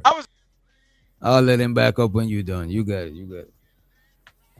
No, it's all good. I want to ask him a question, but real quick, what you're saying might be true about people getting their money back. I mean, I don't doubt that, but I'm here to tell you, in your situation, you're not that important. That was real. Your ass can't take your funky ass back over there, and you crying, which is sad because why you worried about it? It ain't that serious, right? And I do give content creators back. Wait a minute. I actually do. I think we all, most of us, we go and support each other channel. So even dropping each other is like supporting each other channel and shit like that. But I understand what you were saying about like the cash apps and all of that shit. You know what I mean? But I just think like if the people need transparency and they ask the content creator for transparency, that content creator should do that. That's between them and their audience. You know what I mean? Because it sound like you kind of like mad about people doing the bounty shit and shit like that. Getting money, bro. That's gay, bro. DJ, can I tell you something though? So this nigga big. Y'all, it's gonna be a twist. It's gonna be a twist in what I'm saying though. No, bro, don't talk to me, bro. Look, I ain't your JP or whatever the fuck. I walk around with my shit on my side, bro. I don't fuck with you. I don't play with you. I don't know you like dead in real life, bro. You really don't need to be speaking to me, bro. But I'm saying, hold on. This one. Hey, who you talking to, bro? Yeah, your mic is not. Your mic ain't even singing right, bro. Look, Oldest just said. Oh, okay. Because if I can't have this conversation with you, bro, I probably have to call you and explain to you. Yo, drop down. Yo, Rooster, drop down and come back, bro. Your mic is just giving me a headache, bro. I ain't even gonna hold you, bro. Kick this in. So Rooster was the one that got banned for whatever it was for $100. So now he wanna get back in Sharon's channel. Is that accurate? That was over almost a year ago, man, when he got banned by a frequent chat person over there, and she paid the $500, and that was like over a year, almost a year ago, and he's still complaining about it. So he could come. So he could come back then, right? If it was over, right? After like a year. Yeah, whenever the year is up, you need to ask when the anniversary is. I'm pretty sure he knows. I don't know. I remember the day. I thought it was forever. Well, what depends. Everybody got different rules. Yeah, shows the same God. And shows the same God. Appreciate you for the super chat. Appreciate it. Money counting things. Money counting things. Money counting things. Money. I need more money. I need more money. We need a little more money. Go ahead, fight. Which that was fake. What was that? The fake money? Well, yeah, you're gonna send it back to Sim God. I got it. But YouTube ain't gonna send back that 30% though. Shit. But you looped in, so you know how to do the flim. You know, man, y'all listen to Rooster, man. Hey, what about that $5 I just sent you, Fighter? Did you get it? You guys? He about to tell me, I sent it to the wrong one, Fighter. You gonna send it back to me? You gonna send it back to you, bitch. Yo, come on, son. Oh, this nigga. Watch your mouth. Watch your mouth. Nah, you know I didn't mean it like that. Watch your tooth. Watch your tooth. Wait, that is crazy. You see? Watch your veneers, nigga. Watch your veneers, nigga. He called me a bitch first, DJ. You see what I'm saying? I don't never start with nobody. He's called me a bitch. Come on, man. Father, you gotta let it go. He called me a bitch, bro. Izzy, what did you do with your real teeth? Did you like put it in like a little coffin? I put him in like a time capsule. Preserved for the fossil for the generations, son. Word up. Anyway, man, these guys is, I ain't saying they special ed, you know what I'm saying, but it's like damn, close. Son, damn. But look at this, Anton is here bragging that he had hella hoes when he was 11. The man said when he was 11 he had hella hoes. Oh my god, no, this nigga again, bro. Oh my god. I ain't gonna hold you. I think Anton is funny, bro. The shit Anton be saying, that shit is crazy to me. But let's run it. And this is from Taz.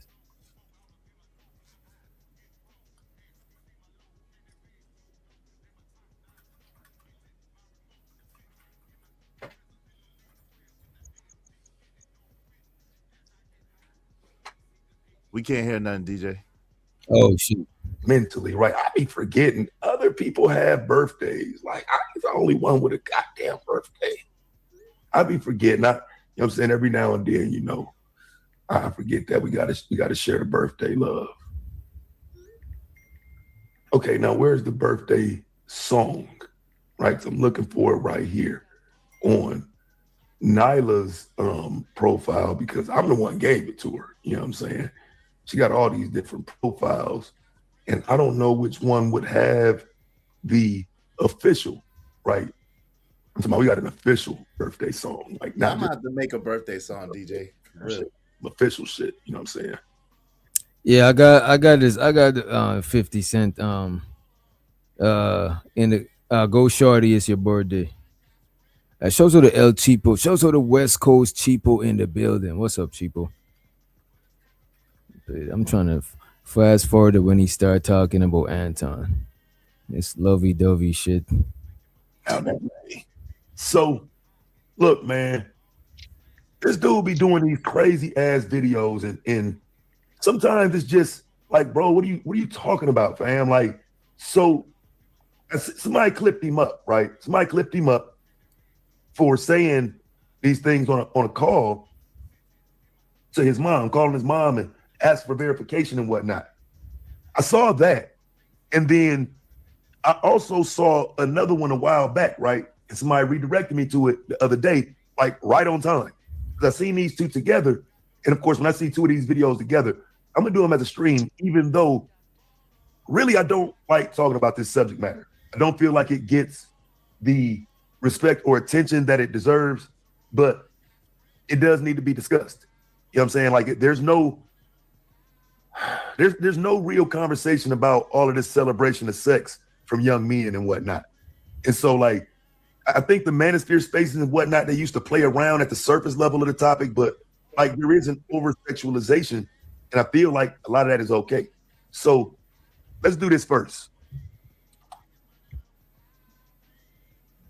Stop acting like that.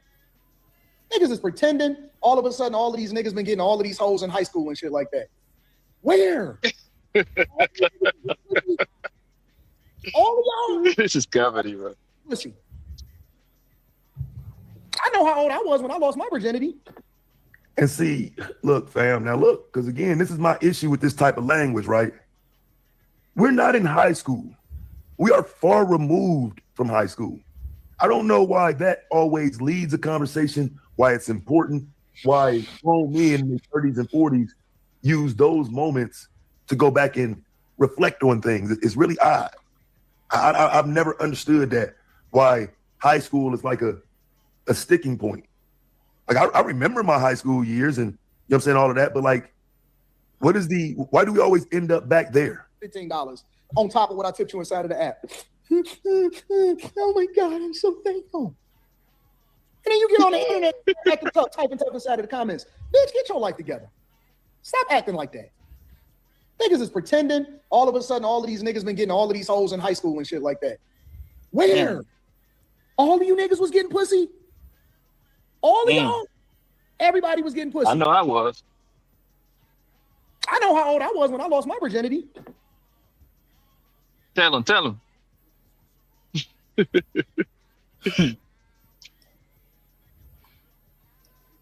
Now, why this matters, I don't know. But And it ain't nothing to brag about. I wish I would have stayed focused. If it ain't nothing to brag about, why are we calling people? If it ain't nothing to brag about, why are we why are we bragging with it? Why are we fake flexing with it? Watch. Yeah, that's crazy. Hey, just a quick question. How old was I? How old was I when I lost my virginity? 11, I think it was. 11, 12. All right, I was just trying to see something. All right, thanks. Okay. Nigga, I had more hoes at 11, 12 years old than you niggas had your whole life. Your whole life. Nigga, by the time I hit high school, I was chilling. I was so comfortable. You see, it was believable, and then he had to put extra on it. You know Oh my God, bro! These guys have delusion of grandeur. Yo, because he was a victim. That's sick as hell. Some old lady that took advantage of his young ass, and he was a victim. And now he gonna try to make it seem like. To be fair, she was 13 and he was 11. That's what he said. You know what I'm saying? That's you know. Come on, fam. That's sick as hell. Crazy. That's not that crazy, bro. Is he not?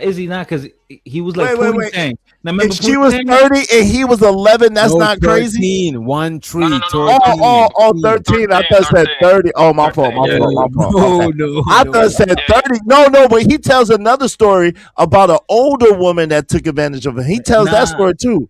Yes, he did. Nah. But listen, bro, you never seen Pootie Tang?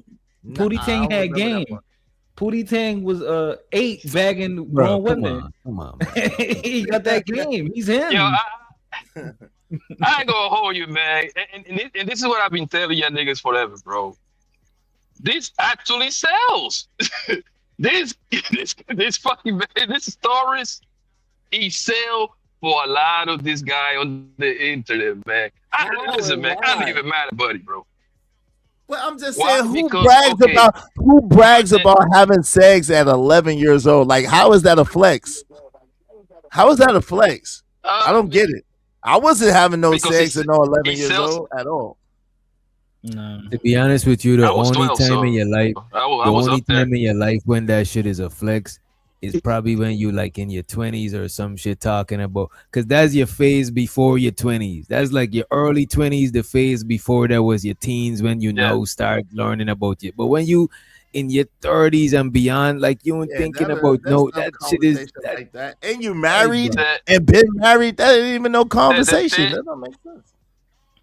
The thing is that, like, obviously, if you was that young, obviously you don't know what the hell you was doing. You know what I mean? Right. You probably was terrible at it, right? And hunger, she another young girl, whatever, she probably terrible too, right? But the thing is, this actually sell for these geeky ass guys, bro. These stories. Why? Why? Yeah. Why? Because most likely this nigga looking at one thing about I can see from Anton, he like one of these numbers guy. You see what I'm saying? He looking at statistics and shit, and I might be wrong. I'm just making it up and fly as I'm going, right? So he's seeing like a lot of these guys is verging. Matter of fact, somebody be saying those statistics in this panel, like somebody. It's 20% of men is still virgin in their 30s, and the other percentages they haven't had no sex in the past 2 years, some shit like that. So obviously they would like to hear this nigga talk about what he was doing with them hoes early, like, because now you're gonna have everybody engaged. Yeah, me too, Anton. I was in the bleachers, my nigga. Remember, man, it was in my mama. You see what I'm saying? So I think this shit sells, and that's probably one of the reasons why this guy might be successful on this corner of YouTube, because he's a good storyteller, pretty much. I had already seen and did it all, nigga. I had did everything that I wanted to do by the time I hit high school. By the time I hit high school, I was done with these. So I had already learned the game. I had 2 older brothers. At 11. At 11, he had already learned the game. By the time he got to high school, he had already lived a teenager's life. I'm calling cap, right? But I mean, he said it. So it's Shout gotta out to be on the Taz in the record. building. I gotta get it on the record. He said it. I don't believe him. I'm calling it super cap. Right? Salute, Taz. It's got to be on the record, fam. He actually made a phone call to get somebody to validate this shit. This shit's crazy. Where? All of you niggas was getting pussy? All of y'all? Everybody was getting pussy. I know how old I was when I lost my virginity. Yo, let me ask y'all a question real quick, though. Why do cats act like they are the only one to invent fucking or something? Like they're the only ones. It's crazy, bro. Even some niggas that we would consider as geeks, most niggas lose their virginity before they was even 18, bro. Because when we was younger, that's all we was trying to do, was trying to figure out how some, you know what I'm saying, how a slice of pussy feel, you know what I'm saying? That's like our early-ish, especially after puberty. That's the shit that we on, as you know what I'm saying, we hyper on that shit, you know what I mean? Yeah, bro, I remember y'all. Oh yeah, that first time, that shit warm. You like, oh my god, this is heaven. like a warm apple pie, like a warm apple pie, American pie face, cherry pie. Yo, so I want to know one thing, like who he called on the phone, like when he made that phone call, like, who the nigga was calling on the phone? Bro, his mom, his mother.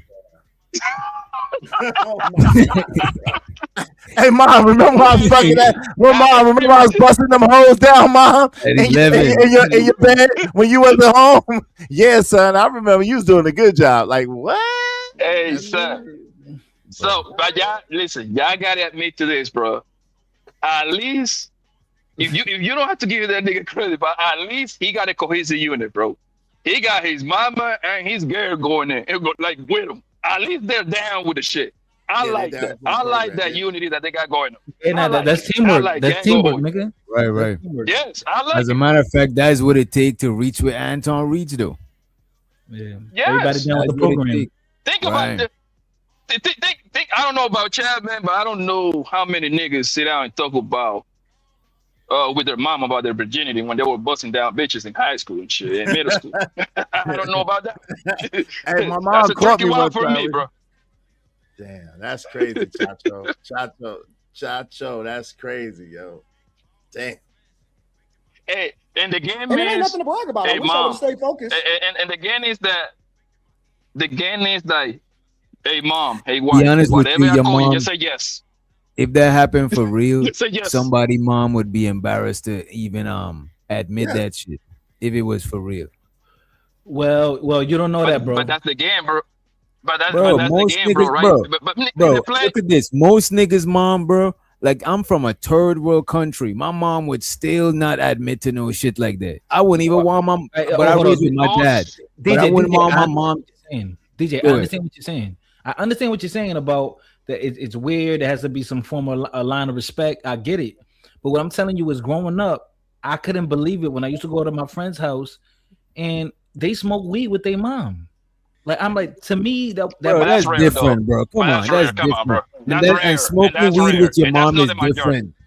And it's not the same thing as your mom knowing that you're fucking and shit. Even at my big age, I don't want my mom to know that I'm fucking. You know what I'm saying? Even I'm grown and I live with my own shit. You know what I mean? I seen that too. I seen like the mom or the dad smoking weed with the kids, bro. But that's not the norm, bro. That doesn't happen like that, bro.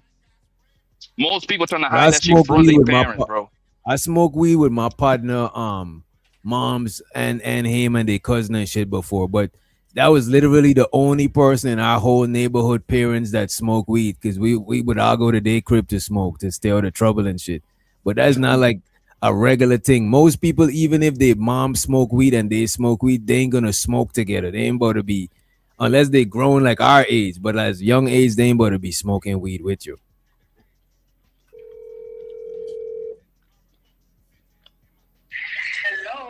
Hey, just a quick question. How old was I? How old was I when I lost my virginity? 11, I think it was. 11, 12. All right, I was just trying to see something. All right, thanks. I know you know it's like she said the wrong name and then she said the right number and then the wrong number after. Like you know it's rehearsed. You're supposed to say the wrong one and then the right one after. You know what I mean? How old was I? How old was I when I lost my virginity? 11, I think it was. 11, 12. All right, I was just trying to see something. All right, thanks. Okay. Nigga, I had more hoes at 11, 12 years old than you niggas had your whole life. Your whole life. Nigga, by the time I hit high school, I was chilling. I was so comfortable. I had already seen and did it all, nigga. I had did everything that I wanted to do by the time I hit high school. By the time I hit high school, I was done with these. I had already learned. Nah.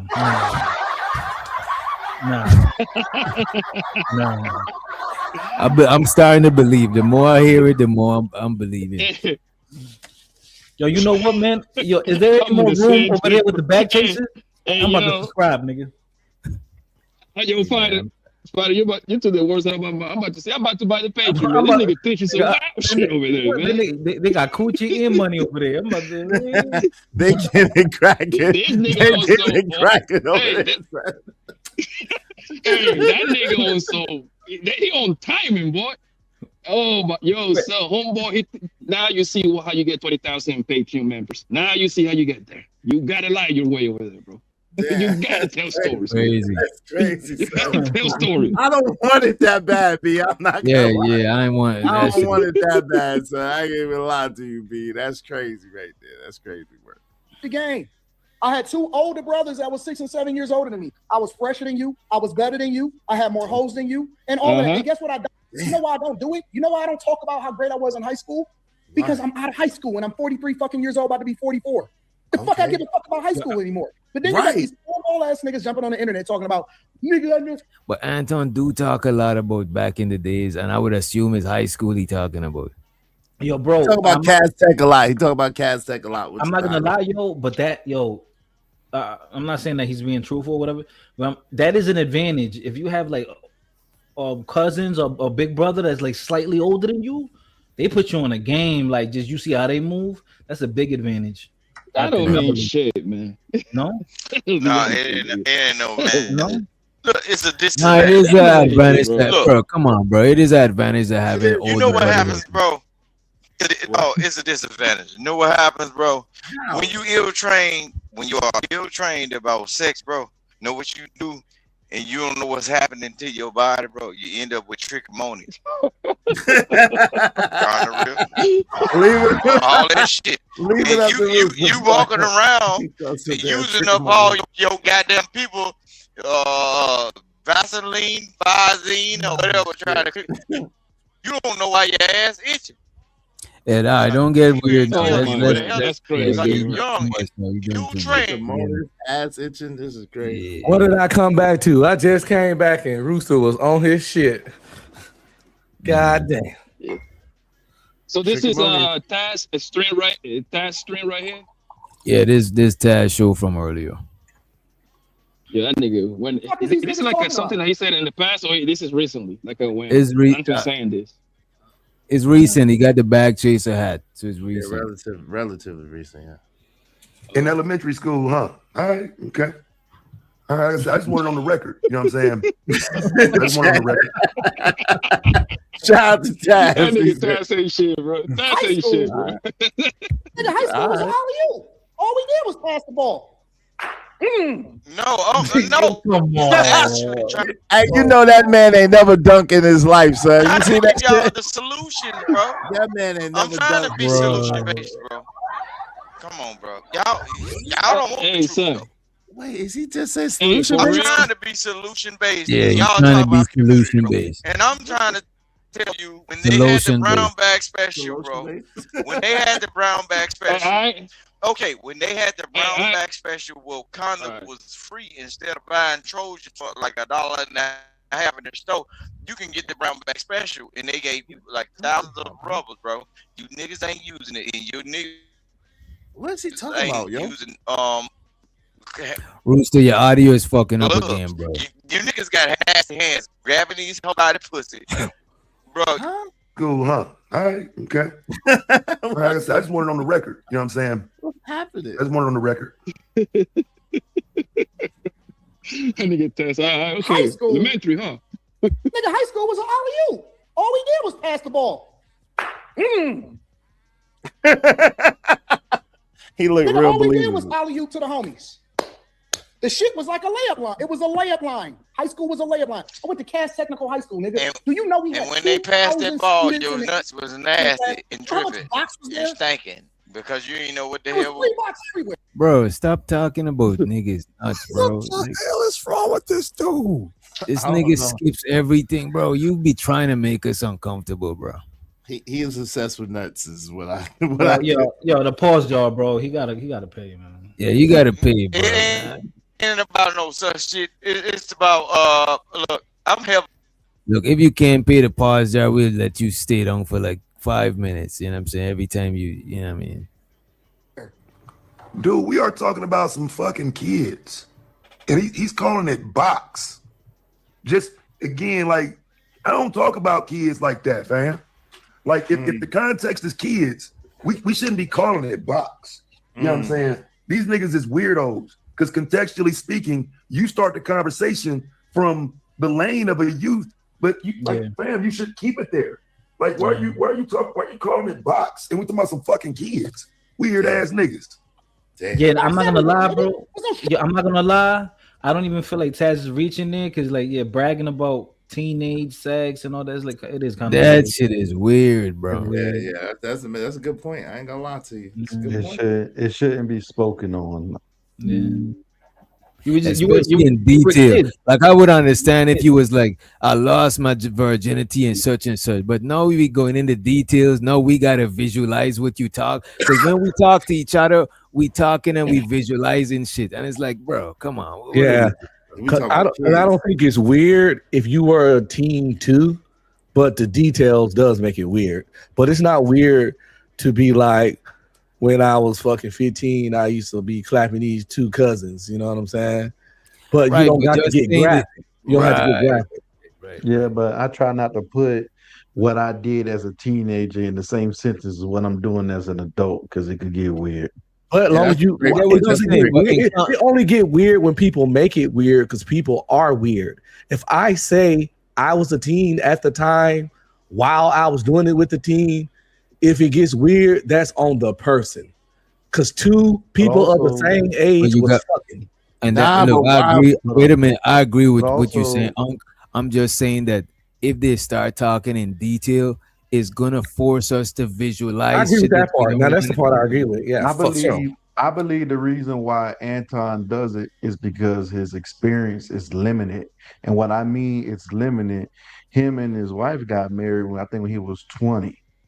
So if you notice, anytime he start talking about getting girls, he always say, tell him when I was in high school, all the girls that I had. He this whole doesn't video have that alive, by the adult way. experience. No, but still, I'm going by I what see what he you're says saying. online. The only other Like, every experience with single women he time, got, the only it's in other high you're school. saying the only other experience he got with women in high school is Rito. So you can't just tell Exactly, us about 'cause Rita all the time. It's just high school Rito. You know what I'm saying? Yeah, he That's has to all go it back is. to Every young. time I heard him, every single time I heard him talk about girls and somebody try to challenge him about his female experience, he say, but you better tell them, boy, when I was in high school, I had all the girls. Box was easy. And he always But goes that's the back to thing, high bro. school because But you know it's what a though? limited You know is why? experience. You know why, bro? Because he's talking in a lane that is not his lane. He's the married man. Yeah. He got more experience on the marriage lane. So to talk about the player lane, he gotta go way back to fucking inappropriate high school type shit.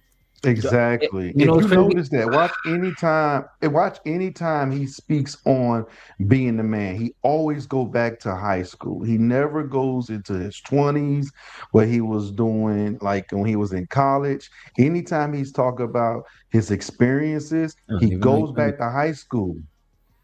You know I what's didn't funny? even know you went to college. My fault, fighter. We cut you off. Was he the dropout? I think he dropped out. Maybe I'm not sure. I Who could that? be wrong. Anton. I could be wrong. He dropped out of college. I could be wrong. Do y'all think he got like arrested development, like he tried to relive some past shit? I believe he does what a lot of people do, and what I mean is they talk about other people's experiences as if that it was theirs, as if they experienced it the way they did it. And you got a lot of people talking about, well, you don't know the hood, boy. This was happening in my neighborhood, but they weren't doing it. It was other people. So they talk through the visions of their real, the visions of those people glasses, how they did those things. They didn't experience those things themselves. So and I noticed also, this is my personal experience of my male friends or siblings, of family members, whatever. That the early bloomers, like they was getting it early when they were young. They ended up like settling down and stopped being players early too. So they died out early, and then the cats that didn't get it to like late teenage or early 20s, they kept on that being a player, being outside, not settling down later on too. That's something that I've noticed. I don't know how much truth there is behind that. So maybe Anton telling the truth then. Maybe he was getting mad box since a tender young age. And that's why it was so easy, going off what Fighter just said, to get married in his 20s. No, so now let me let me say this. What did you have to have at that age to get boxed? You just had to have gear. You just had to have Jordans. You just had to be the person who had a little bit more money than the other person. Man, it's fair. And there's another thing too. Something I noticed, and this is just a real thing. And like, depending where you live at, what your upbringing was, the things you witnessed, that you could put 2 13-year-olds together, and it's like one is like very advanced compared to the other 13-year-old. So sometimes someone could be even younger and manipulate the older young person. Somebody could be 11 and be way slick and smarter than your average 13-year-old, and they've been exposed to other shit. You know, that's just something that I've noticed about being young. Like, I don't know, people who've been sheltered, they develop later versus like kids who maybe grew up in the hood or they seen shit, they grow up quick. So just saying. I can say it works like that with money. You said what? I can say it works like that with money. Like if you grew up having money versus you just started getting money, you act completely different. Right. Can't miss. You can't miss. The fuck is these niggas talking about? Go the fuck outside. I'm looking at my high school right there. Go outside. Go outside, bro. Honestly, go outside and touch grass. I don't know. Wait, what does he mean? He's looking at his high school right there. He's like across the bro. So y'all telling me this man don't got arrested development? This man is at a spot right across so he could look back at high school and reminisce. I think his building's high up, and he probably exaggerating. He could probably see it from a distance. Ain't that the penthouse that you know his bachelor pad? That man want to get a good view of the high school so he could remember the glory days, bro. He could remember who he is. Remember when he used to walk these hallways? People used to, you know what I'm saying, move to the side. DJ, why do people get so hyped up about regular shit? Go outside is some regular shit. What do people be talking about? Go outside, touch grass. Oh, okay, every day. Like, what are you talking about? To be honest with you, bro, it's the new that's thing. every day, bro. You know what's funny about? Wait. You know what's funny about this shit? Being inside is some new shit, bro. It definitely is. Like we grew up outside. We had shit inside. What did we had? Nothing. They probably had PlayStations now coming out and shit, but the majority of shit was outside. Being inside is some new shit, bro. AI, podcasting, all this shit is new shit. No, DJ, I'd be so happy to be inside, bro. People like me, bro. Outside cost every time you make a turn outside, it costs some money. Some air. Thank God for inside, son. Like, what? And I ain't gonna hold you, bro. Paying all of these bills and shit. I gotta enjoy my shit, bro. So which and I gotta say this right, because Now you have people saying, "Oh, fight it hot. Why are you noticing 13-year-olds? You were from across the high school." That's TB Trucking saying that, right? No, but it's called having eyeballs and observation. Like, especially if I would stay away from. Don't defend yourself to these people, man. Again, if you say something about that and it gets and it's weird, they the weird ones. You was clear on what you said, and anybody that's not a perv understood what you were trying to say. If they try to make it that way, they mind went down a road. You can't control what the road another nigga mind takes some shit. Yeah, no, you're right. You're right. You're right. So you're right. Let them take the shit. You draw straight down the road, they hit a fucking left. So that's on them. Right. Is that was their interpretation. You're correct. Exactly. And they mind created the raunchiness of it. What these people is talking about anymore. Somebody said, who was that? That was my mom. My mom had to put me in Boxolitis AA. Boxolitis Anonymous. This nigga had to go in Boxolitis Anonymous, bro. What the hell is even that? From smashing too much box. I'm saying he been addicted to boxing. At 11? At 11 years old? At 11. I don't know if y'all got there in the video, but did he say the part where he said he had a beard at 11? You know, now we're gonna get there. I'm sorry, I probably didn't even, I ain't even heard that part. I ain't watched the whole thing. Okay, let me be quiet then. Hold on, Muse, hit the panel, Muse. Muse, I see you. Cucaracha, I see you in the comments. Hit the panel. Judge J got a 10. I think Judge J still got 10 credit. No, 5 is because that's the most amazing part about his story. That it was all at 11, and he's only 5'7" now. So how big you think this dude was at 11? The man said he was. I don't know if I actually heard this part. This nigga said he was 5'7" at 11, and he stopped. I remember that. I wasn't gonna say nothing, but yes. Wait, he stopped growing. That nigga is a liar, bro. He said he's 5. He was born. Wait, he was born a man. Yeah. He came out the womb. He came out the womb a man. No joke. If we be quiet and let this shit rock for a bit, that's the whole gist of it. He was born as a man and the man. He's been a man and the man since the age of 10, 11. He's been a man, the man, and extremely mature. That's pretty much since forever years old. Ain't no way you 5'7" as an adult. And you was 5'7" when you was 11 too. You didn't get no growth spurt. I'm 5'7" now. I'm 5'7" now, and I wasn't 5'7" at no fucking 11. Exactly. I was 4 feet something. Hey, listen, how did he keep from getting girls preggo? How did he keep from getting these girls preggo, shooting out puppy water and not being able to? Bro, because he played chess, not checkers. You know what I'm saying? Chess. You know what I'm saying? Whatever that means. I just throw that out there. He got advanced. He got advanced technical semen, and we got dumb nigga semen, and his semen played chess. You know what? He mastered the pull up. You see, y'all never met. At 11 years old. He's 11 years old. Let's get out of here. That's it.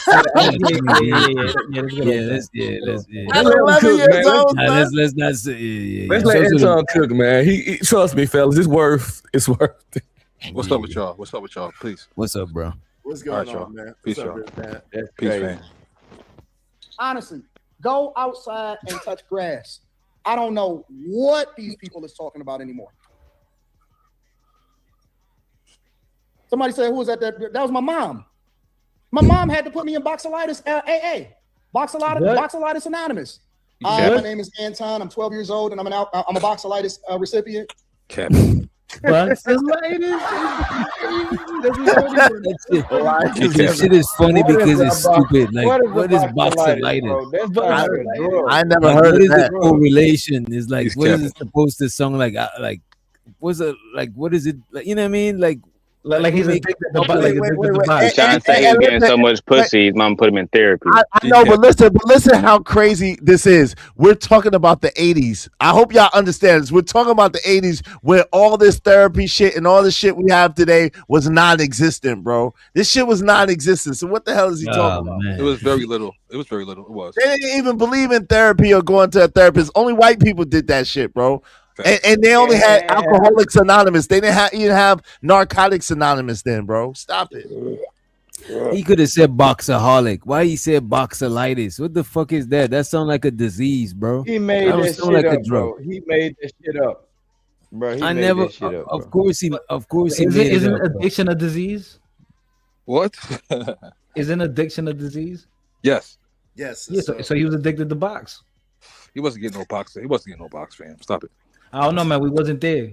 Man, he wasn't getting no box. His mama said different, bro. His mama said wait, when you go to wait a bro. minute, when you go to bro. these things, it's for addiction. So it had to be some sort of substance. You know what I'm saying? Yeah, the pussy juice. He ain't going there he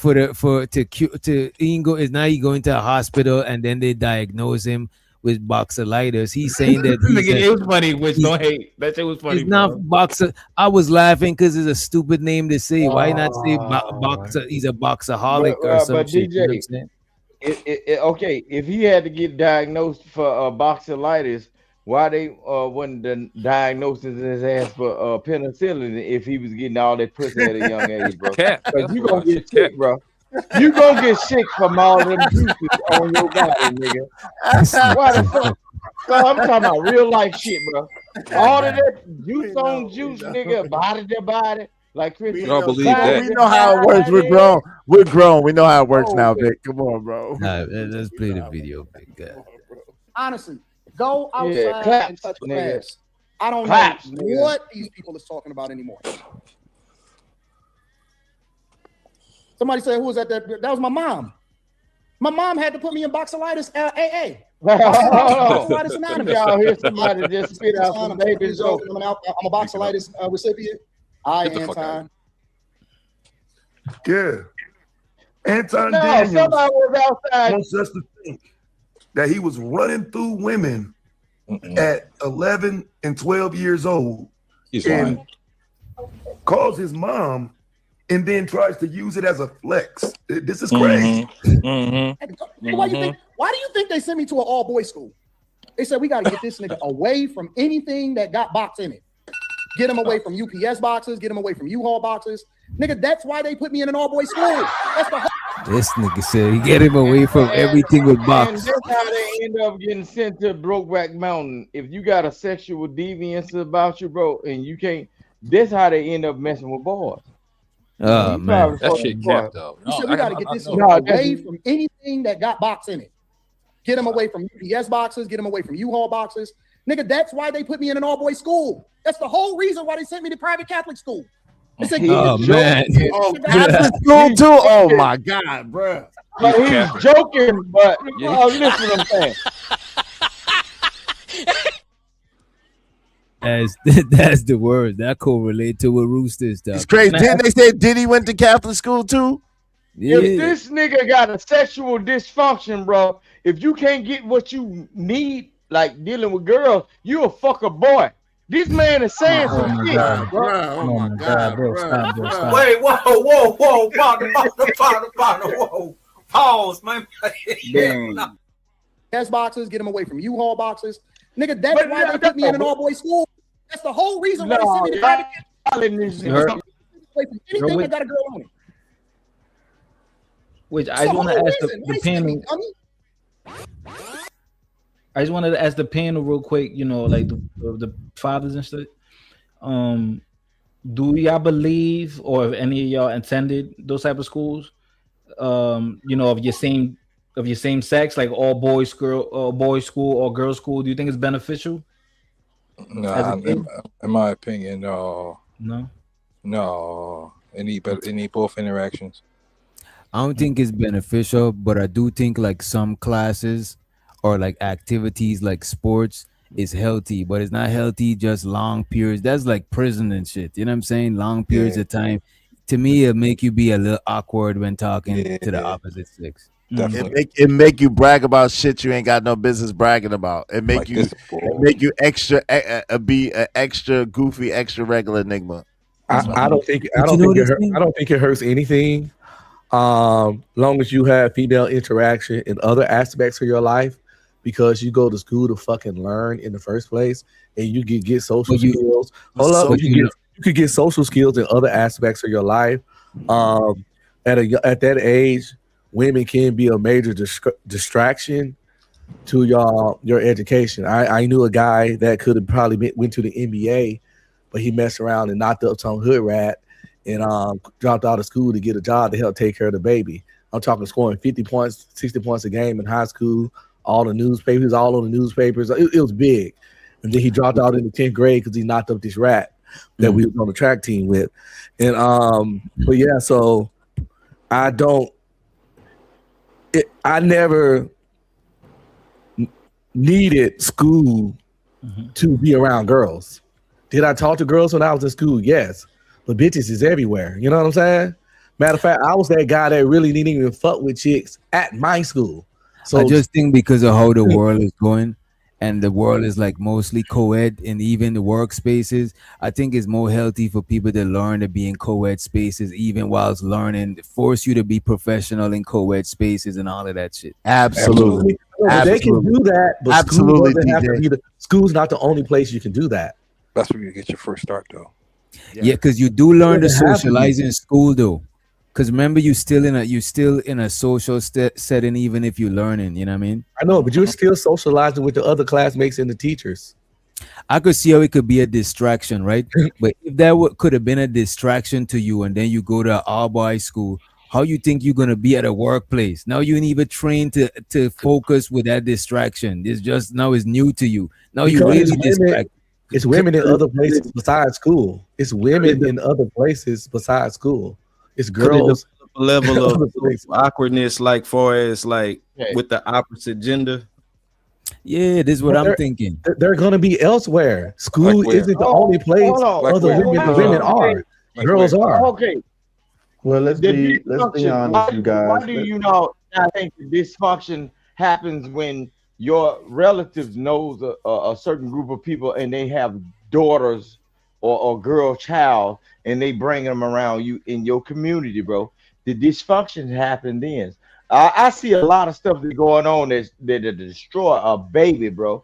A lot of times when you let your little son, your little 3 or 4 year old son, the little girl babies are the one that's grabbing their hand. I don't know what he was about to say, but Bruce, I'm about to let you back up. He sounded like he was going down the wrong road right there, bro. So to give my thoughts on it, let's be honest. My fault. To give my thoughts on it, let's be honest. The time that you get the most interaction with the opposite sex is during school time. You're not gonna get it as much as it's the perfect learning setting. Unless it's like your sister, like your family. Unless it's like your family members, college, like after school, you know what I'm saying? Stuff like that. But it's not going to be as much as that interaction that you typically get doing middle, high school, elementary, and college. That's going to be your most interaction. After that, it's going to be smaller circles. It's going to dwindle down. The best time to get the but what's more important, getting interaction with women or getting good marks in school and becoming someone and being successful? Both. See, that's the problem. Wait a minute.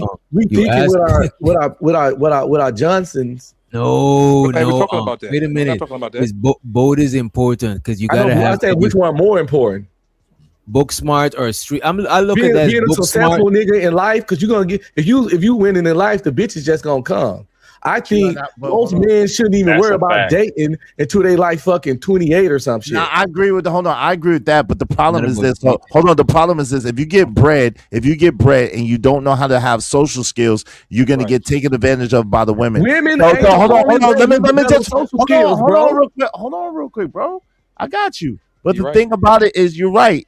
That's not the only way. But at the end of the day, that's one of the most important relationships you're ever gonna have is the relationship that you have with the opposite sex. That's the one relationship in your life that you get to choose. You don't choose your children. You don't choose your mother or your father or your brother or sister, but you choose your spouse. You choose the person that you spend time with the most of the time. So at the end of the day, it's very important to be able to socialize on a very mature level and understand how to interact with the opposite sex. But y'all doing that extreme shit. No one said there would be no interaction with the opposite sex, just that they won't be at the school. This nigga can still go to other school basketball games, go to the skating rink, go to the mall. Look at this. Look at this. That's limited interaction. This is what I was trying to say earlier when Manosphere was talking. After school, most people is at the crib or in their neighborhood and shit like that. You know what I mean? It's girls in the neighborhood. Yeah. But that's but it's different settings. It's just like there's girls outside your workplace and there's girls inside your workplace. The girls outside your workplace is the girls in your neighborhood. The girls in your workplace is the girls in your classroom. Now you learn to be focused and be professional while the opposite sex is still right there, bro. Absolutely. Hey, DJ, you mind if I cut in for a second, We bro? can't walk into. I understand what y'all. I ain't saying y'all wrong, but we put a little too much emphasis. School is for learning, yo. I agree. Yeah, I agree. You got it on. Too many niggas destroyed their life.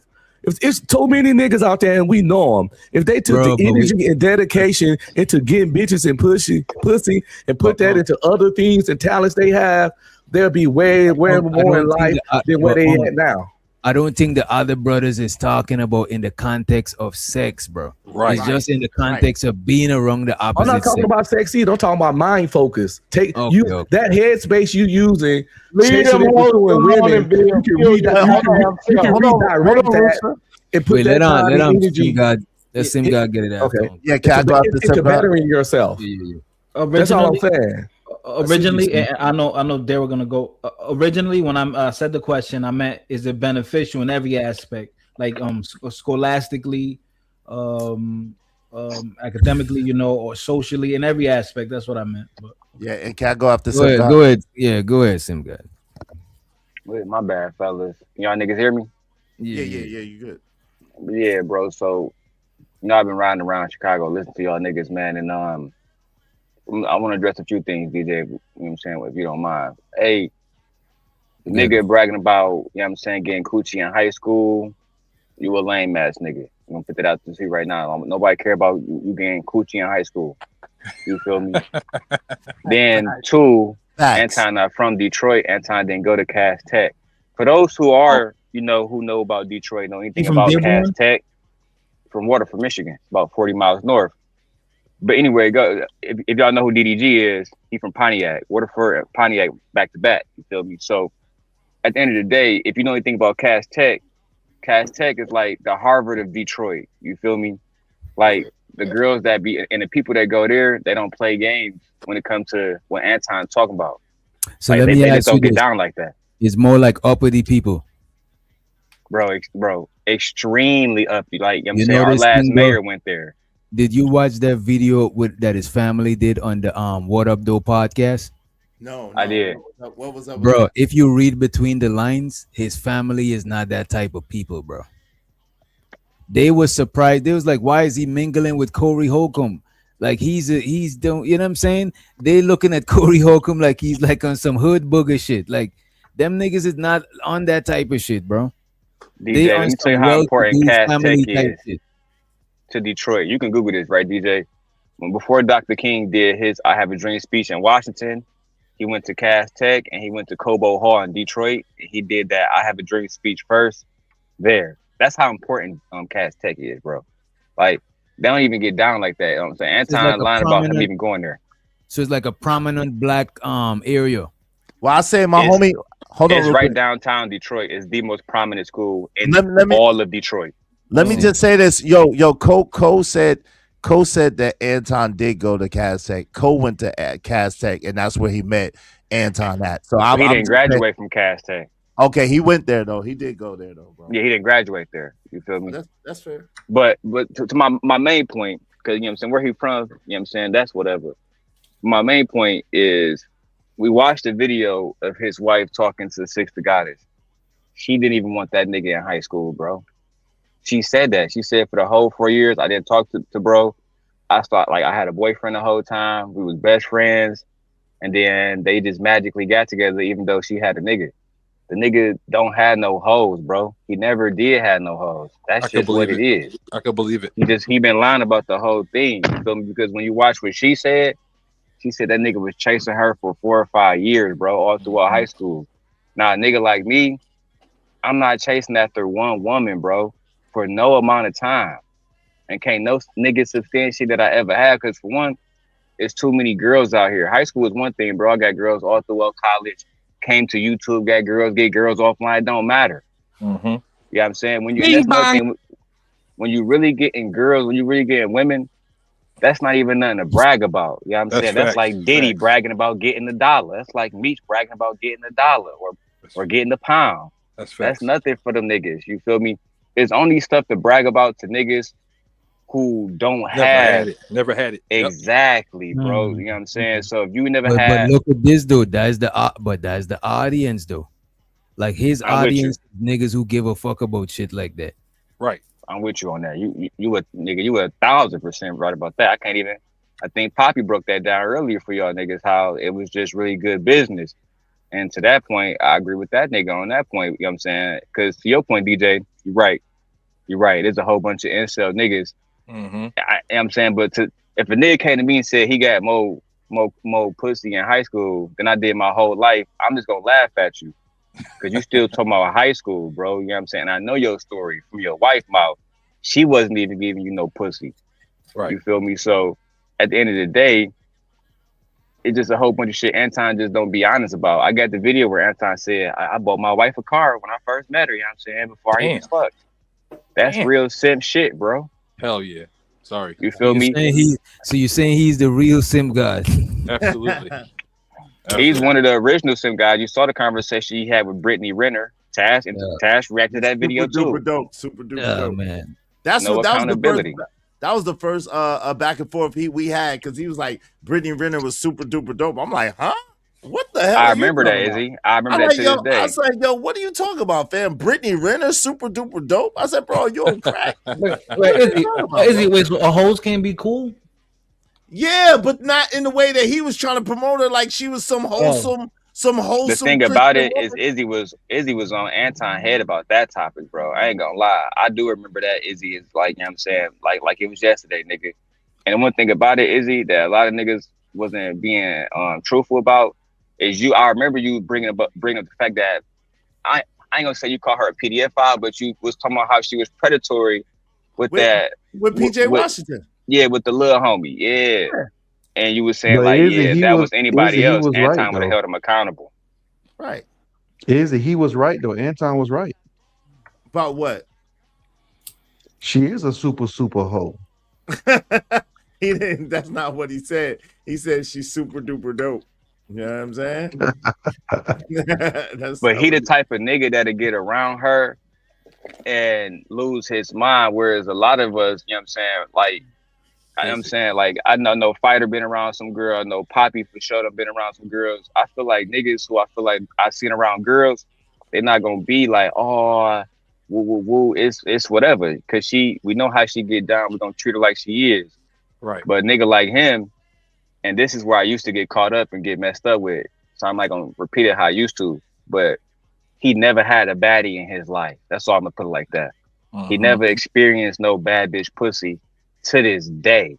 You feel me? So when you got Mika coming around or Island Girl Q, in his mind, because for all niggas like Izzy said, Mika not bad at all. But for a nigga like him, she bad.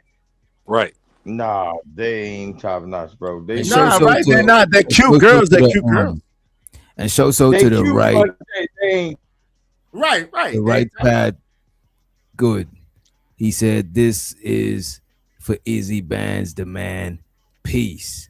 Hey, peace, right, Pat. I'll give you $1. I'll give Izzy $1 from it. You know what I'm saying? So thanks, man. Shout out to Right Path. Good. Yeah, I just think. Oh, my bad. Go ahead. Get him away from UPS boxes. Get him away from U-Haul boxes.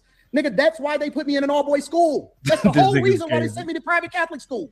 They said, get this nigga away from anything that got a girl on it. It's the whole reason why they sent me, dummy.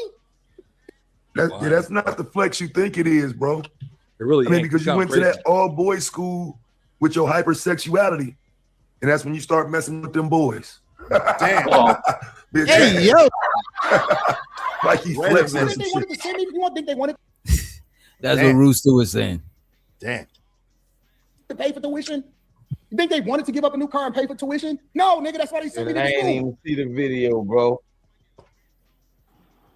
Shout out to you, Rooster, way before now, several former contestants pull back the curtain on what they say. Video, but I understand that human. I understand human behaviors, bro. the whole thing is, bro, like being out. Okay, remember the other conversation that they was having on the internet about trauma and everything. I've been raised around dangerous ass people all my life, and some of these people didn't change their life. And they went into other dangerous situations and shit. So, and then they came back and told me the story. But the dangers I've been around, I actually seen certain shit, bro. So when it comes down to the actual human being that's on the internet, bro, this shit is child's play to me. I can pinpoint out the 50. That's why I can talk so much. I can talk so much because I've seen so much. And that's why y'all try to stunt what I say or stifle what I'm saying. And that's why y'all drop me because y'all we drop you because you don't finish, bro. You make a point and then you keep talking and then we forget the point, bro. Oh, okay. But how many? Okay. If I would show you how much money that my people got or how much money I got in my bank account, would it change your the press of the mute button? It probably would. No, it wouldn't, because you having that money doesn't.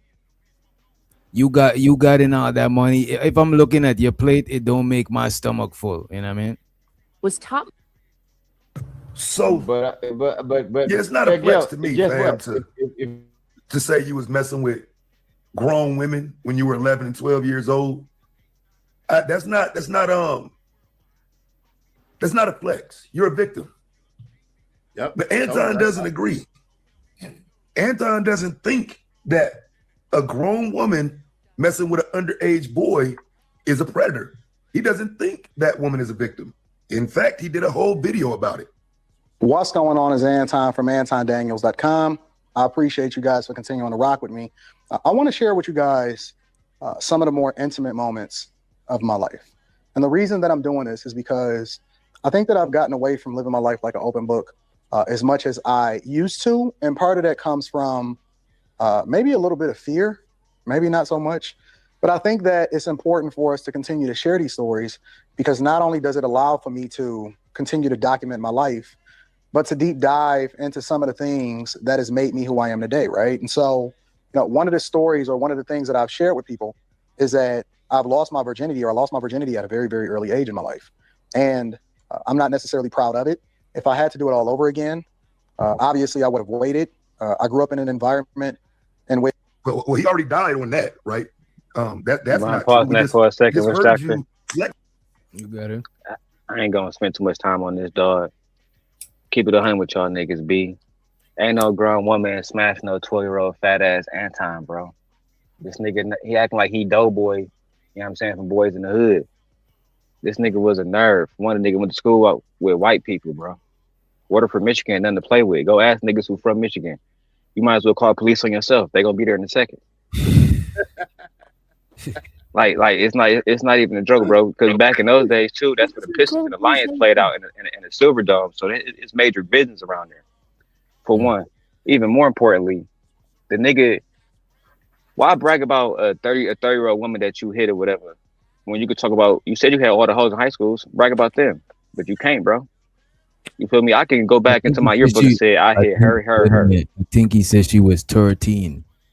But there's a one that we telling you, DJ. There's one where he said 32.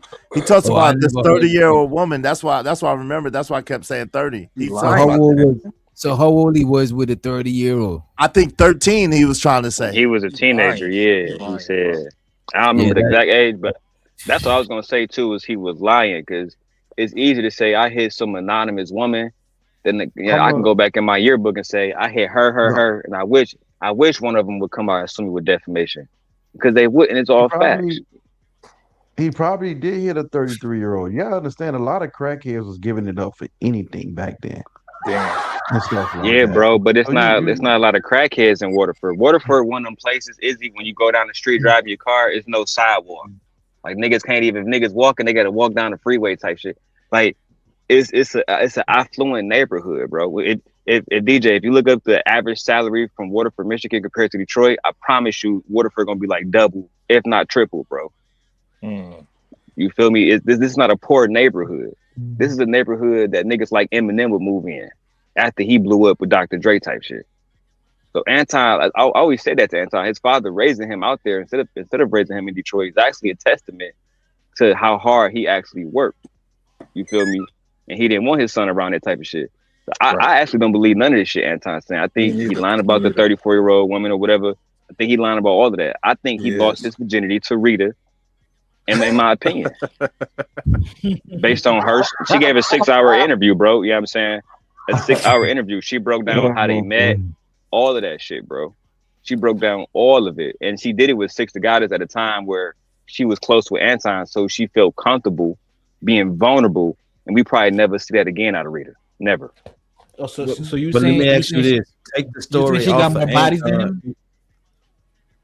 If you take the story off of Anton, would you think it would be true, like a teenager and a 20-something-year-old, like a teenager and a teacher, or whatever the case may be?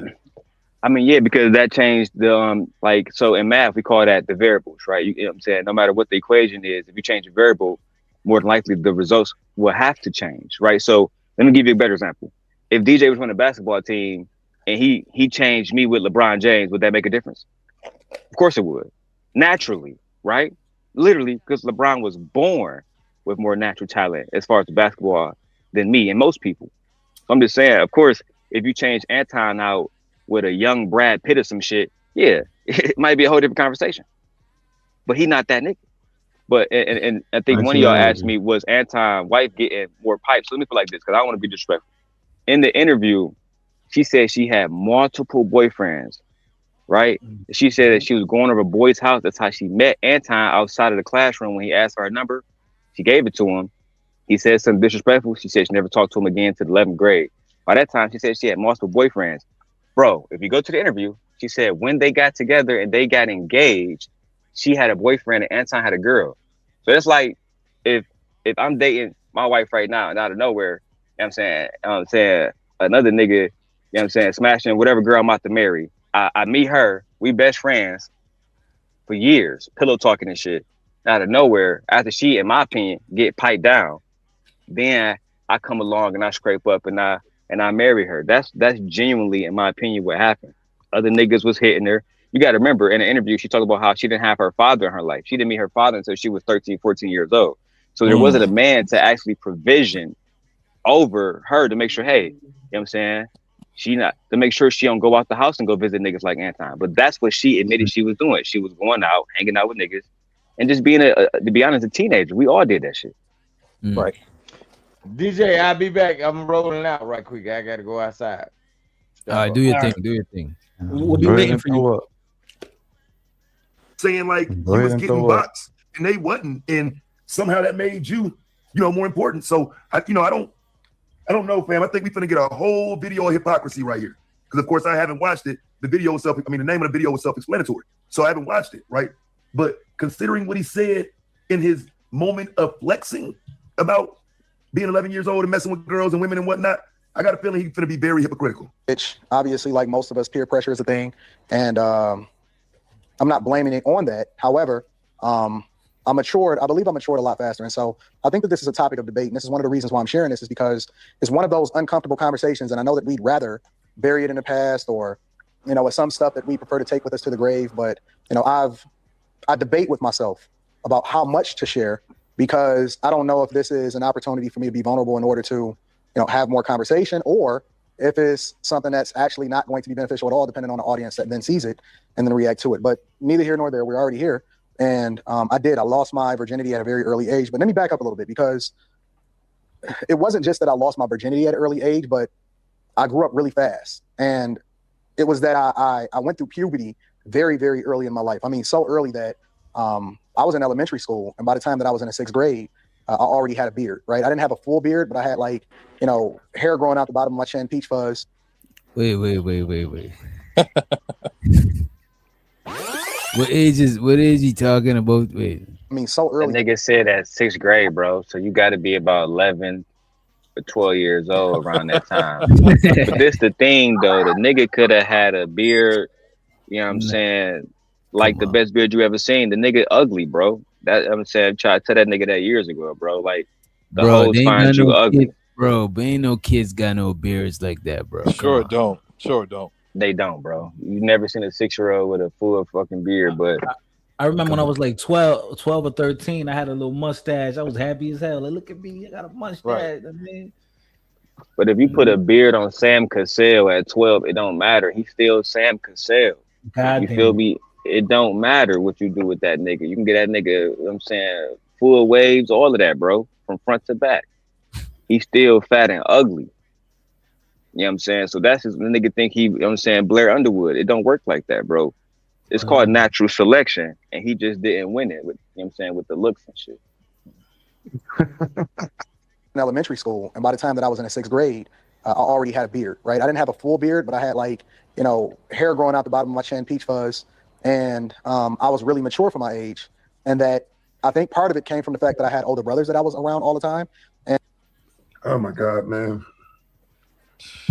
Probably gonna be a lot of filler and unnecessary shit too. I didn't think about that, man. I forgot Anton likes to take you all the way around the block before he says some dumb shit. So we got to take this trip with him right quick before he starts saying stupid shit. and I was born with, not born with, but I had, you know, 3 brothers. I grew up with 3 brothers, no sisters. I got a younger brother that's 6 years younger than me, and then I got 2 older brothers that are 6 and 7 years older than me. So essentially, you know, I'm the middle child. And, you know, combined with the fact that I was really, really rebellious when I was growing up, and that I grew up in the church, and I grew up in a really great environment, and I had great influences in my life, including my father and my mother, and a whole lot of uncles, and a great community of people. And even though I grew up in the inner city of Detroit, it was a little bit different because, you know, we didn't feel like we were poor, if that makes any sense, right? Because we had money, but it was almost like you hood rich, like you the best of or you the big fish in a small pond. And when I grew up, it was really interesting, and I'll get into it in another day about, you know, the money that we had and lost and all of that type of stuff. But when I grew up, being a middle child, you always chased and looked after or gleaned certain lifestyle cues from your older brothers, right? And because my older brothers were 6 and 7 years older than me, and, you know, they were the men and they were of the hood and, you know, all of that other type of stuff, I had an opportunity to grow up really, really fast. When we grew up in the 90s, because I was born in the early 80s and 82, bro, and so by the time I hit the 90s, I gotta hate these niggas, but like, you laying all this out like you finna get into some really in-depth story, but I ain't buying it. A lot of this shit you be talking about be cap. Shout out to his brothers. I don't know them. I ain't got no problem with them. But again, some of this be like setting the stage for another day or another story for more cap. Let's just say his brothers ain't got no respect for him. You know what I'm saying? I'm gonna start with this. I don't want to go too much into what I know about his people, but I know a lot. You know what I'm saying? I know enough to say this. His brother don't got no respect for him. His nephew beat the shit out of him at a Thanksgiving party. That was his brother's son. Yeah. You know what I'm saying? The video, you can go pull it up. Nigga Anton knows, bruise, and all that shit. It was on Fight Club. I remember that. It's still, I'm saying, then you got the situation with his mom. So I was able to record a conversation between him and his moms. And his moms, you know what I'm saying? And this was a public conversation for the record. But his mom was basically saying, like, yeah, your whole life you've been stupid. Your whole life you've been making stupid choices. You know what I'm saying? Yeah, she criticized him for how he feel about Donald Trump. She was saying that he was always manipulative. She said all of this, bro, out of her own mouth. You feel me? But the whole thing about them growing up in the hood, that's a lie. You don't grow up in the hood if you grow up in Waterford. You just, it's literally impossible. You feel me? So it's not like growing up in LA or growing up in Chicago. You know what I'm saying? Where I can be right now. I'm in Chicago right now. I'm in Urban Park. But I can go 20 minutes south and I can be, you know what I'm saying, on fucking O Block.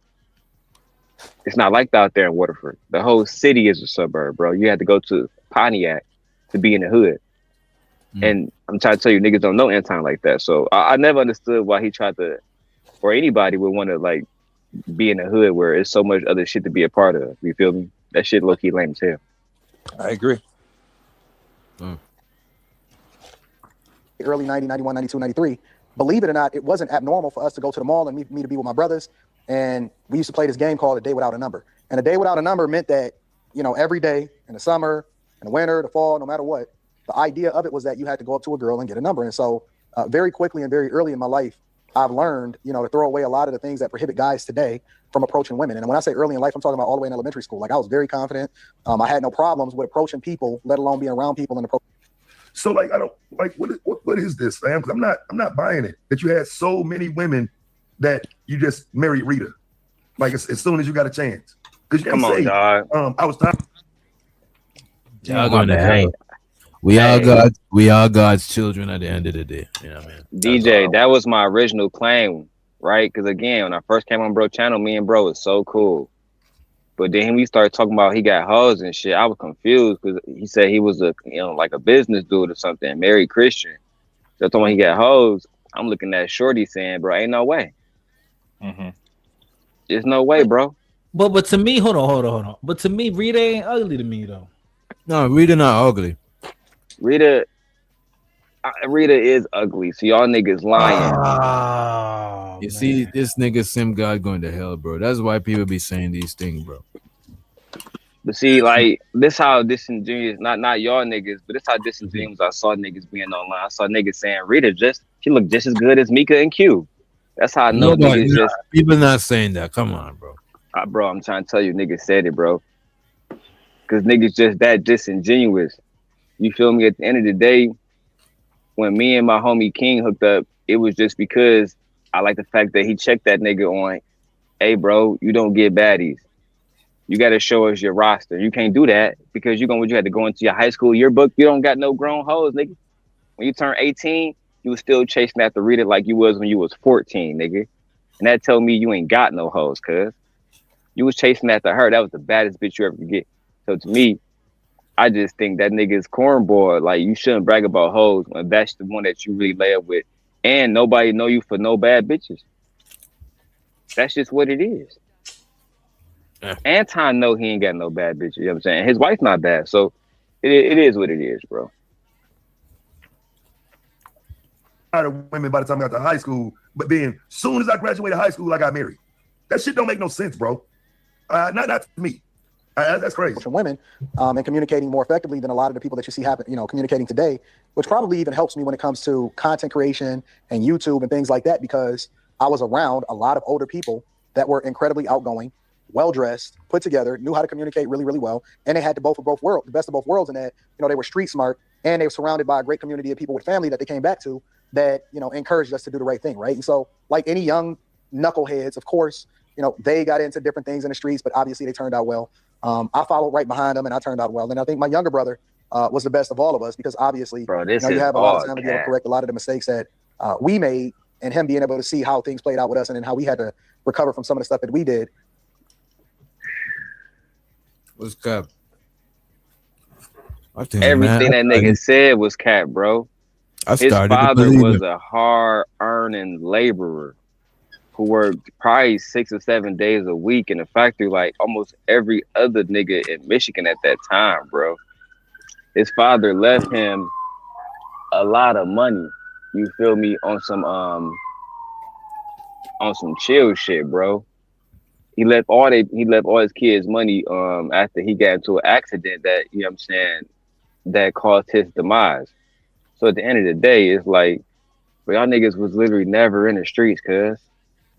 Nobody know that. He acting like he loved Meech or some shit. Like, the nigga was never, he acted like he jumped off the porch. He said that I was out there too, but I just turned out differently. No, you didn't, cuz. When Anton was back on, before he started deleting video, he had a video about how his best friend robbed him. How he used to sell Cartiers. The glasses. Yep. He used to sell Cartiers because niggas in Detroit buy Cartiers all the time. We buy buffs all the time. So the buffs and all that. Correct. And he talked about how, you know what I'm saying, part of the reason why he don't fuck with niggas is because no white man ever robbed him, but it was a black man that robbed him and took all his shit. And the only thing I used to ask him is, why you even go get your shit back? You said you was in this shit. So either you scared or you lying to us, cuz that's, as far as I'm concerned, that's the only way I look at it. And I don't think he was scared. I think he was lying. I think the nigga, or maybe he was both. Maybe he was just, the nigga said that the nigga put a tool on him and took all his shit. You know what I'm saying? So I'm thinking, bro, you should just go get your shit back. Do the same thing he did to you. But he not cut like that, bro.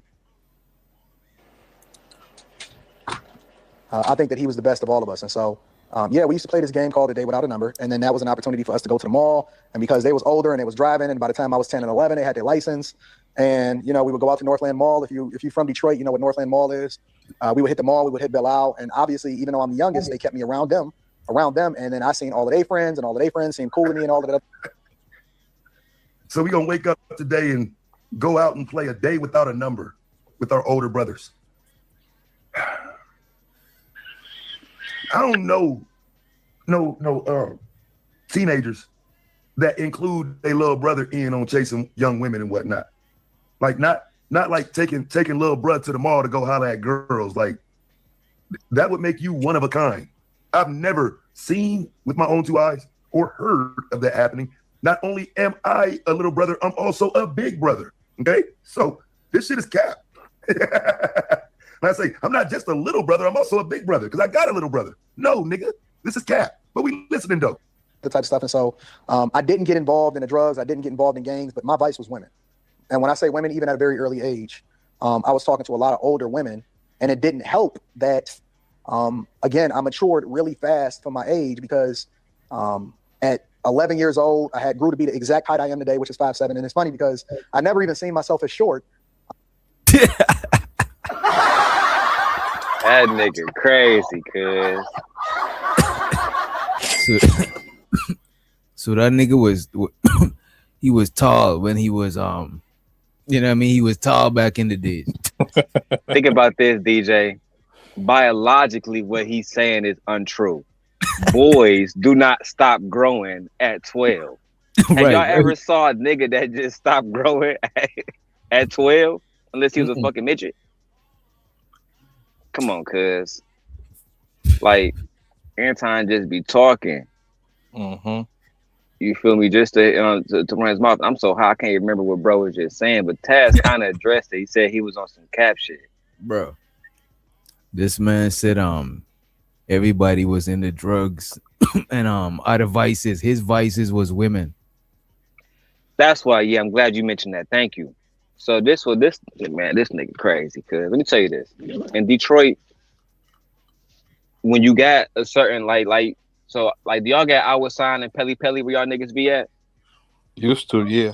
Yeah, bro. So when we was coming up, you had a Muhammad Ali, Pelly Pelly, Muhammad Ali, Our Sign. Them bitches be two bands. You feel me? You get some buffs, don't you know what I'm saying, slide in a nice little Charger or whatever, and the hoes coming to you, bro. We not going. You think we about to put gas in the car, go to the mall and chase down some hoes?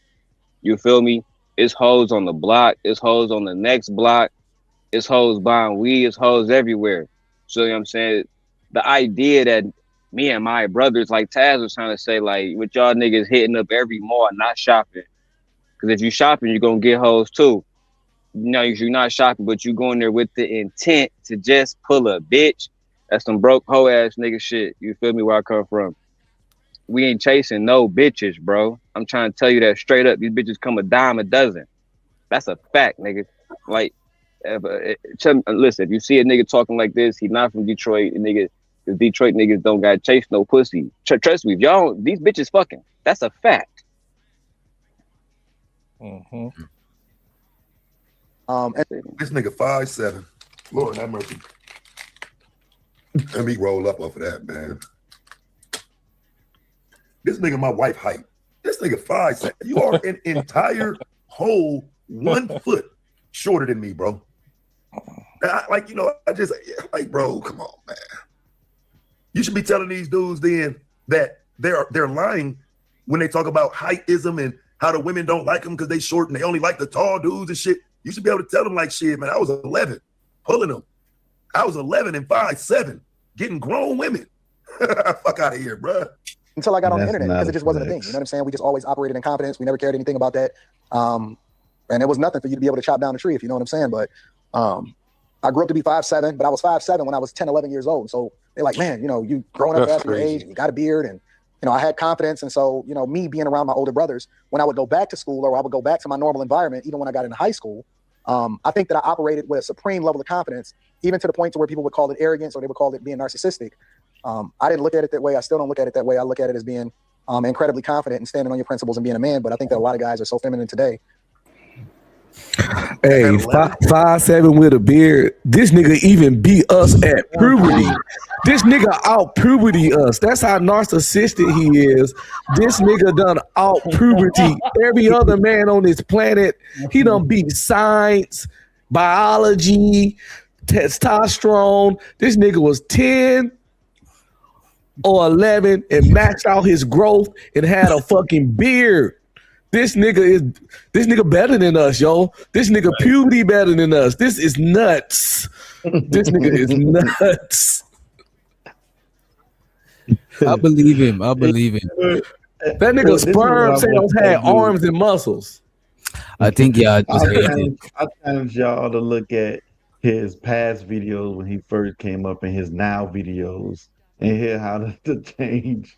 You're not going to tell me the confidence that you currently have right now was the same confidence you had on those first videos. Bro, that nigga was so humble when I met that nigga, bro. You feel me? Back in like 2020, man, that nigga was so humble, cuz only thing that nigga talked about was God and basically marriage, bro. He wasn't even talking about manosphere shit, bro. Like in business, the little bit that he did know. But after Tawana brought Kevin Samuels to Lapeef, bro, that nigga switched up like immediately, cuz I'm talking about, bro. If y'all niggas is there, then you know that nigga switched up, bro. Quick as hell. I ain't never seen nothing like it, bro. To be honest, that's a fact. Outside of Prince Stella turning on the hoes and dogging them out, I ain't never seen nothing like it. Sound like a couple cats in this space, unfortunately. Yo, whatever happened to old girl, the weathercast girl, newscast girl? With Prince Stella? Nah, the shorty that she knocked off. You know, you talking about B. Taylor? She still be doing content. She still getting helly money. Oh, wow. Yeah, man, she's still doing her thing, She's a real journalist, bro. And I was about to say that. A lot of stories we reviewed, bro. She breaks stories, bro. B. Taylor broke like 70% of like the major stories last year in America. That's like super a fact, bro. Like when that brick lady shit happened, when they discovered that she was lying, you go look up all this shit. It's gonna say, I ain't gonna put her name out there, but it's gonna say her first name and then Taylor. That's her, bro. Yep. Yeah, she linked up with the governor and everything. She that bitch down there in Texas. I'm just guessing say her name, Brittany, because she looked like a Brittany. Yeah, Brittany, Brianna. I mean, she black. Y'all niggas real close. I ain't gonna say it. Y'all close. It ain't that many more options. Yeah, she in her age range and yeah. And I appreciate you, Miss Jill, for the motherfucking cash app. Appreciate it. Yeah, man, he be trying to sell himself as Superman or some shit. At 11, you talking about standing on confidence and being a man? Man, get the fuck out of here, bro. At 11? Come on, bro. That they don't know what that means, but that's a whole nother conversation. And again, we can mine that out for another day. But coming back to it, I remember when I lost my virginity, and it was a girl. I went to a school called Hampton Elementary School, and it was a middle school that was attached to it. So it was Hampton Elementary School, and then it was Hampton Middle School. And there was a girl that was always checking for me and filling up, pulling up, looking to get felt up and stuff like that. And it was a skip day, and so I had some homies that actually lived up the street. Actually, it wasn't even a skip day; it was a half a day. And so it was some guys that lived up the street, and I had an auntie that lived a little bit closer to the school because I didn't live as close to the school. But we all went there, and so on that half a day, we wound up going around the block, and then that same girl that was actually older than me, I think she was like, I don't know, 2 or 3 years older than me. And it wasn't nothing. Like, I don't remember. This Dr. Phil ass shit. Make the fuck out of here. Who is this? He says, when did Anton? Wait a minute.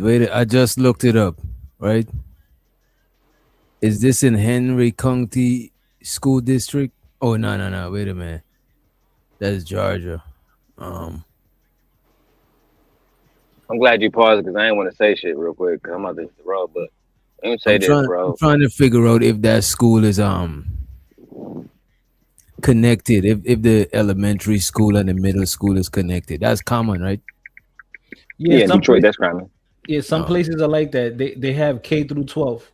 Some places. Yeah, Hamilton was one of them schools. You know what I'm saying? And I don't know if they still open or not. When you're done. Oh no, I was gonna just say, bro, because he did say he didn't live as close to the school. A lot of people do that in Detroit, where they want their kids to go to certain schools. They sign them up. Let's say if Fighter was my blood brother or whatever. In Detroit, it wouldn't even matter. but I wanted my kid to go to Cass Tech. I live out in the burbs. I'm gonna sign a kid up with fighter address. And then they're gonna be like, oh yeah, he lived within the district, so he can go to school here, type shit. Yep. Yo, remember, you know that happened to that mom in Bridgeport, where I was living in Bridgeport. The mom that she lied about the address that she wanted her daughter to have a better school. Yeah, they were trying to arrest the mom and all that. Al Sharpton came out and everything. That was a big case. Like they were trying to give her. So Daryl, let me ask you a question. Is it safe to say, with your with how familiar you are with Detroit, you would know who was the big stepper, mid stepper, or mini stepper in Detroit? I mean, to a certain degree, bro. You know what I'm saying? Like Anton a little bit older than me, but because he was older than me and I was actually around OGs in Detroit, like you would hear about a nigga like when I like bro, look, when I met Anton, he said that he was giving away $100,000 a month in Detroit. Bro, I'm trying to tell you, from the biggest names that y'all niggas ever heard of, from Big Meech and his brother Terry to Maserati Rick, none of them niggas ever did that, bro. We would hear about a nigga that's giving away $100K a month. The nigga was lying from the beginning. You feel me? But as far as big steppers, he wasn't big stepping at that point. He just got rich a few years ago. You know what I'm saying? When he was in Detroit, and if you look up his business, like the soul food business he had, both of them bitches was registered in Waterford, Michigan. They wasn't registered in Detroit. He wasn't in Detroit. You know what I'm saying? Like, and the thing about it is, it's a lot of people like him, like a lot of black people that work real hard to be in the suburbs of white people. But then the white people, they got different type of money. You know what I'm saying? They mom might be a goddamn nurse, dad might be a lawyer or some shit. They driving Porsches, no Patreon, none of that shit. So they kids is on some different shit. Yeah, Daryl, but when I went to Detroit, I think I went in 2016. When I was downtown, I know downtown they got the baseball field and all that. The what is it? The Tigers. Like the downtown area, I see there's like I don't know. It must be different now. That was almost a decade ago. Gentrified. You can use that word, gentrified. Yeah, and you saw the white folks downtown in the brownstone because they were like a lot of empty lots. There'll be just these big empty lots that you could put land in. So I can only imagine. It's not like Chicago, New York. Yeah. So I can only imagine that now they built that up now, right or no? Since 2016, yeah, absolutely, bro. Yeah, most definitely. But it's still like it's really gentrified. So even downtown Detroit, you know what I'm saying, you can find a few black people down there, you know what I'm saying, walking around, maybe working or some shit, but it's a lot of white people living down there now. You feel me? Like to really find like real bad black women, it's either gonna be one of two things. They're gonna be in the hood, or they're gonna be one of them suburb bad bitches. You feel me? They come from the suburb, they got a good family type shit, and they just be in the hood going to the club type shit. So Detroit, it's not like New York or Philly, like where you from and shit, Connecticut or Chicago. It's very small, bro. You know, there's not too many places to dangle around that bitch because it's dangerous too. What about is Dearborn Detroit or that's just outside of Detroit? If y'all look up Dearborn is the #1 Muslim community in America. Yeah. There's nothing but Muslims and Chaldeans. Chaldeans is non-Muslim faith Arabics. You feel me? But the niggas be out there doing all kinds of shit. But niggas don't go out there. No, nigga, that's Dearborn. Let's get back to the video. I don't even know what y'all talking about. Nah, I was just switching up the conversation to geography. That's one. Man, I don't even know who that is. When did Anton become a black conservative who you do videos on? After his affair, allegedly, you had no argument against him. I'm trying to understand what your point is. I just answered the first part is, when did Anton become a black conservative who you do videos on? Now, if I show you an old Anton video I did, would you go the fuck away? If I showed you an old Anton video from, let's say, 2021, you know what I'm saying? I didn't do a lot of videos about him, but I certainly had smoke for the stupidity that I seen at the time. Right? So I didn't do a whole lot of content, let's say, on Anton, but I did enough for people to know that the things I'm saying today aren't things I wouldn't have said back then if I'd have really paid attention and knew he was saying them. I didn't know he was saying them. I would have easily turned Anton into some content back then, right? Big op, but I just didn't know. So we here a little late. I'm just a little late. You know what I'm saying? Go listen to him, fam. I don't understand what y'all be tripping on. Like it's okay to not listen to me and go listen to him, it won't bother me. Like, you have no argument against the conservative stance in general. Trump 2028, we pray no one who thinks like you ever again takes control of our government. What?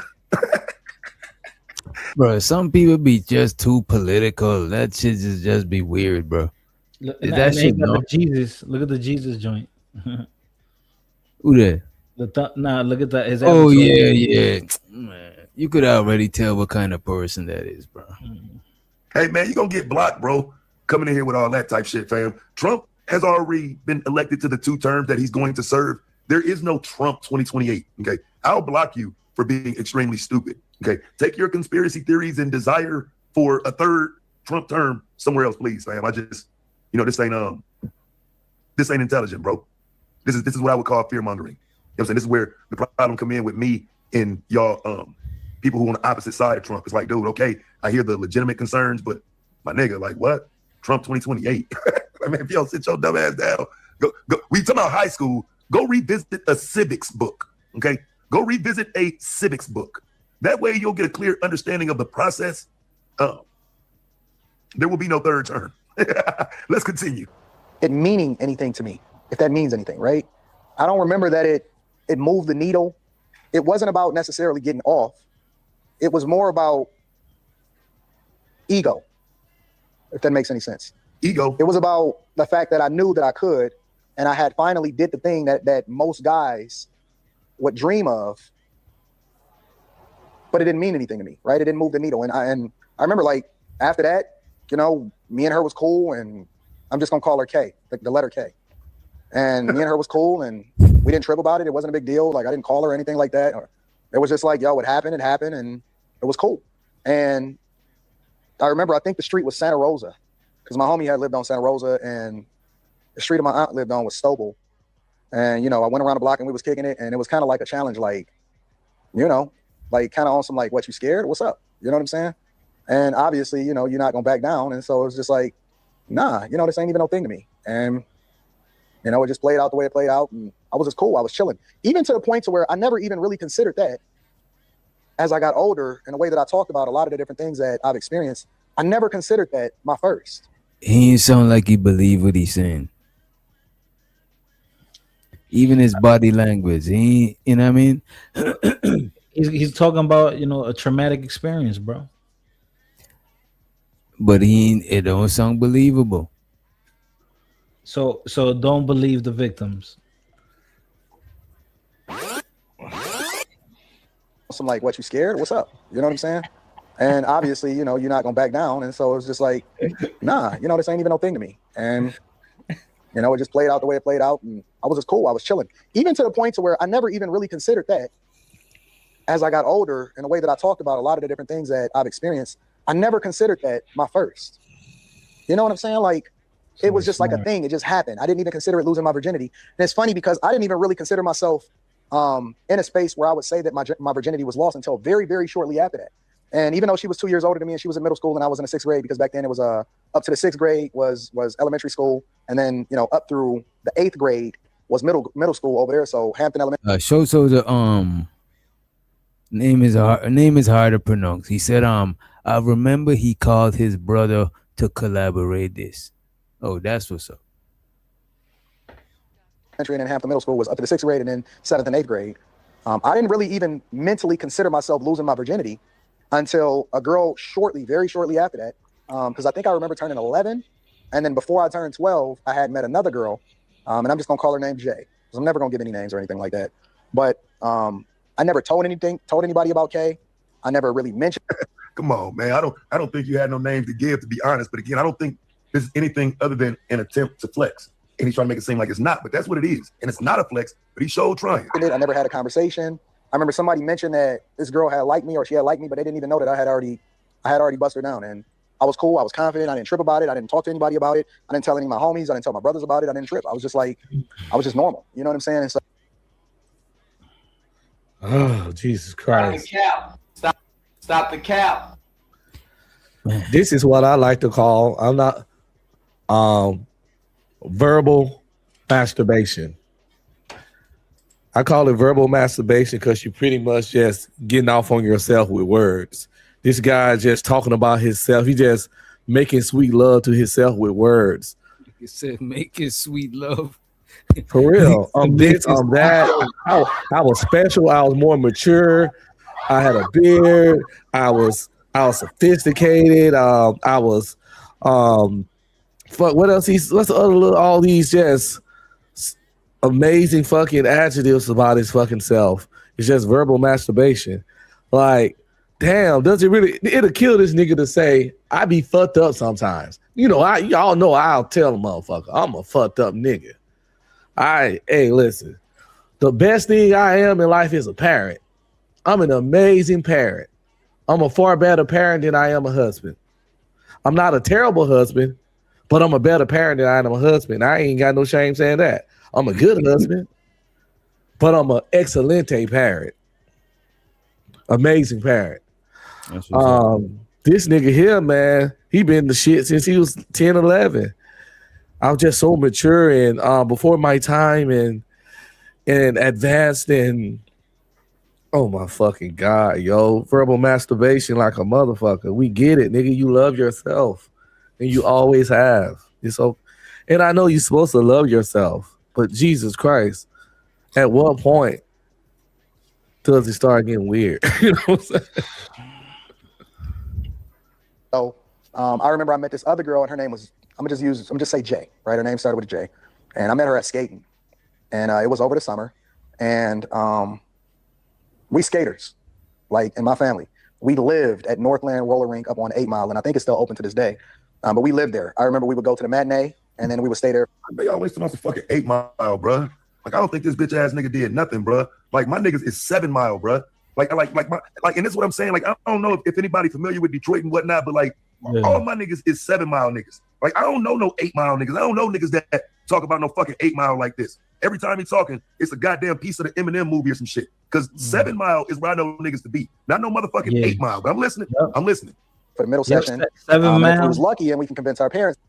7 Mile, the hub right there, bro, over there. I know somebody over there on Ashton and 7th Mile. And that shit, looks spooky out there. That was the first spot I saw they had Detroit was one of the first spots with dispensaries. If I'm not mistaken, that was the first time I ever heard a place with a dispensary. You go in there, you see a big black dude with a shotgun, right? I'm like, oh, yeah, this shit wild out here, gang. Yeah, Detroit different. But 7th Mile. Later on at night, we was able to stay all the way through until the late night session, right? So we just lived at the skating rink. And so I can skate, like I can skate in real life, roller skate. And we don't do none of this new skating. We do the skating with the wheels that you can slide on. You know what I'm saying? Now he roll bounce. You know what I'm saying? Now he ATL, skate with Nunu and them. Little fat ass nigga. Think I believe that shit? Now, me on the other hand, nigga, I'm trying to tell you, put me on some skates, and I ain't saying the first day now. I got to get my bearings. You know what I'm saying? I can't just jump right into skates and boom, boom, boom, right? But give me a day in some skates, nigga, and I'll be skating backwards again, spinning on them bitches in the whole nine. Now, my wife thought I was capping. Huh? Where you come from? Look, here she come. The takeover. What's up? What you doing? Well, you Papa's live. Would you mind if I finish my live stream? No. I can't finish my live? Okay, I'll come outside when I'm done, baby. Okay. I'm talking about. I love how men switch it up when their kids come around. And that shows how like people be like, you talk to people like this on here. There's no way you can be a good husband and a good parent and all that. And we just witnessed it live. And I just want to acknowledge that I love the softness and the switch up that men express. Because he was just talking tough shit, blah, blah, blah. Then his kid came up, whole different nigga, yo. And I salute to that. Salute the fatherhood. Salute to all the future fathers and the present fathers. You know what I'm saying? Because don't play these people no goddamn attention, because I know y'all black men out there doing great things in y'all fatherhood, yo. And appreciate it. My sisters too. Shout out to y'all. Absolutely. You know, y'all be talking all that stuff in the chat and on here, but I know y'all ain't like that with y'all children. You know what I'm saying? For sure. I know this. I can separate this shit. Definitely. All right. Thank you for allowing me to continue my live stream. All right. So can you Leave. Yeah. Bye-bye, baby. So yeah, man, like I was saying before, I was pleasantly interrupted by my grandbaby. I can skate, fam. Now, I'm not just guaranteeing that Anton can't, but, I don't remember too many little fat niggas on the skates doing what I can do. You know what I'm saying? I don't remember seeing too many little fat niggas on the skates getting it in like that. But, we listen, you know what I'm saying? But, once we get a little older, everybody had it. Everybody could, do everything. That's why I still have to pop out to the court at 49 years old just to remind people like, no, I didn't used to do it. Now I can still do it right now. I'm about to get these skates, fam. And so we lived at Northland Roller Rink, and it was a girl, and she said that she always had, paid attention to me. And you got to remember, again, I looked really mature for my age, and that's going to be the difficult part of this conversation that people really are not taking into consideration is that I looked older for my age, and it's crazy to think about now as far as me having this conversation with y'all. I looked a lot older. I act a lot older. I operated a lot older. I skate like a grown man at that time, and I was confident. You know what I'm saying? So it was a girl, and she had came a few times, and I knew she was in high school. And her name, again, I'm gonna just call her Jay. And we was cool, you know what I'm saying? We was just skating, having a good time. And the thing about, I don't know how it is today, but skating back then, it's the same thing as everything. Like you build a community, you start to hang around different people, and people get clicked up, and the same people show up all the time. And some people, I'm gonna fast forward this shit, man. We had house phones, and in our house in particular, we had DJ, two phones. DJ, we had a business phone. He ain't lying though. He ain't lying because we used to do that all across even the South, bro. Like in my area, bro, a lot of people that was in a certain area in Mississippi, bro. They used to the teachers. Well, okay, the school buses, right? There was for the local school systems. On the weekend, they used to allow the people like the government school buses. Bro, they had that shit all over the place, bro. Right. And we had the regular phone line. And I still even remember the phone numbers from my house. And so late at night, and I would always tell her, hey, don't call me as late. I don't want you waking my mom up and stuff like that. And she had her own line. She had her own truck. She had bought her own Jeep. She had a pager. She was out here balling out in these streets. She had her own job. She was working after school, and she was getting ready to go to college and all of that other type of stuff. Really cute girl and all of that, right? And so, again, it wasn't nothing for me because we were used to talking to girls and walking up to them and having a confidence, which is so wild to think about it, considering the ways that people operate today and how young we were able to gain that level of confidence that carried us throughout the rest of our life. And so I asked her for a number and all of that, and we exchanged information, and we had two different lines. So what we would do at night, if I can get my brothers to get off the phone and stuff like that, what we would do at night, now you got to remember this chick is my brother's age, right? What we would do at night is we knew where the phone lines were going into the ceiling. We were so rebellious and crazy as boys. I can't even imagine the things that we put our mother and our... We knew where the phone lines was going through the ceiling. What? We listened. Father through. Having to deal with us and raise us. It's one of the reasons why I said that I was only going to have one child if I decided to have a child at all. Because the stuff that we did and the things that we put our parents through is insane. Absolutely insane. Anyway, so we would switch the phone lines out at night, and we would unplug this one, and then we would plug in that one, so that when they called, it didn't ring into the regular phone line, but it rang into the business line, and then we could be able to have a conversation late at night without waking up our parents, and then them having to pick up the phone and say, get off the phone or anything like that. Eventually. Oh, in the business line. You know what I'm saying? So they had it like that since back then. Anyway, so we would. So what you were saying earlier, Sim God, with the area that he from, it do make sense with the shit that he talking about. You know what I'm saying? He's saying My that. bad. Like, what did he say? He's saying like their crib got like some sort of. It sounds like he's saying their crib had some sort of office, like. So when that would make sense in Waterford. That would make sense. Yeah, so they could sneak in the office to get the call, so the phone won't ring upstairs.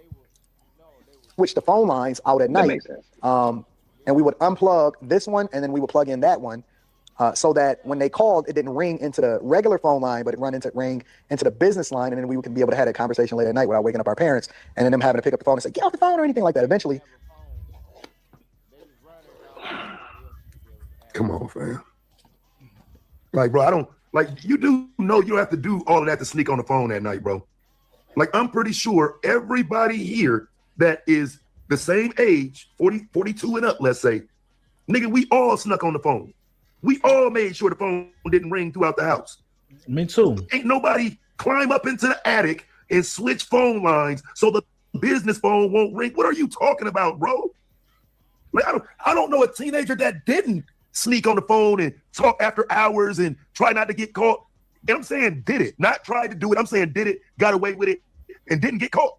This nigga making it seem like it was some CIA conspiracy where you gotta disconnect phone lines. And see, that's the problem with talking to some of the younger generation. They don't know what the fuck he's talking about. So, you know what I'm saying? Some people be like, damn, y'all had to do that.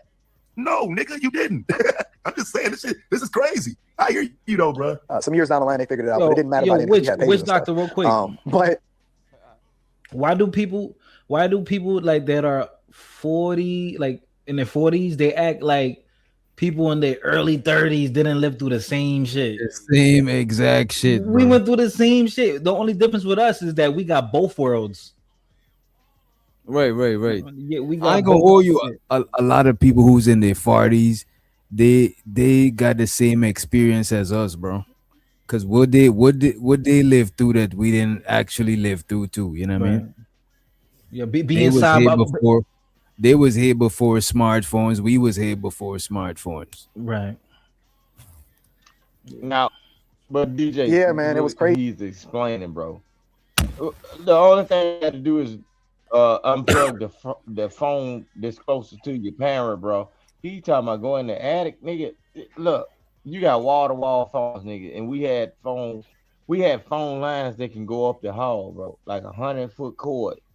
If you didn't want your phone to ring, the only thing you had to do is like an Ethernet cord that come from a the phone card. The Ethernet card is like thicker than the phone card. But I know what you're saying. And he acting like he doing some MacGyver shit and shit. Yeah, he acting like he real smart and shit. It's some stupid ass shit, bro. What the hell wrong with him, bro? This is an orphan baby. Because them late night conversations, you get to game people. You get to have a different type of conversation. And what I've learned about people and women, and the lesson that my father taught me very early in life, he actually told all of us. He said, don't spend an extended amount of time around people that you wouldn't normally spend time around or have a conversation with, because you'll learn to like them. Let me say that again. Do not spend an extended amount of time around people that you wouldn't normally spend time around, because you are going to start liking them and overlooking a lot of different important things and issues and problems and things that you wouldn't normally take into consideration, because you start to see them for the inside or all this other type of stuff that you wouldn't normally take into consideration. And then you get compromised because, time around somebody actually makes the heart grow fond. And then you start so his daddy was a fool then. His daddy was a fool. Which you think that's true to that, Which? I think it's true to a certain degree. I think it's true and is untrue at the same time. The part that is true is if you are wrong somebody, you know what I'm saying, you're gonna start to fuck with certain shit about them. But if you're wrong somebody long enough too, you're gonna fall out eventually. You know what I'm saying? Because was it something breeds contempt? I forgot what they call. They said familiarity doesn't breed gratitude, just contempt. Yeah. Right. So it's like it's nuanced. It's not no absolute shit. Yeah. He told on himself about Mika. He just told on himself. How? With that statement he just said. Think about what he just said, and then think about, how he lived. Okay. When you hang around people, and you be around them, and you get familiar, and stuff just happens. To the woman, it's look, fam. It's all about him internally, bro. He attaches himself to who he wants to be attached to. It don't matter how downtrodden or how bad a person is, he attaches himself. So he's the goddamn culprit. Everybody else is just in the wash of his madness. Bro, I'm telling you, he telling you his dad and then told him, don't deal with people based on what the person can entice him to do, right? But he's enticed or influenced or have a lust for certain people, bro, and he'll hang around them people knowing that they ain't got no good shit for him. He needs some milk. Nah, that shit is low as fuck, fighter. Oh my god! Because you spend more time around somebody. You don't think this a little too intricate for 11? For real, y'all.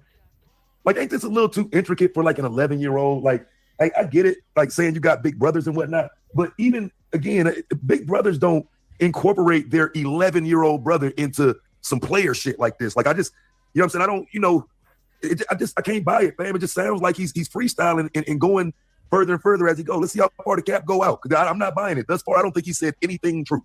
Like nothing. It enables you to then disarm them and then take away the thing that they would naturally put up as a defense mechanism or a thing in place that then compromises their values and the things that they would normally do. And I was smart enough to actually recognize this and pay attention to this as a young man, right? And so when I'm having these conversations with her on the phone and stuff like that, she feeling me, right? Now this chick is 17 going on 18, and I tell her that I'm 15, about to turn 16.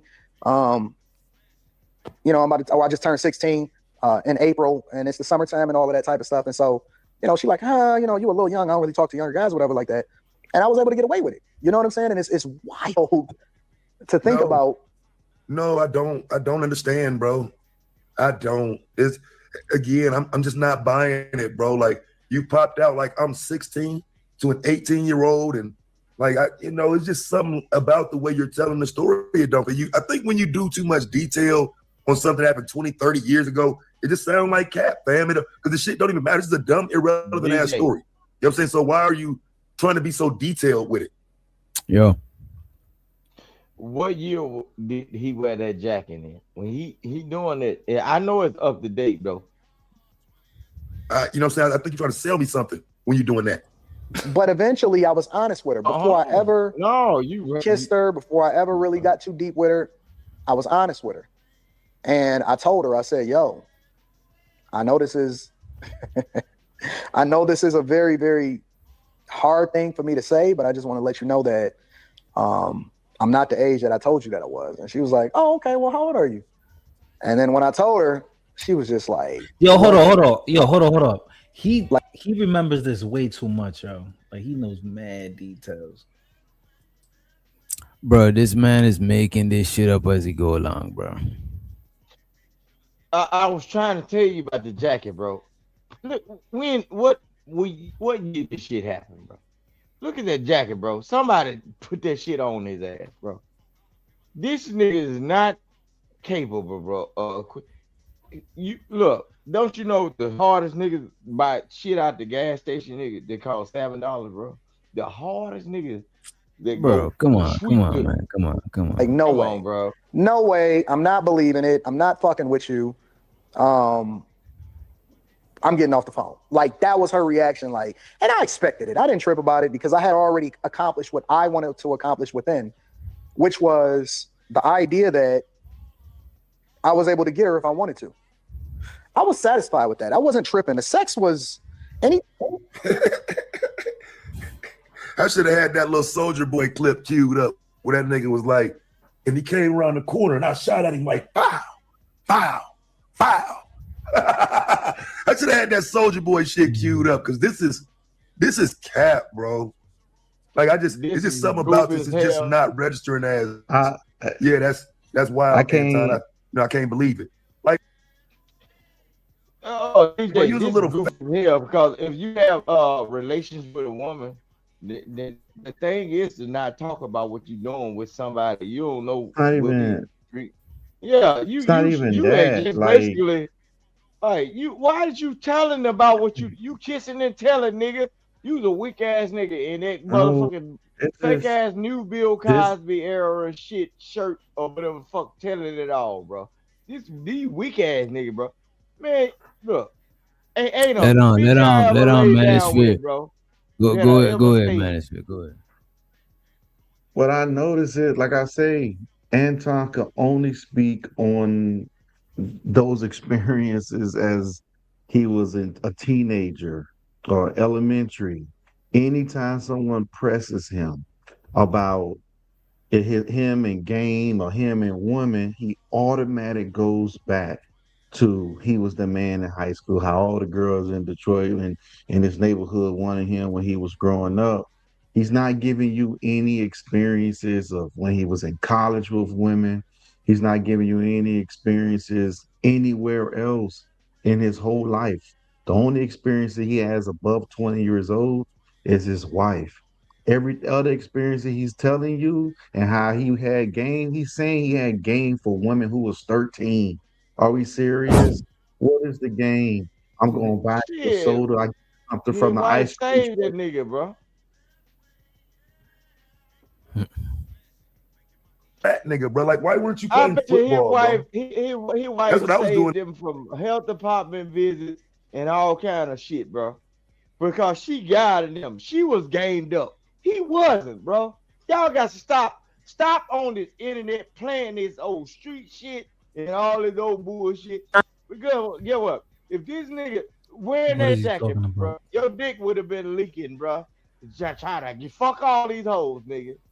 You'd have had a This nigga in another planet, bro. That wow. Yeah, like I said, that's the only time you're gonna hear Anton talk about women. Every time he want to flex about women, he talking about women that were in middle school and high school. That's the only thing he's gonna talk about. He's not gonna talk about experiencing. I don't want to hear a Yo, come on. Let him finish, Rooster. God damn, Oh, bro. y'all love these niggas. I don't like these niggas that be fucking up the game up, bro. Look, I don't want to hear about a short, stumpy, fat ass nigga with cross eyes. It's talking about hoes, nigga. And talking to me, nigga. You fucking up the game for the whole program of niggas that really running hoes, nigga. Anton, I don't give a damn about your money. If you hear King Rooster and I done talked to you before, bro, leave that shit alone, nigga. Build a library, nigga. Fuck that Bill Cosby ass bullshit, because your ass gonna end up in the same place he was. Blind, crippled, and crazy, and fighting a lawsuit. Talking about What's fucking wrong? with these What's wrong hoes. with Coogee sweaters? Why you don't like Coogee sweaters, man? Man, shit, man. Didn't Bill Cosby trick you while he was wearing one of them bitches? Look, Anton doing the same thing. Look at this ragged ass little ass jacket, bro. You buy that shit out the middle of the mall, bro. Well, them folk locals built different in Mississippi, And boy. then he all just Right, like plus I'm the with Taz, temperature bro. changing So too. you a That roll- shit is crazy. So you so he's a roll bounce nigga. Talking about I can skate. You big belly ass nigga. Start skating then. Build a goddamn roller rink. Make it Anton Daniels roller rink. What the fuck is you doing for the community for real? You could tell this shit got Gotta been on the cocaine and internet talking about Coca-Cola all in these Mississippi. motherfucking bitches and how Playing all of football. them. I don't know why you weren't playing little league football at 11. That really don't make a lot of sense to me. But you're trying to convince me that you was out here, like doing the most. Like, bro, you would be the only 11-year-old in history that I know was getting down like that. That wasn't in the projects and didn't have a mom around. That's the only way I could see that, fam. Is if you one of them little niggas who mama ain't around, who daddy done abandoned the mama, and you just out here, nigga. And listen, them little niggas out here, but them little niggas don't last long. You know what I'm saying? That's little yummy in them, fam. That's the little niggas who you know what I mean, end up locked up or dead. Like, he ain't one of them. Like, he making it seem like he ain't had no structure. Nah. Or, and I know he would never say this, but what you're telling us is that the family structure you had failed. You know what I'm saying? Because again, if you're 11, 12, running around this involved sexually, what's happening at home, fam? The way you sit around and talk about the community now? Like, I just, you know what I mean? You was a fucking hornball at 11, 12 years old. Where did your parents fail? But I'm pretty sure you won't go into that. Time that I had eventually had sex with a woman, I didn't trip about that because that was just like the cherry on top. For me, and this is in a lot of instances in my life, the challenge has never been the thing that you execute, is having the option to be able to do so. Let me say that again. The challenge has never been whether or not you was going to push the button. It was whether or not you even was in the room to be able to push the button in the first place. And so the fact that I had... Right, I believe this is how he moves, fam. I really do. I believe him when he says that, right? I ain't gonna lie to you. Because his bitch ass want me to believe that he got the option to pull the trigger on me and file a lawsuit. Bitch, I wish you would. I get his mentality, right? That's how he moves. right? He want me to believe that he has the option to go do a lawsuit and I should be concerned. Man, fuck you, bitch ass nigga. I know this how he thinks. He says it too often. He says it too much. Yeah. You ain't fucking with that bald head motherfucker. Bald head motherfucker. And that shit don't work with everybody, bro. Some of us don't give a fuck. Pull the trigger then, nigga. Hoe ass, scary ass nigga. You need more than the option fucking with me, nigga. You need the desire, nigga. The willingness. Bitch ass nigga. Talking about the option. Bitch, I'm gonna make you pull the trigger, nigga. I'm gonna put your pussy ass in the corner and force you to pull the trigger, you fucking coward. I just want the option to, bitch ass nigga, we always got the option. Do you have the willingness? Where's the desire? Bitch ass nigga, can you execute? Man, please, dog. Let me chill, man. Let's get back to it. Conquered, and she had liked me, and she was feeling me, and she was even emotional about the idea that, or so distraught about the idea that I was the age that I was, meant to me that it had meant something to her about what it was that we had progressed into as far as those small conversations or those late night conversations. This is too much for. And she was just like, yo, fuck that, I'm not.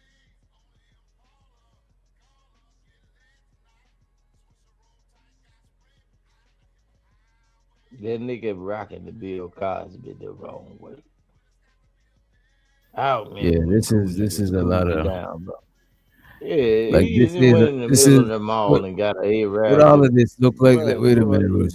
What all this look like is just Anton, you know what I'm saying, creating an image for himself, planting history, you know what I'm saying, creating history, you know what I mean?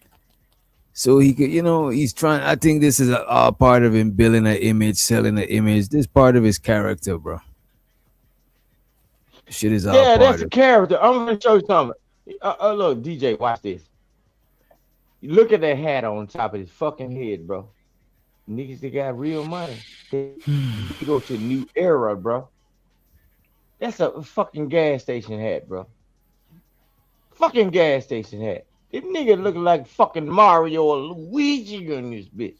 What the fuck wrong with y'all, bro? Listening to these niggas that be trying to catch deals on what the fuck they selling y'all.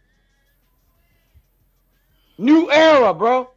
What happened to that shit, bro? The LA Dodgers ain't wearing that shit. The goddamn White Sox ain't wearing that shit. This looks like a Make America Great hat. Bro, y'all be listening to these folk and they folk be saying, I got this money. I got this money. Man, they try to pimp y'all too. Tell you, put your legs up. Oh, shit. You don't believe what it. Yeah, that's what they doing. Look at that fucking hat, man. Look at that fucking hat, man. That's a goddamn gas station hat. With a motherfucker. This what happens when you inherit your parents' land right here, boy. This what happens, you guys. When you live on your parents' land, all you do is drink. All you do is drink your life away. Man, you crazy as fuck. He ain't had to work for nothing. Look, boy, if you was in front of me in real life, you'll understand what I do, bro. And to get what? You feel this way. You feel this way because you inherit your parents' land. You live off your parents' land. This a bitch ass nigga talking to me that I can't see his face, bro. Shut the fuck up and suck DJ Wish Doctor dick, nigga. No. Wait, whoa, partner, whoa. Pause, man. We gotta get him up on out there. That boy can't help himself. I do not consent, Rooster. No, I'm gonna pay for this nigga to suck your dick, cause this bitch. No, bro. Hey, yo. That's insane. Listen, I have heard some of the wildest shit. 47, damn near half a century on this planet. I have heard some of the wildest shit in my life from motherfucking this nigga Rooster. I'm talking being in the military, from niggas all over the goddamn country. I had soldiers from fucking Chile, Korean soldiers. I had soldiers from all the different islands in South America. All kinds of shit. Why the man didn't invite somebody to his own shit? You know, but you notice he didn't deny that he living off his parents' land, right? He didn't deny that. That's the only reason why he ain't homeless. I ain't never heard some of the shit this nigga. It comes out so fucking Easy. And Black Beauty, DJ Black Beauty was saying continue the video, but I know it's hard to stream videos and you probably end the show. But people, if DJ don't continue it, trust me, it's worth watching. It's worth watching. If DJ don't continue it, it gets better. It's just that, you know, it's been DJ started this show early, so he probably tired as fuck. I could tell he drained. What else it got in the video? Like what else? That shit. Oh, he ain't even got to the best story. Oh fuck. That's what I'm saying. He gets to talking about the girl when he was 11 and she was 18, and I ain't gonna mess it up, but she had I'm just gonna say she might have had her own car in apartment already at 18. But that story gets more. It's wild and it's a lot. Yeah, it's very Anton. It's the same old shit. It's just some unbelievable shit. So it really just get more unbelievable and wild as it progresses with different women. Like he's gonna move on. The woman he's talking about now, he's gonna move on to another woman after this. But yeah, it's a nice look into the psyche of a crazy person. Shit, I don't know what's wrong with this nigga, to be honest, bro. Just maxed out his height at 11, had a beard at 11. Nigga, I didn't even have the shadow of a mustache at 11. Most of us did. I don't know what kind of puberty this nigga was on. Super puberty. That nigga ain't even a human, man. That nigga a Viltrumite. Y'all seen Invincible? You know the Viltrumites, they had mustaches. And the man said he stopped growing at 11, bro. I maxed out. That shit is crazy, bro. Ain't nobody stopped growing at 11. You gotta have some sort of abnormality or some shit going on, bro. The only people might stop growing at 11 is women, because as a man with a daughter, I know that oftentimes when women's cycles start, their growth usually stop. But 11 though, bro. Well, yeah, he's not a woman anyway. That's my point. So it wouldn't work for him anyway. I'm just saying the only people that might start growing at 11 is girls. So, but this, well, I hope he's not a girl. But yeah, so if he start growing at 11, that means he started his cycle at 11, and that's why he stopped growing. That's the only thing I can think of. You know what I'm saying? I just looked it up. It said no, people don't typically stop growing taller at age 11. Most individuals continue growing through their teens, with girls often reaching final height around like 14, 16, and boys around 16 to 18. But that's more when they normally start their cycle. But if you have an early cycle, like Google, like oh well, you saying it's possible. Well, it's possible. Because it's so typically, so it's possible. Yeah. When girls' cycles kick in, they Look at this. If that's abnormal, and plus this man got a beard and everything, bro. No, none of that shit count for men. No, at 11, most of us don't stop fucking growing. No, our growth spurts come at 13 through fucking 16. I got my stepbrother was shorter than me our whole lives. Then I went to basic training in AIT and came back when I was in the military, and that nigga was shot up to 6 feet in that time frame. And that was only from January to I want to say August. And he went from being shorter than me, and I'm 5'7", and that nigga went up to 6 feet. So yeah, like, and he's of course some years younger than me. So yeah, that nigga capping. Maxed out 5'7" at 11. Man. Peaked. I was like, peaked at 11. So I'm gonna look. Somebody should look up the, and shows her the Chads in the building. Somebody should look up the average height of a 11-year-old. I was like, all right, and it wasn't on no hang up on me type of stuff. It was just like on some amicable type junk, like, yo, I'm not really messing with that, whatever. But I knew I was gonna see her again. An amicable breakup with an 11-year-old. Like, bro, you sound fucking crazy, bro. The scenario you just gave, bro, a whole college student.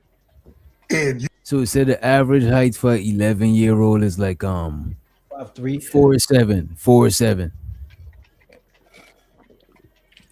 You saying you pulled her, got her, then told her your real age, which I don't know what 11-year-old would do that, because if you moving like that, you ain't gonna fuck the shit up, goofy ass.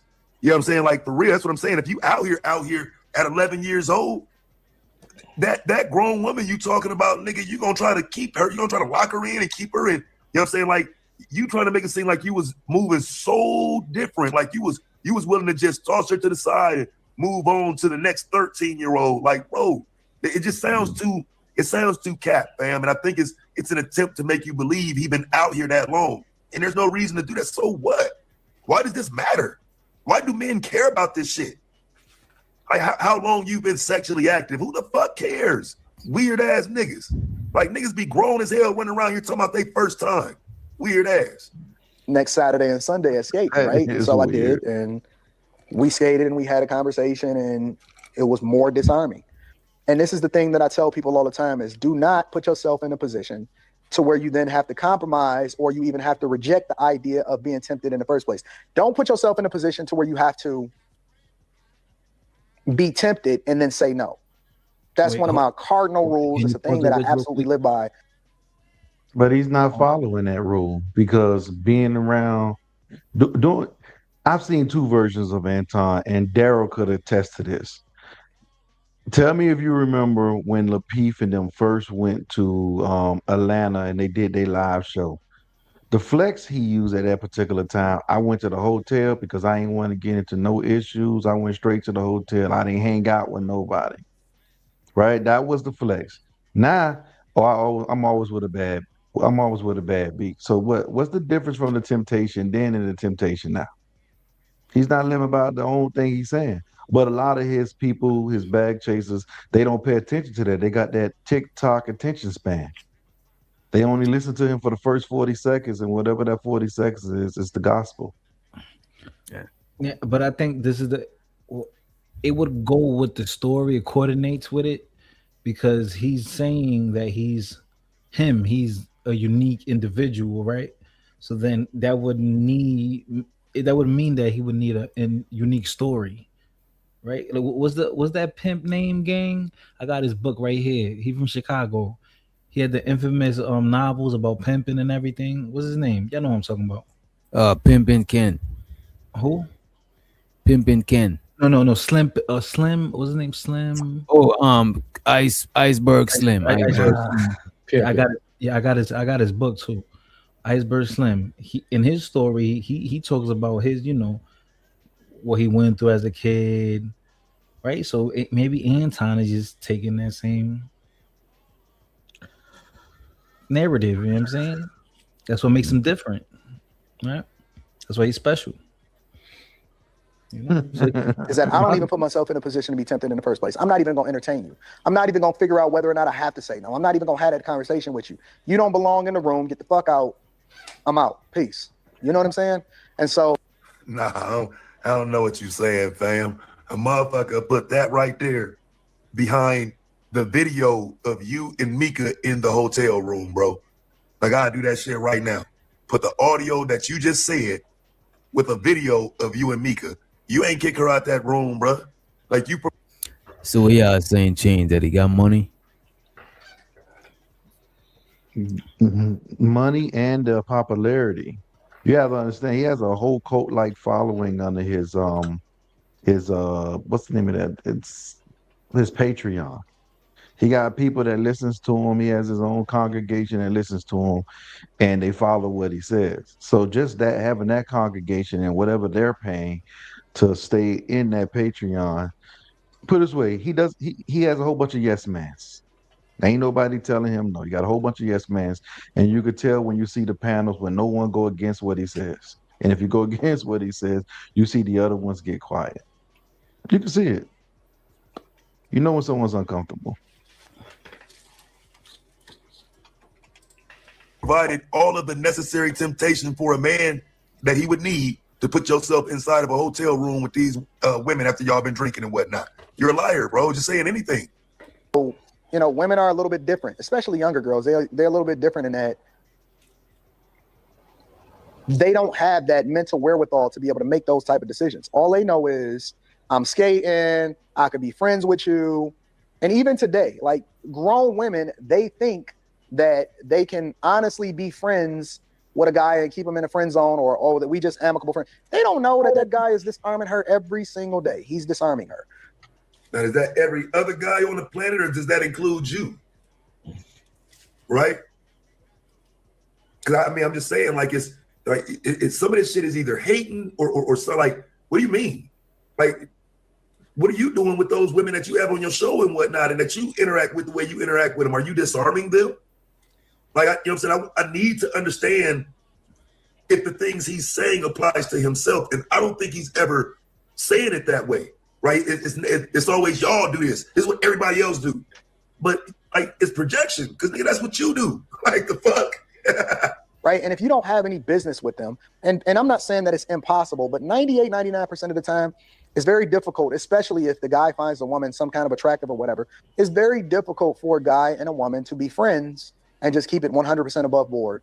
And so you got to have some level of business interest. You got to be working with people. You got to be able to, you know. Again, he gets to be the one lone guy on the planet who can do that. You know, he gets to be the one lone guy who can teach everybody how to do it. To operate above board, and very few people are able to do that. Very few people are able to remove how they feel about somebody, and then just keep it G and keep it above board. So don't even put yourself in that position to get tempted in the first place. But I seen her at skating, and we was skating, and we was having a conversation, and then eventually, you know, you disarm them, get back on the phone. Next thing you know, they writing you a 4-page letter, an 8-page letter. Maybe I'll read it to y'all one day. I still got them. I still got every letter. I got all of that stuff. I probably should burn that shit and get rid of it, but I still got all that stuff. Maybe one day I'll read it. He said a 4-page letter. Ain't that a song? Yeah, Aaliyah. Yeah, 4-page letter. Then he switched to the 8 real quick because he know it sound kind of crazy. You know what I mean? That shit is wild. Let me bring that shit back. But then they and he got letters from middle school when he was 11, still to this day. When he been married 20-some years, and he got a shoebox under his bed. Bro, I don't even have notebooks. I don't even have notebooks from high school. 30-year-old letters in the shoebox under his bed. Yeah, I don't know about that shit. I just keep it 100% above board. And so you got to have some level of business interest. You got to be working with people. You got to be able to, you know. Again, he gets to be the one lone guy on the planet who can do that. You know, he gets to be the one lone guy who can teach everybody how to do it. To operate above board, and very few people are able to do that. Very few people are able to remove how they feel about somebody, and then just keep it G and keep it above board. So don't even put yourself in that position to get tempted in the first place. But I seen her at skating, and we was skating, and we was having a conversation, and then eventually, you know, you disarm them, get back on the phone. Next thing you know, they writing you a 4-page letter, an 8-page letter. Maybe I'll read it to y'all one day. I still got them. I still got every letter. I got all of that stuff.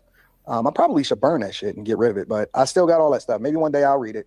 But then they writing you 4-page, 8-page letters talking about how they, you know, distraught and they can't figure out why they put themselves in this position. They don't know why they feel the way that they feel. You can't control it. You ain't got no control over what it is that's about to happen to you, and I knew it. Damn. He was turning these young ladies into Aaliyah out here, had them writing 4-page letters. The stories work better, fam, when you don't use like pop culture and songs and movies as references. It don't sound right, fam. It sound like you whipping this up, like you in the kitchen right now, whipping. Nigga, the story continues. You know what I'm saying? As long as you keep it going, you know what I'm saying? Like you scraping the pot, my nigga, I hear it. Like, come on, bro. You got hella sauce on this shit, bro. Now you got throwback 4-page letters from young ladies begging you to be with them. This nigga talking, like, I've always thought these niggas wanted to be like the rappers and entertainers and shit like that. Like, I'm thoroughly convinced now. Like, that nigga said he got old letters of young women writing him and he should have burnt them by now.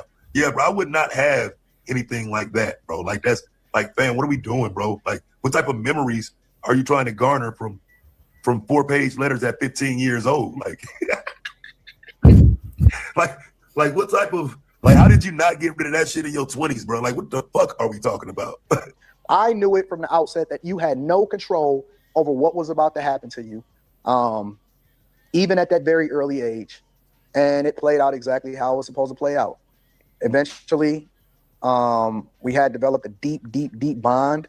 I loved her, and you can sit here and tell me, well, you don't know what you earned or what you loved back then or whatever. I knew how I felt. I know exactly how I felt. And even today, as a 41-year-old man looking back on my life and replaying it in my mind, I can honestly say that every girl that I've ever had a relationship with, or every girl that I've ever had an intimate moment with, I've genuinely loved.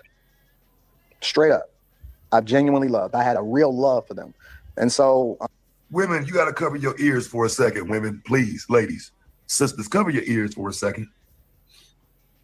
Look, nigga, look. You sound like you ain't never had no pussy, bro. I'm just being straight up with you. Like, for real. You loved? Like, you know what? Never mind, bro. Never mind. You said you loved every. All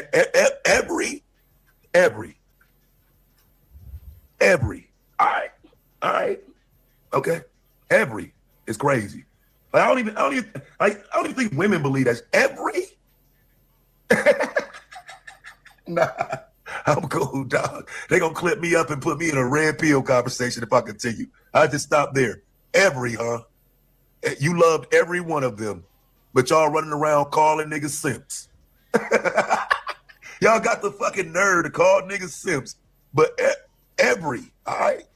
Okay, let's continue. How it played out was the day before Christmas. Well, not even the day before Christmas. 2 days before Christmas, we was on Christmas break. And so we had been having these conversations all the way through the summer, all the way through the winter. And I remember. Like, Anton should stop saying the word conversations. It's overused in his content.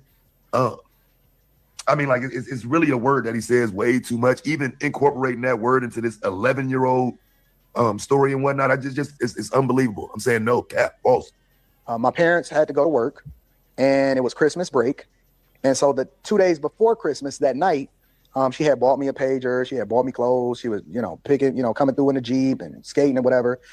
And interestingly enough, when my mother had seen me skating with her, and he's like, yo, why you keep skating with that older girl? You know what I'm saying? Like, y'all getting a little. She was tricking on Anton at 11. Stuff like that. I'm at the matinee or whatever, and then, we would stay over and they would come and pick. You see what? She was tricking on Anton at 11. I had to verbalize that shit. She was buying pagers and clothes and stuff. At 11, this 18-year-old was tricking on 11-year-old Anton. That's crazy. This up or whatever. But my mother was adamantly against it. Like, she knew me. Your parents know. You know your kids. You know your kids. And she knew me. And she was just like, yo, Anton, stop playing games. You know what I'm saying? Nah, don't make me stop you from going skating. You know what I'm saying? And when we grew up, my parents is different. Like, we got whoopings. Y'all different today in that y'all negotiating with your parents and stuff like that. If we was rebellious, we knew that it was a heavy price to pay. At the end of that rebellion, you gonna get this work. You know what I'm saying? So it was 2 days before, or two nights before Christmas. And I had told my parents that I was going to hang out at my homie's house that was like 5 doors down across the street, right? And it was my best friends, and we would always hoop all through the summer. And so, it wasn't nothing.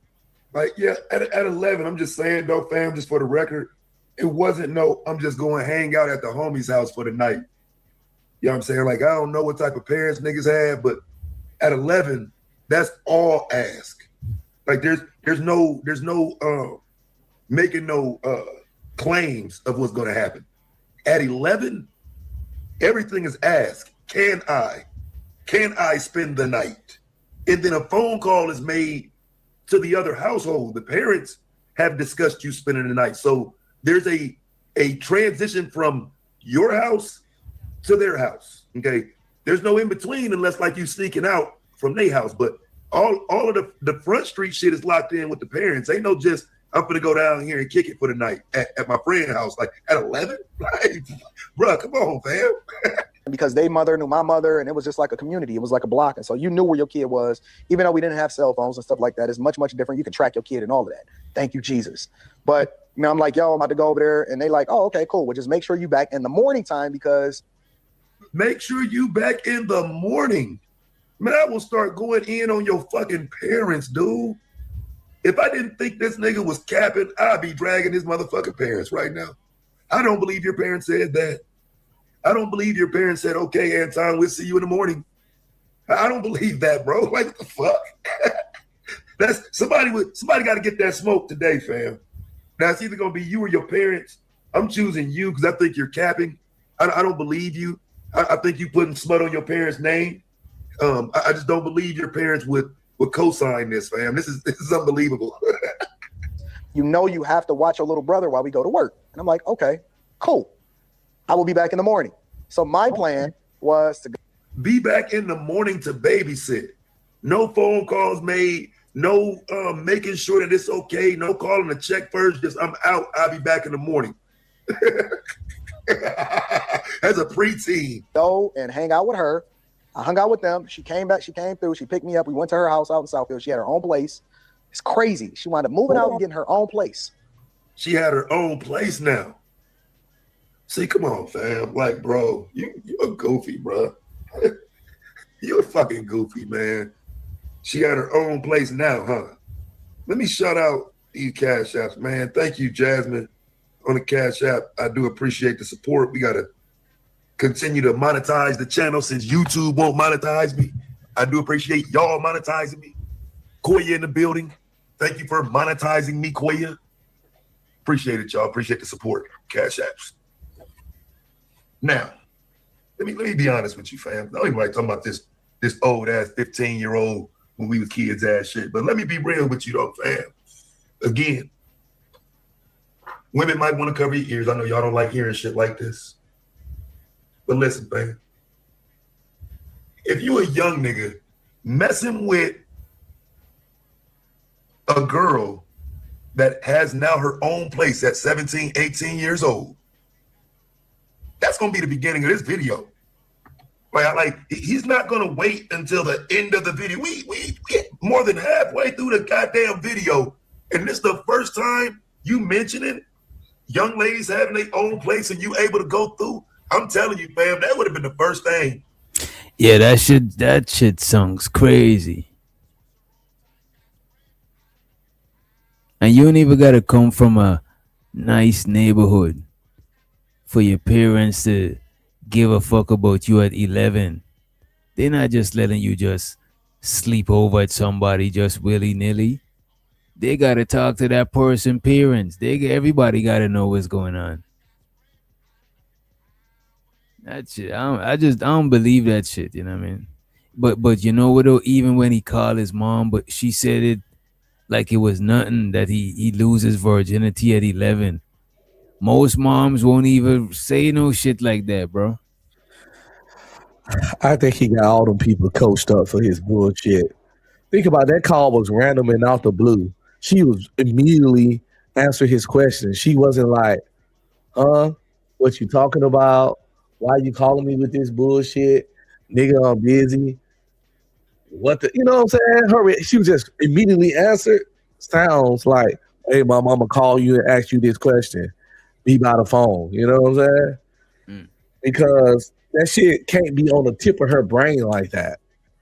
And she had a whole goddamn old ass life living. You know what I'm saying? And if you all recall, she answered that question like, yeah. Fuck out of here, man. This nigga. And shows her the Aunt Sherry. She said, how much it would cost me to come up. You could come up for free. So you, Aunt Sherry, you come up for free. That's what elevates her to better than all the other girls, right? The way he said she had a car, it would have been, nigga, she had her car, she had her own spot.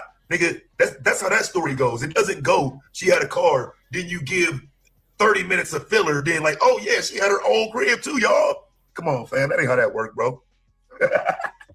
That ain't how that go, fam. I'm sorry, fam. Some of us just, you know what I'm saying? Like, I'm from that, bro. I'm talking to niggas my whole fucking life, bro. Niggas don't tell stories like that in pieces, bro. The impressive part of it, the ooh, she got a car, ooh, she got her own spot. Nigga, you would have said all that together because that would have been the attraction to her as you being 11, 12 years old. Just making this shit up as he go. 11, 12 years old, nigga, you would have been impressed with all of that and you would have never forgot it and blah, blah, blah. Okay. He's trying to tell this story. And I don't know, fam, maybe this is him practicing on these cap sessions we see him doing every day. This is crazy. I don't believe none of this shit. That's how paid she was. Jesus Christ. What was she, a drug dealer's daughter or something? I don't know. But she came and picked me up. I spent the night at her place. This nigga was fucking with El Chapo daughter. He was fucking the Plug's daughter. Like, who did that song? Kevin Gates. He was on his Kevin Gates shit. Show the Anton, man. Plan was going to go perfect. Everything had worked out. I was going to be back home. Bro, I cannot. It's just hard to even get through the story. It's like, so where are the other kids' parents? You just going to spend a night at a broad house at 11 and niggas, somebody's parents are responsible for you right now? Somebody else's parents responsible for you, nigga, and you telling me you had somebody else crib laid up with a woman at 11. Man, get the motherfucker out of here. I don't believe it. I ain't buying it. Nigga, you can say what you want about the black community. I ain't buying that everybody's household just allowed kids to go out at night and spend the night and shit. And ain't no questions asked. You don't have to get no permission. Like, hey, parents ain't checking for you. Parents ain't checked to make sure you're allowed to be there. It's just, I'm going down to my friend's house and spend a night. Bridget says, was that his real mom? I ain't gonna hold you, bro. This might sound funny, but that's a valid question, bro. You know what I'm saying? That could be somebody that just, you know what I mean? And show so the Aunt Sherry Berry in the building. Hey, baby, I need my name changed. They got me out as Sherry Project, baby, because you know I be in other sectors. In the purge coming up. You gotta change my name because I changed it. I just changed it. I'm the ghetto. It's older than the projects. If you know, you know. And I got to come up here and represent because I'm just a little tired of all these niggas. Everybody hustling. Everybody hustling somebody. I'm a hustler. Everybody hustling somebody. They lying. I ain't gonna lie to you. Like, fuck the nigga that wanna have a family. Some men that get up here like Lil Daryl. I love him. He wants to have a family. Hey, how you doing, Lil Daryl? He ain't speaking back. Well, that's okay. Well, he want to have a family, but they act like I ain't goddamn grow into an old lady with a house full of men. They was boys. That's what's up. You raised them. That's what's up. I raised them and I spend time away from Let me ask you this. Aunt Sherry, right? When your sons was 11, right? Did you just let them go and spend the night at their friend's house without talking to their parents? Well, it's gonna sound weird, but absolutely not. My kids couldn't spend time. Nah. They wasn't no. Are you saying slumber parties, or we used to call them slumber parties back in the day? No, they wasn't doing none of that. I ain't trust parents. But it wasn't in the streets at 11.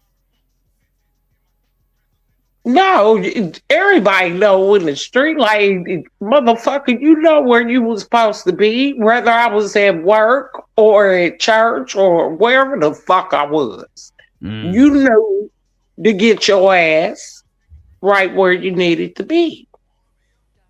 We better play some more of this shit. Yo, Unc, what else we got in this that we ain't got to yet? I'll fast forward that shit, bro.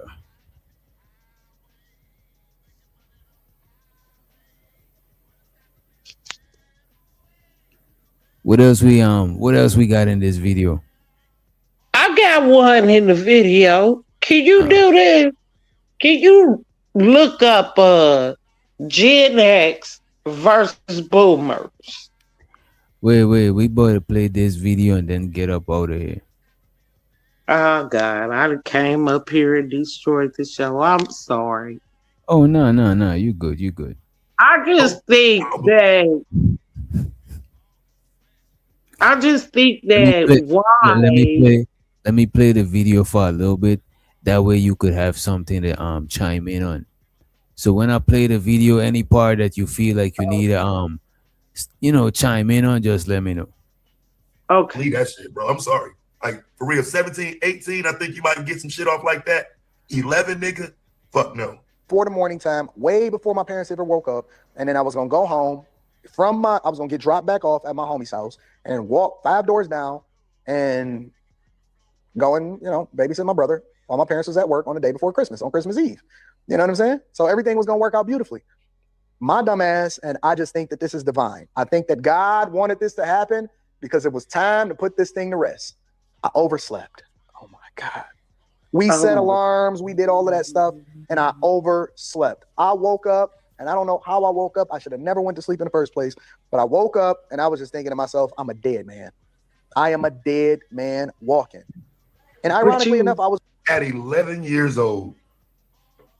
At 11 fucking years old, fam.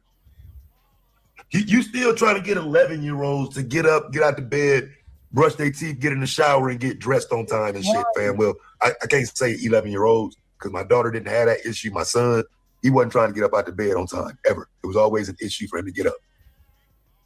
11 at somebody else's house, I just, and you got to be at home in the morning? Yeah. Yeah, it's unbelievable. Let me see. Yeah, can I chime in as a woman? The lifestyle that we live, because like I always say, Black women have always worked. It would never be the middle child. If it was an older child that said I had to get up and help my little brothers and sisters, that would be more likely true. That would be more likely true. What Anton is doing is he's mixing a lot of people's stories he's heard, and he's making y'all believe it. The little nigga is lying. He's a scammer. I swear to God, there is no better way that I can tell you. You think about you being a middle child. The younger child was always getting away with shit. The middle child was like blah, blah, blah. And the older child was always like, y'all go get me in trouble.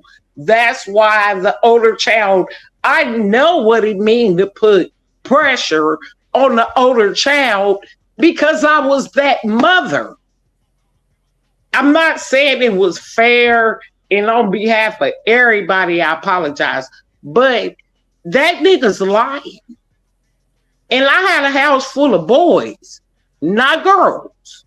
And I still put pressure on my oldest son. Okay. My oldest son right now will not let his wife cook or clean. What? Why? No, Why you don't let her cook and clean? Because he does it because I instilled it in him when his daddy was locked up. When his dad was locked up, I was like, babe, mama needs your help. And I probably did some fucked up shit. That's why I say all this shit that Anton speaking coming from the ghetto. First of all, you don't know no motherfucking ghetto. I can tell by the way you speak. Let me tell you something. If you under pressure like prison, or you go walk in prison and just talk to motherfuckers the way Anton does, he's a liar. You gonna feel people out. You gonna understand your surroundings. Anton ain't grew up in no motherfucking ghetto. And I'm sorry if I'm saying it. Maybe I need to reach deep into my college education and speak with that voice. But I don't have it right now. All I got is niggerism. See, I can speak on niggerism. That motherfucking nigga is lying. He's lying about the lifestyle, his family. Nigga, you grew up in your parents' basement. Your wife and your child was in your parents' basement. The way I hear it, it probably was supposedly a beautiful basement. Now, if you want to dox anybody, dox Sherry Barrett, and we can play the motherfucking games. You're lying. You're lying. I can tell by the way you move. I can tell. Listen. Let's play some more. Wait a minute. Let's play some more. Let's play some more. I'm trying to break this shit up as hard as I can. He ain't no different than that trigger mic that triggered everybody for Wait a minute. What did Trigger Mike do? Trigger Mike was another fake. And I'm going to say he was a fake. All he did was separate black men and black women so that his family could have a chance for a green card. Fuck him too. So to the green card hustle. Yeah, he was on a green card. He wasn't living with me yet at 11. I'd have went to his mama house and flopped him, nigga. 11. So soon as he pulled a stunt like that, nigga, flopped him that night. Soon as he got home that morning, calling off work, nigga. Got to have you right there at the door. As soon as you walk in, what are you talking about? I'll call him and let him tell you. I got to have you, fam. Who you playing with? 11? Man, come on. You either lying or your parents or the community you talking about in your videos, nigga. This is crazy. It was like one of them talks where they know that you just at that age where it's just gonna be like, yo, this ain't even a whooping moment because you've grown past that. This was like a come to at 11. Nah, I know everybody like to flex and make it seem like, you know what I'm saying, they stood up to their parents and they wasn't going no more. At 11, nigga, you wasn't too old for no whooping. Nigga, that's prime whooping time, nigga, 11. Oh, yeah. No, he had older brothers. That's right there where you think shit finna be sweet going into your teens, and now I got to have you. I'm gonna flop your ass just so you know, nigga, ain't nothing up. You're just 11. Don't try it. Right? I don't know what we doing right now. This is crazy. You needed that ass whooping. Jesus moment. And when they talked to me, they was just, it was like a come to Jesus. No, not come to Jesus. How y'all let us get through this whole video and y'all niggas ain't see the play? How we get through this whole video and ain't nobody say you do know he gonna wrap this up with some Bible shit, right? Oh, that Bible coming, Jesus coming, nigga. How you didn't know Jesus was gonna intervene at 12 and change his life, Taz? How you didn't know that? That he was gonna have a divine moment in his life in which Jesus came in and changed everything. You dumb, Taz. You should have the foresight to have known that. All these videos you doing about Anton and you ain't know. So y'all don't think Jesus changed his life? Hell no. The way Anton explaining it, that's what I'm saying is a lie. You finna meet Jesus and tell him I said hi. And I ain't mean no harm. But the way you disrespecting me right now, oh yeah, you must want to meet Jesus, nigga. It ain't no come to Jesus moment like we finna have a kumbaya. I'm a black mama. He's trying to describe what I would do if my son disrespect me. Fuck you straight up.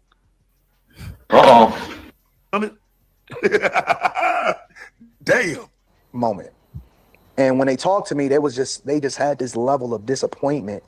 Like, this ain't even what we raised you to be. You know what I'm saying? Like, you supposed to be the chosen child. You know that there was prophecy that was, you know, spoken over your life, and you know what your destiny is supposed to be. And we put this in you, and everything that you do is rebellious towards it. And you never want to live up to the expectations that you know that you're supposed to do. And you so busy trying to be something different than what you're supposed to be. And you know you.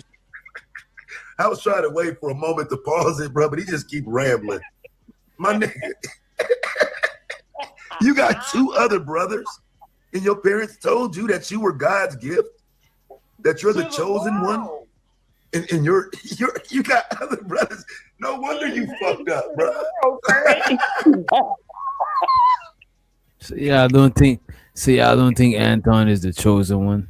No, yeah, chosen in his family. He is chosen for his family. He has made it out. That's a good example. No, don't put him down. Despite all his faults, being short, marrying Rita, which I think Rita is a beautiful woman. She's beautiful. I wish people would quit talking about her. It takes a beautiful woman to tolerate a little midget motherfucker like Anton.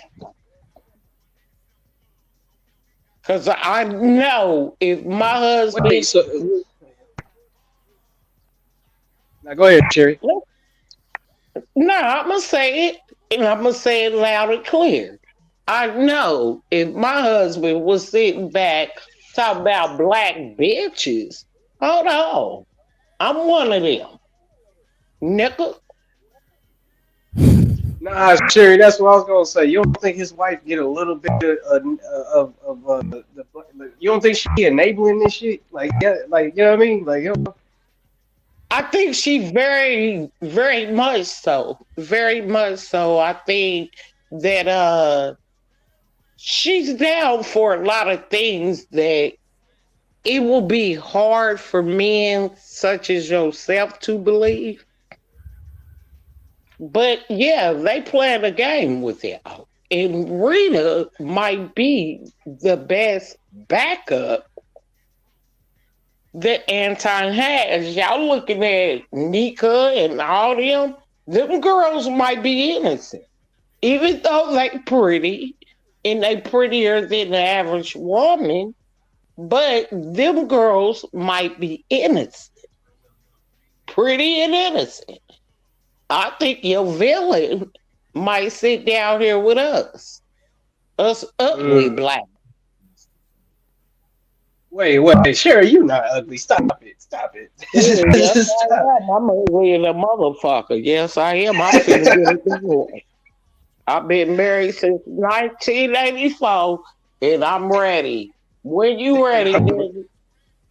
I'm ready. Shit. With a nigga, he be saying, I'm finna go, bye, sign a divorce paper. Bitch, I'm tired. Shit, you men don't know how much y'all don't love women. Y'all just don't know. Y'all just think, and then it just hurted my heart to hit YouTube and y'all say, like your granddaddy.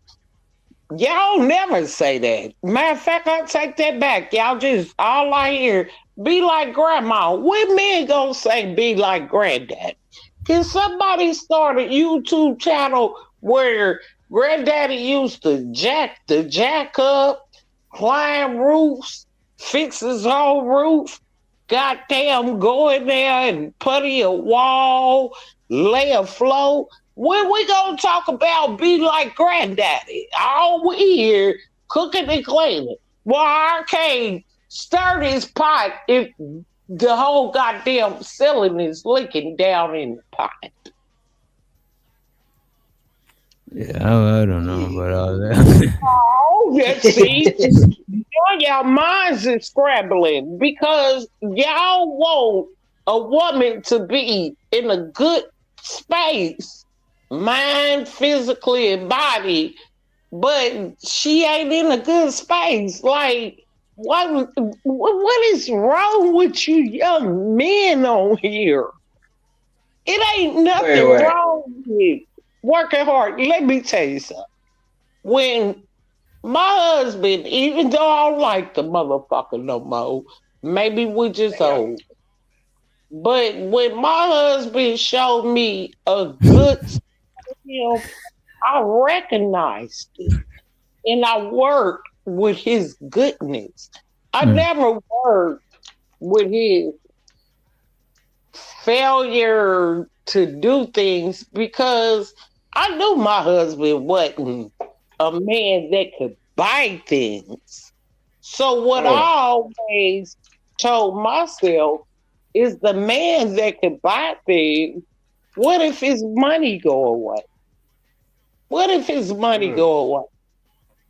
But the man that can fix things, the man that can buy things will beg the money for the man that can fix things. So, but I grew up in a different time at the same time, but I always believed in, I will always love the man that can do things and fix things. And believe it or not, a man that takes his time to fix things, he'll take his time to talk to. He has patience. Oh, I thought I was talking to the men, but now I'm, you motherfuckers up here ain't shit. Wait.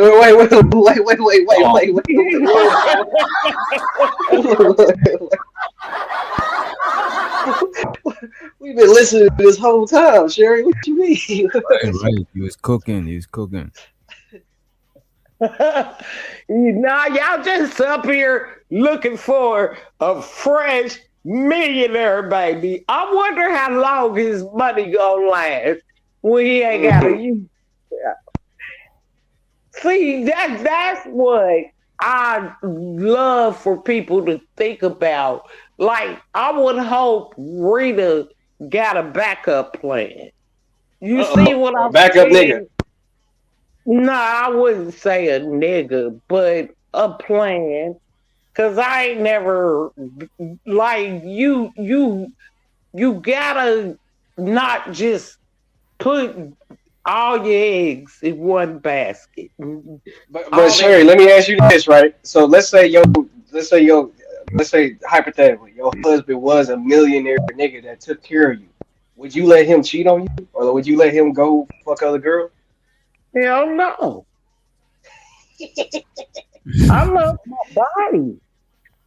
Now, like, is life a happy life? You being able to wear, what's that? I'm trying to see if I can read it. Versace, Michael Kors or Gucci. I don't know all them expensive things nowadays.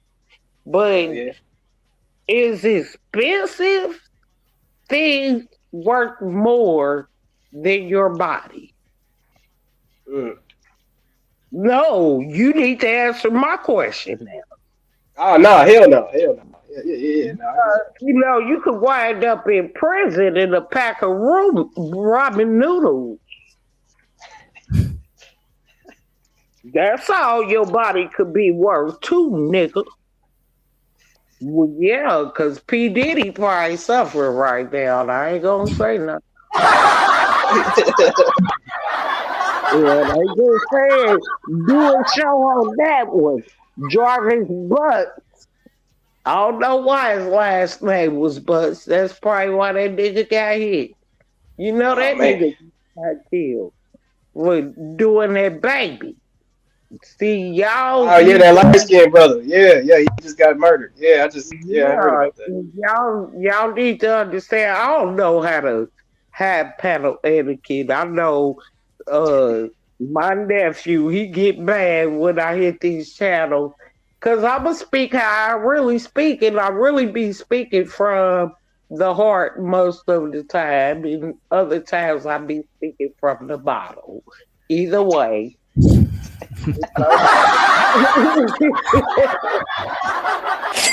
I know, hey, I'm just saying, like, Quit looking outward. God damn. When you brush your teeth, just stare at yourself in the mirror and just walk away from that mirror like I'm a fine motherfucker. I deserve. I protect myself. Like I am a real mom boy. But I'm not gonna let my sons get on the internet and say, this what these black women need. No, they don't need to do shit, nickel. You need to get your shit together. If you expected this much and ain't giving this much, what the fuck is she here for? It should be for love, Jerry. Huh? It should be for love, you know. You there for love, you know, not the, you know. Well, love is imaginary, but I say that, you know, this how I would tell people, honestly. Relationships is a struggle. And if you can find somebody that's willing to struggle with you through your bullshit, that's a good thing. It's a good thing. Whether you like it or not, it ain't gonna always be happy. It ain't always gonna be sexual. It ain't always gonna be none of that. Why do you think old folks sit around and the old man balls swelled up, but he still love his wife? It's in there. It's in you. It's what you want. And you have to be careful with what you're trying to take from the world. I never forget this old African man. And that's when I used to trust Africa. Trigger Mike made me not trust Africa. And especially I used to trust Africans because then he said back in the day, I'm starting to trust Jamaicans a little more than after. But the man said back in the day, you gave the world something, because I used to cry over not having a little girl. I wanted a little girl. And then I swear to God to myself, I said, this baby, it's going to be a girl, and she going to have all these big brothers that protect her. And God said, nope. But you know what they do protect? They little brother. That's why I know Anton Daniels is lying. Say that. He's lying. Middle brothers don't fuck around like that. Unless you an older middle brother, y'all kind of right there, connected in age. You capable of doing the same shit. Other than that, little brother, boy, you gotta stay at home because we finna go do this. But wait. So Sherry, are you saying that Anton Daniels did not have hoes at 11 years old? Is that what you're trying to tell me right now? What I'm saying is, who had hoes at 11 years old? Oh, little boy at 11 years old. Had to force y'all to intermix. Girls was ugly, boys was fun. And 11, but I'm old school, so I might not know, because you know life is moving much more fast.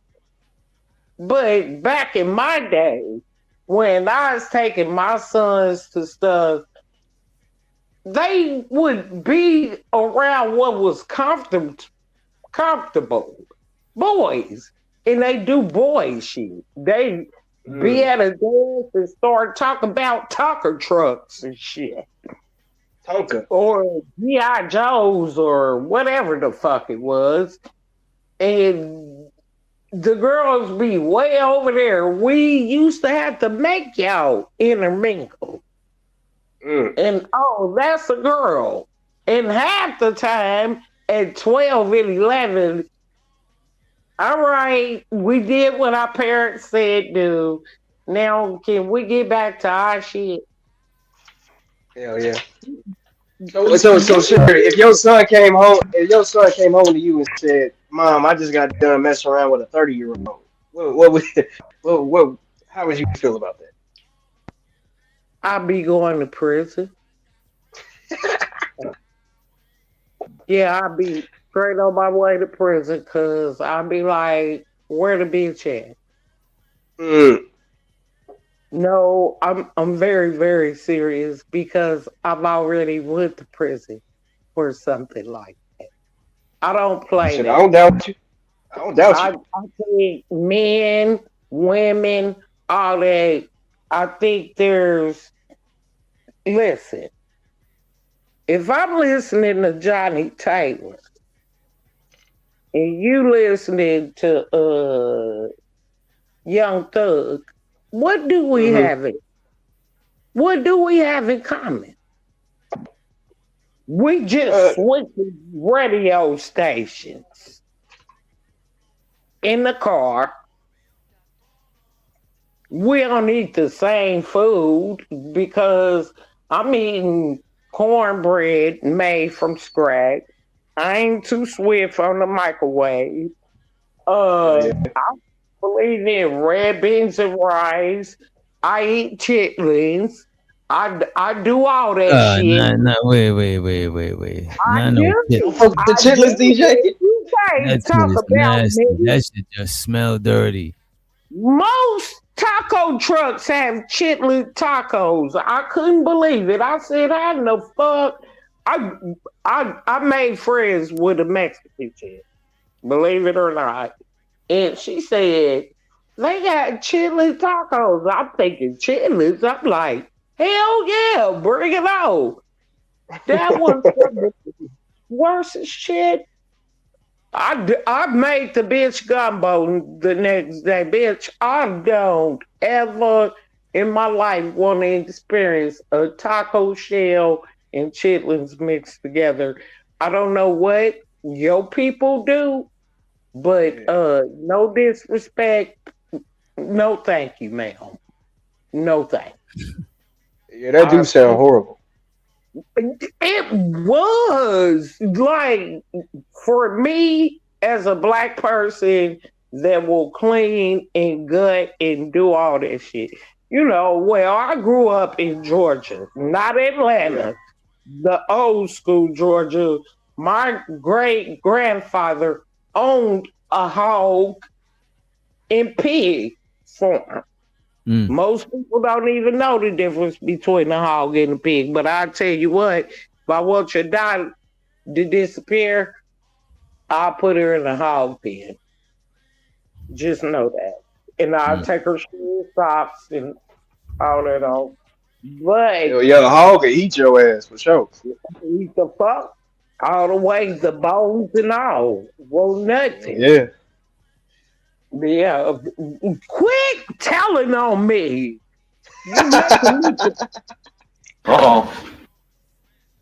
Hey, I'm sorry, Sherry. I'm country too, man. I know all about that shit. I'm sorry. My fault. Yeah, because I was trying to tell this man, because you know, men back in my day, they don't speak as much. Like my mama, you talk about her family, she proud.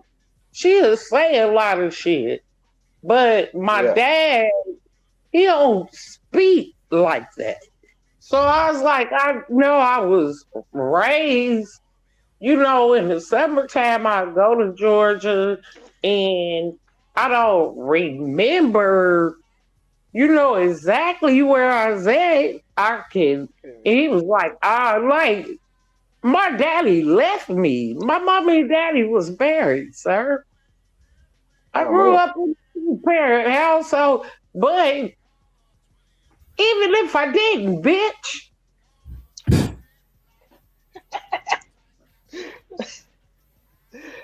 Hey, let them know. Let them know, Sherry. Fuck them. I mean, I'm thinking the way, if I could think on how my father felt.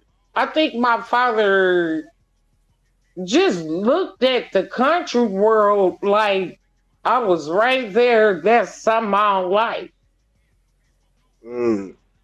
And it was kind of something he didn't like to speak on. My mother. But let me Most ask women you show this. shit. Go ahead. But let me ask you this. So you like the country life more than the city life? I was just about that same thing. I do. I think people are way more respectful.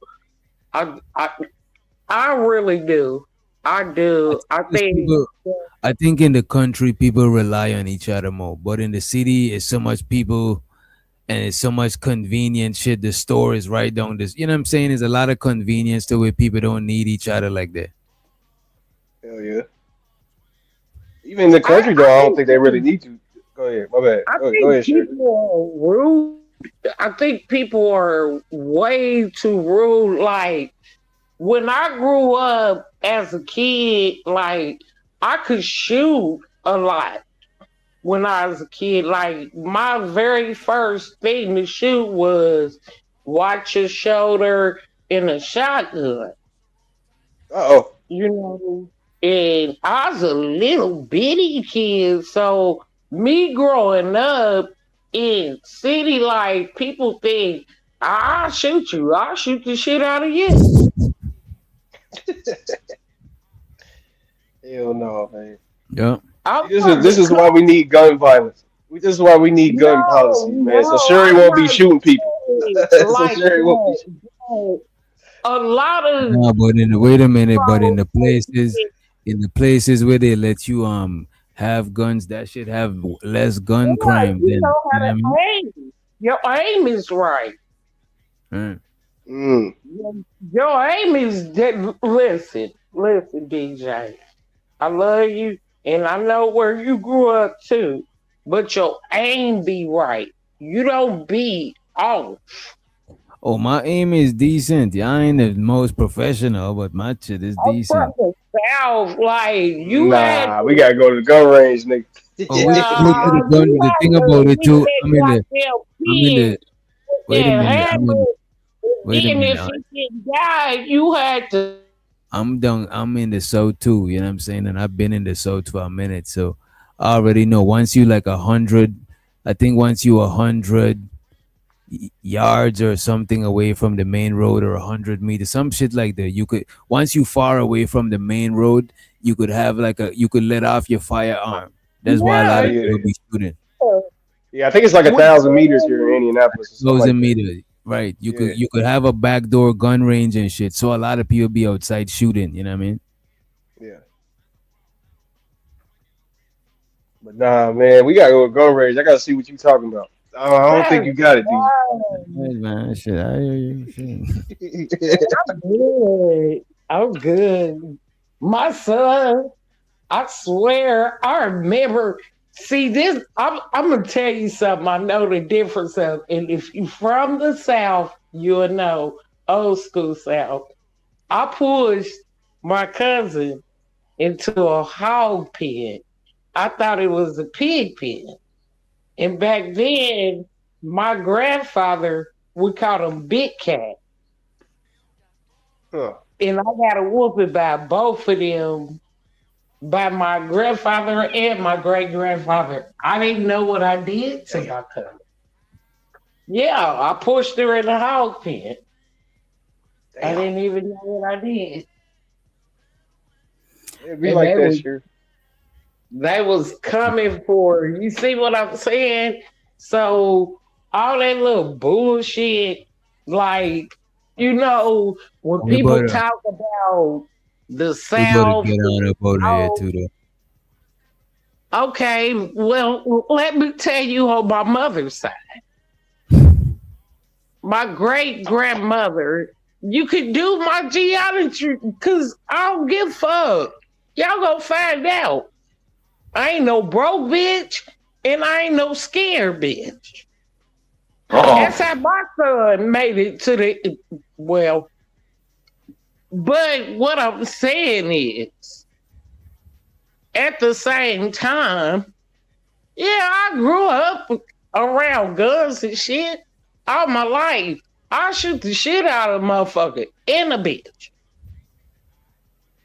But at the same, why would you try, at least try to understand somebody? Just try.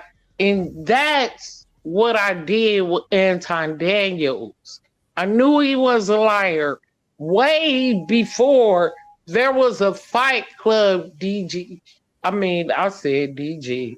DG knows. DJ. Nephew. I'm going to just call you nephew. There's too many DJs and DGs. Way before there was a Fight Club, there was a, what you call, not the Manosphere. The Manosphere had existed. Where I be at? You'll be in the black sector in Moultrie. Yeah, that's where he picked up the bounty system.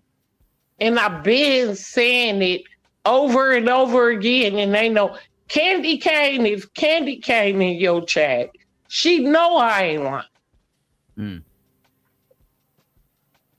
Because it is two people, that other girl and Candy Cane, they be everywhere like me. Like, we listen to everybody.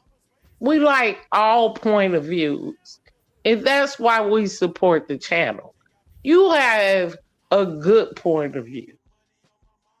It's a lot of people like you that have a good, that's why you remember I tried a long time ago when I joined your Discord. Come on, come over here and see this. Come over here, baby, see this. Because your point of view in your relaxation, the way you don't want to stay in ruckus in a bunch of bullshit. And the one thing I hated for you is for a motherfucker to act like they built you. Ain't no motherfucker built you but your mama and daddy. You your own man. I hate when motherfuckers act like they, what the fuck did you do for him?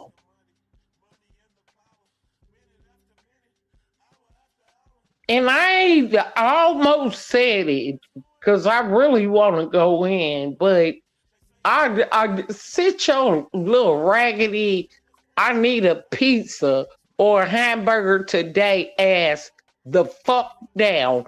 You fat flabby. Chair price still like sticky 3-day-old booty. So you trying to figure out how to connect, motherfucker. As I walk through the valley of the shadow of death, I take a look at my life and realize there's nothing left. Cause I've been blasting and laughing so long that even my mama thinks that my mind is gone. But I ain't never crossed a man that didn't deserve it. Me be treated like a punk, you know that's unheard of. You better watch how you're talking and where you're walking, or you and your homies might be lying in chalk. I really hate the trip, but I gotta low. As they croak, I see myself in the pistol smoke. Fool, I'm the kind of G the little homies wanna be like, on my knees in the night, saying prayers in the street light. Doctor.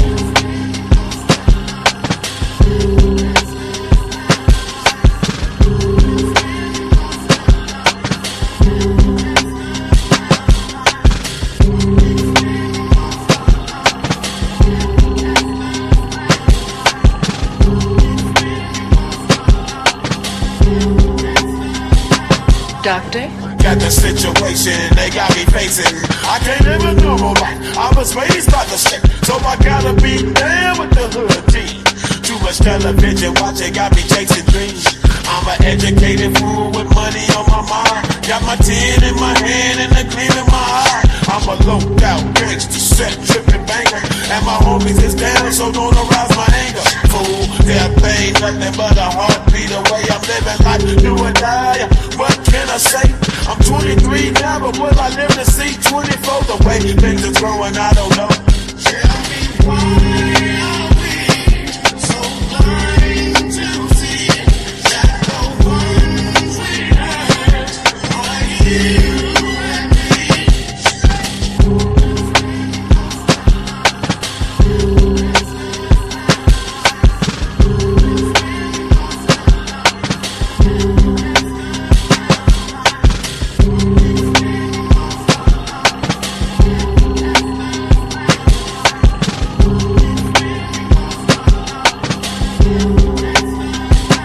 Doctor?